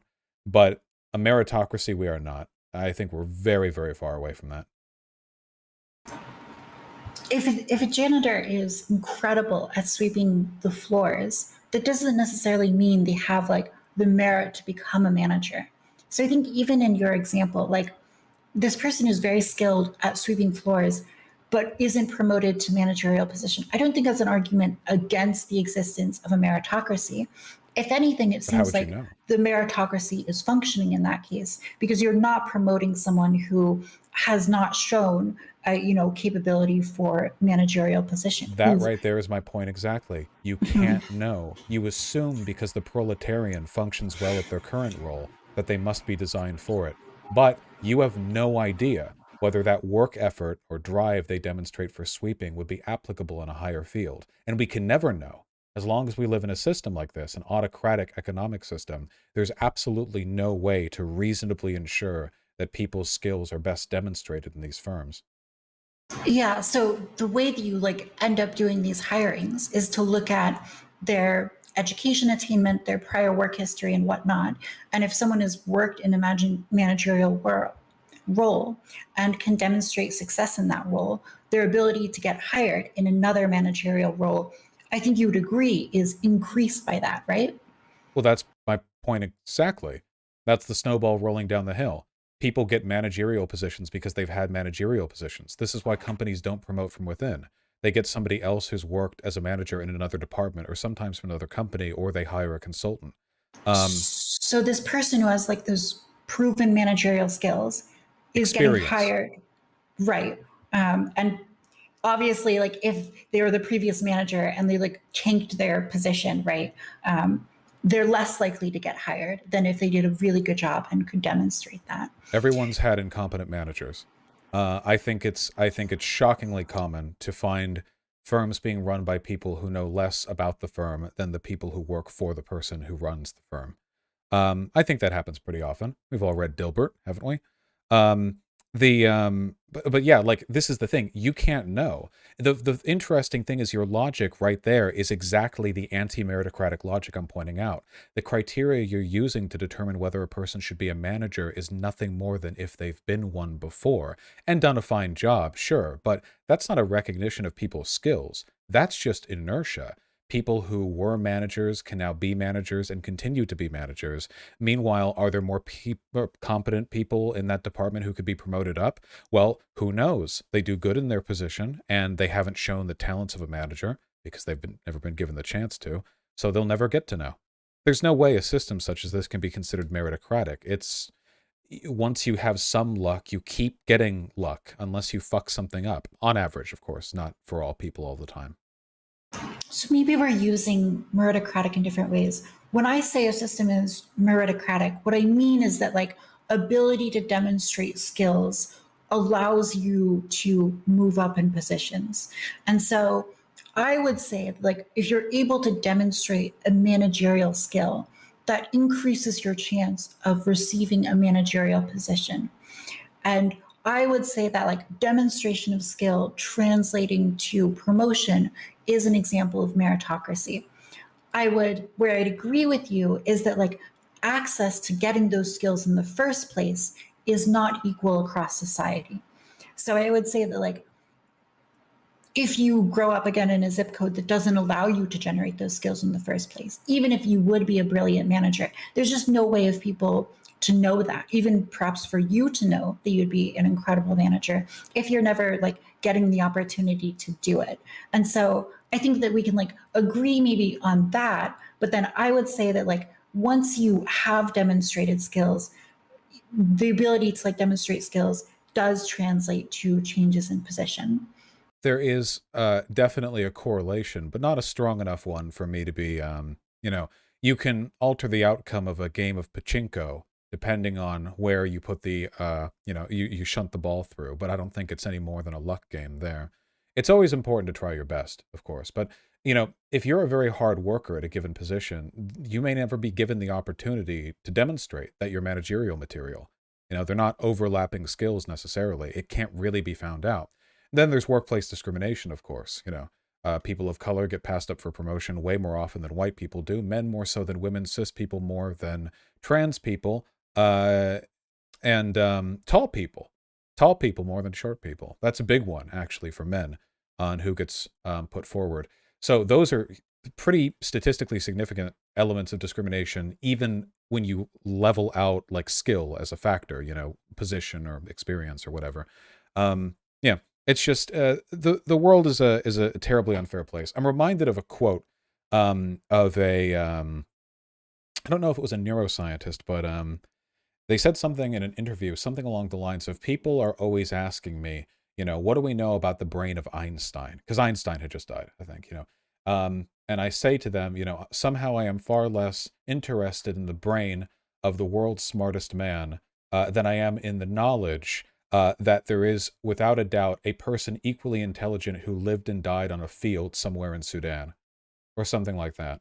I'm probably butchering that quote somewhat, but I think the sentiment there is very, very poignant. And that's what I tend to believe. I don't care for any of these so-called leaders. I know there are very competent people who aren't in those positions who should be. So I would rather fixate on that. Till that happens, it can't be a meritocracy. Yeah. I don't know, because I tend to agree on like some level. I'm very much a fan of meritocracy. And I think that most people ought to be, if they're like reasonable people, and they just want to like produce the most for society. You want to have those Einsteins that are, born in impoverished countries to demonstrate their skills, to have the opportunity to. And I think that like within a company, I think you'd agree that like a company has an incentive to make sure that its employees are allowed to be as productive as they can be. And so like if you have hidden talent within the janitorial people, a company would want to see that if possible and promote people up the ladder. And really, when I'm thinking about a meritocracy, I'm thinking that the incentives in a society are such that the powers that be want to find people who are successful and skilled, and they want to promote them up the ladder. And there may be barriers to that. There are always barriers to that. But I think as long as the incentives are there, and the barriers are, aren't such that it never happens, I think that that's how you sort of measure the relative degree of meritocracy. Here's about the incentive. If the incentive mattered, there wouldn't have been all those biases with race and gender and height. If incentive mattered, there wouldn't have been any racism in the 50s or, signs saying no blacks allowed, because it would have been more profitable to let them in as customers. Always there's an incentive, but we're not rational. And we're also not omniscient. And we would need to be both of those things for the incentive to be an accurate determiner of how good a meritocracy we have. Don't get me wrong, I love the idea of a meritocracy. The reason I believe it doesn't exist now is because I love the idea of a meritocracy. I wouldn't be this concerned with gatekeeping its definition if I didn't believe we could do better. Yeah, I mean, if you want to hear some like real wacky things, I would say that there's like an active bias against people who have more conservative leanings, especially in academia and entering the professional world. That's good. If you're someone who is more right wing, you have like a strong incentive to hide that, and it's because companies, not only are they hiring on skills, but they're also hiring on like a person's ability to fit into the progressive milieu and hold certain progressive ideas. And I think that would be an example of people who don't necessarily fall in line with the progressive mainstream are not going to be included in companies regardless of their skills. Well, that's fine. I mean, I think it's okay, in a meritocratic sense, it's okay to discriminate against somebody who demonstrates a lack of skill. I think a lack of ethical acumen would be another fair candidate for discrimination. So to be clear, I'm talking about people who might be able to generate the company like a degree of value, a high degree of value, but are passed over for the position because they don't hold the same progressive ideas that the company does, even if that doesn't actually affect their economic output. That would be an example of like very much not a meritocracy, which it sounds like you would agree with is like a good thing. And I would say that like in a capitalist economic framework, sometimes the thing that like produces the most money is a heroin den or a social media platform which gets people terribly addicted and doesn't benefit their lives. Sometimes that's the economically beneficial thing to do, and just hiring people based on their ability to achieve that is not what's going to create the best thing for society. And in that case, you might want to select employees for something other than economic productivity, and instead maybe for something like self-sacrificing ability. I think that you could have environments where that's the case, but I think that like you would say that there are some circumstances in which economic productivity, their skill, is not what you want even companies or society to elevate people to positions of power over, right? Well, certainly. I mean, I'm a socialist. I wouldn't want that to be the sole determiner. Right now it is, making your shareholders back as much money as they can. But obviously, Wait. You would say that's the main determiner is right making now shareholders money. that is what determines what companies hire. Yeah. Obviously there are biases within like any company that's going to influence that, but that's the thing they're pursued towards. That's the incentive structure, is to make the money back. Of course, I'm not fond of that. I'd be much happier with some regimented system of government oversights that introduced a number of incentives that are not profit driven. I think that would be lovely. But that's not the world that we live in right now. Okay. Maybe we're just like continually speaking past each other, because that's what I think of when I think of meritocracy. And I'm not saying that that's necessarily like the best thing ever to have this like pure skill-based selection for people entering into companies. But I would say that like when I talk about meritocracy, what I mean is that people are being hired and promoted based on their ability to deliver value for the company, right? Their skill is reflected in where they move in the company and their compensation. And that is determined by their ability to return money to the shareholders. That's absolutely not meritocratic. What if you had a racist society and you decided to only hire white frontmen for your business, so that the racist clientele in that area wouldn't be put off by having a black employee there, and you didn't hire black employees because you knew they would generate less profit because they would disincentivize racist white people from attending the store? That decision would produce the greatest profits for the company, but I'm not interested in corporate profits as the measure of meritocracy. That's insane to me. It would be the level of availability and access from everyone to whatever it is they need in society, whether that be a job or access to resources. Yeah. So when I talk about meritocracy, what I mean is that like their skills are being reflected in their compensation. And so like you can have this in a sense in a racist society, but the other side of that coin is you have like a lot of black people. I think that was like black people is the example you were giving, who are systematically denied ability to even demonstrate their skills.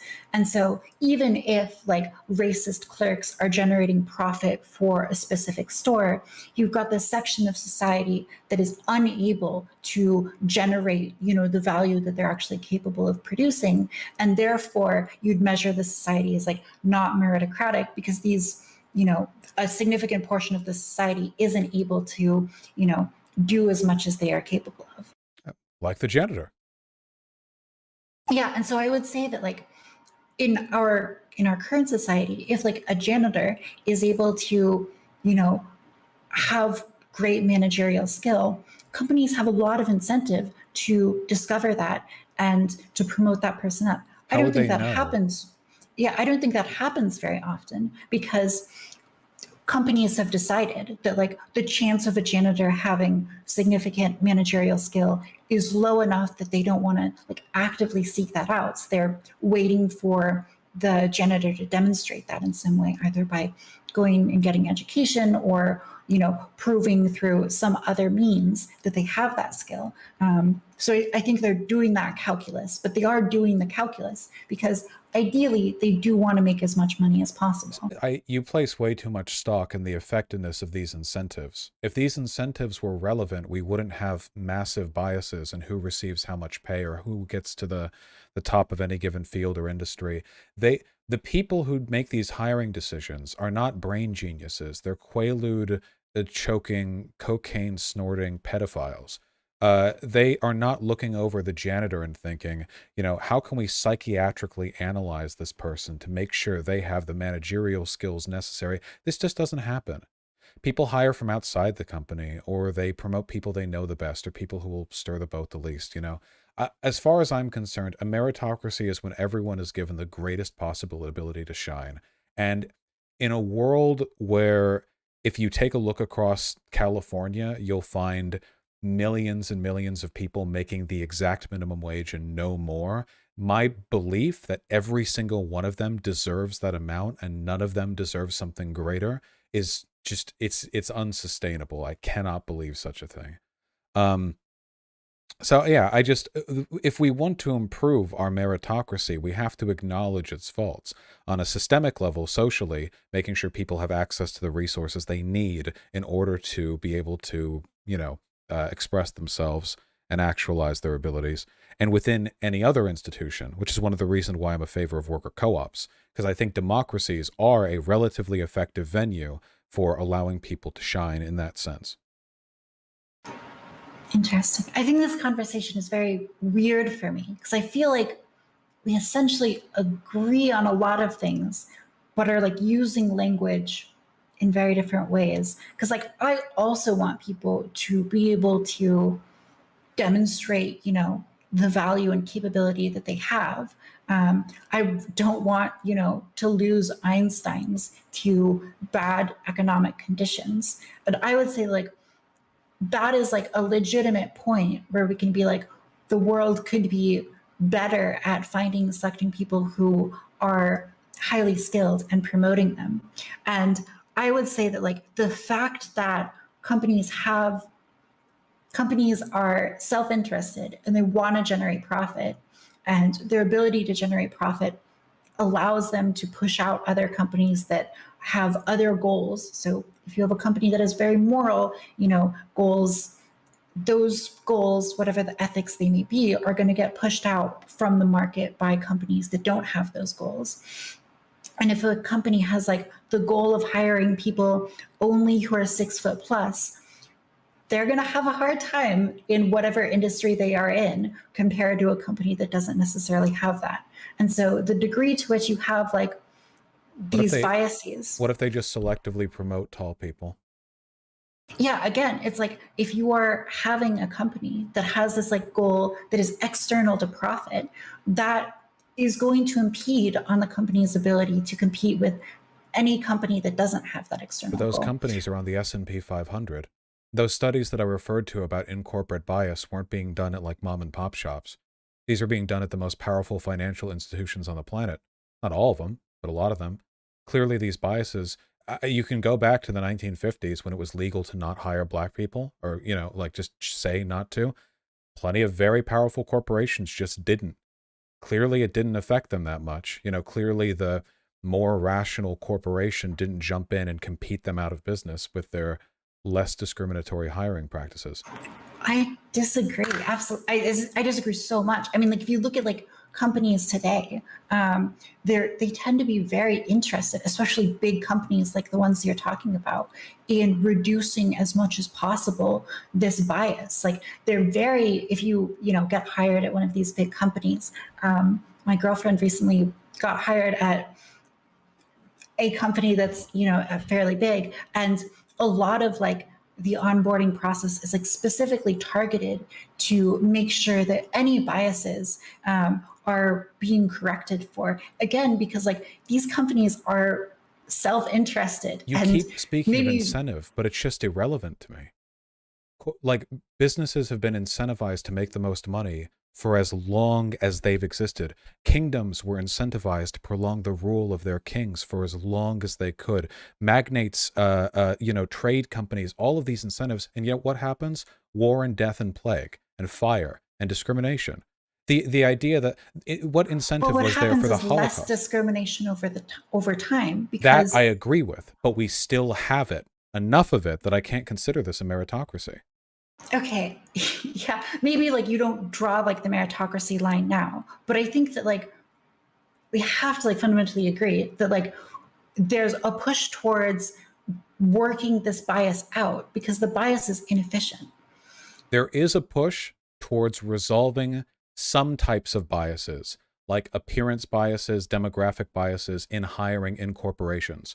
There isn't a push to fix the bias within accessibility to income and education and what have you on the ground level. We have record levels of income inequality, and there isn't a push to fundamentally restructure the unfairness of our existing economic system. I just want to ask something, because I do have to end soon. I didn't expect us to go for so long. Yeah, sorry. No, not at all. If you had a mega factory, just some huge factory, I don't know, a sweatshop, with 10,000 workers, and the only three things you could be in that factory are workers, managers, and then the owner. And there are 3 managers and an owner. So there are 4 people in executive positions and 9,900, whatever. Basically, everyone is a worker and there are very few people on top. If such a factory existed, and through omniscience, through genius and omniscience and pure profit-driven motive, the best people from the worker pool were pulled into the management and the owner positions. So the 4 out of the 10,000, the best of them always were put to the positions appropriate for their skills. Would you consider such a system to be a meritocracy? I would consider that company's policy to be meritocratic. And I think that maybe the point that you're making is that even if companies have within themselves a meritocratic policy, the broader society, which allows people to enter into that company in the first place, might itself not have a high degree of meritocracy. Absolutely, yes. And there would be such variance amidst the workers that any perception of meritocracy would be irrelevant. you would have tremendous variance in skills and abilities of all the workers on the ground level, and no way of differentiating them or putting them in places that they would be more comfortable, because the structure itself is broken. I feel the same way about corporations. They have a pyramid structure, top down, small at the top and large at the bottom. And without a democracy, that is such a system. One in which, no matter, even if somehow you could guarantee the best people are in management positions, that doesn't change the fact that there is a tremendous pool of very different people with no will to express at the bottom being treated the same. And I don't consider that meritocratic either. Yeah. Okay. So I think maybe we can end on like a point of common ground. I would say the extent to which, a broader society doesn't allow potentially skilled people to enter into businesses in which they are rewarded for their skills, that is to the extent that a society is not meritocratic. And I think that like I am also very critical of the existence of meritocracy in the United States. But I would also acknowledge personally that the United States, historically speaking, is much more meritocratic than many other societies, like, feudal Europe, or, going back further. A lot of these kingdoms are very not meritocratic, and they basically rule through aristocracy and royal bloodline. And even dictatorships today, which don't have an incentive to educate their people because they want to just like continually exploit them for as much profit as they can, and educating them at all would be a threat to their political stability. I think that you have to compare the United States to much of human history and say that, relatively speaking, it's more meritocratic. Well, sure, I don't disagree with that. You set the bar kind of low, though. I still wouldn't consider it a meritocracy. Okay, yeah. I mean, again, I think we agree on like so much of it, but I think maybe we're just describing things a little bit differently. And we certainly have the bars in different places. All the same, I did enjoy the conversation. Yeah, for sure. It was definitely fun. I think you're very fun to talk to because you disagree with me, and it's fun to talk to people who disagree with you but are polite about it and are capable of engaging in long-form conversation. I don't often get polite conversations. I do like disagreeing. Thank you. I have to run and go do some errands really quick before they close. Have a wonderful day. You as well. Have a wonderful day, Bosch. Bye. Bye. All right, lads. I have no idea how much of that was conveyed. But hopefully you all understand the points that I'm trying to make. Yeah, you get where I'm coming from, you know.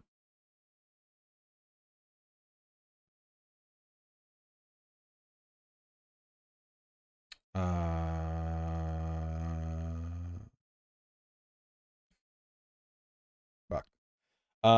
You all get my point, right? So there are different levels. Something I'd like to talk with you about. I think you're wrong on productivity wages stuff. You can use better rhetoric theory for others. Maybe SDL. I'd be very, very, very surprised if you could provide a counter to my position that productivity in the economic sense doesn't track very well individually to determine wages. But yeah, hopefully everyone here gets my point here. Yeah.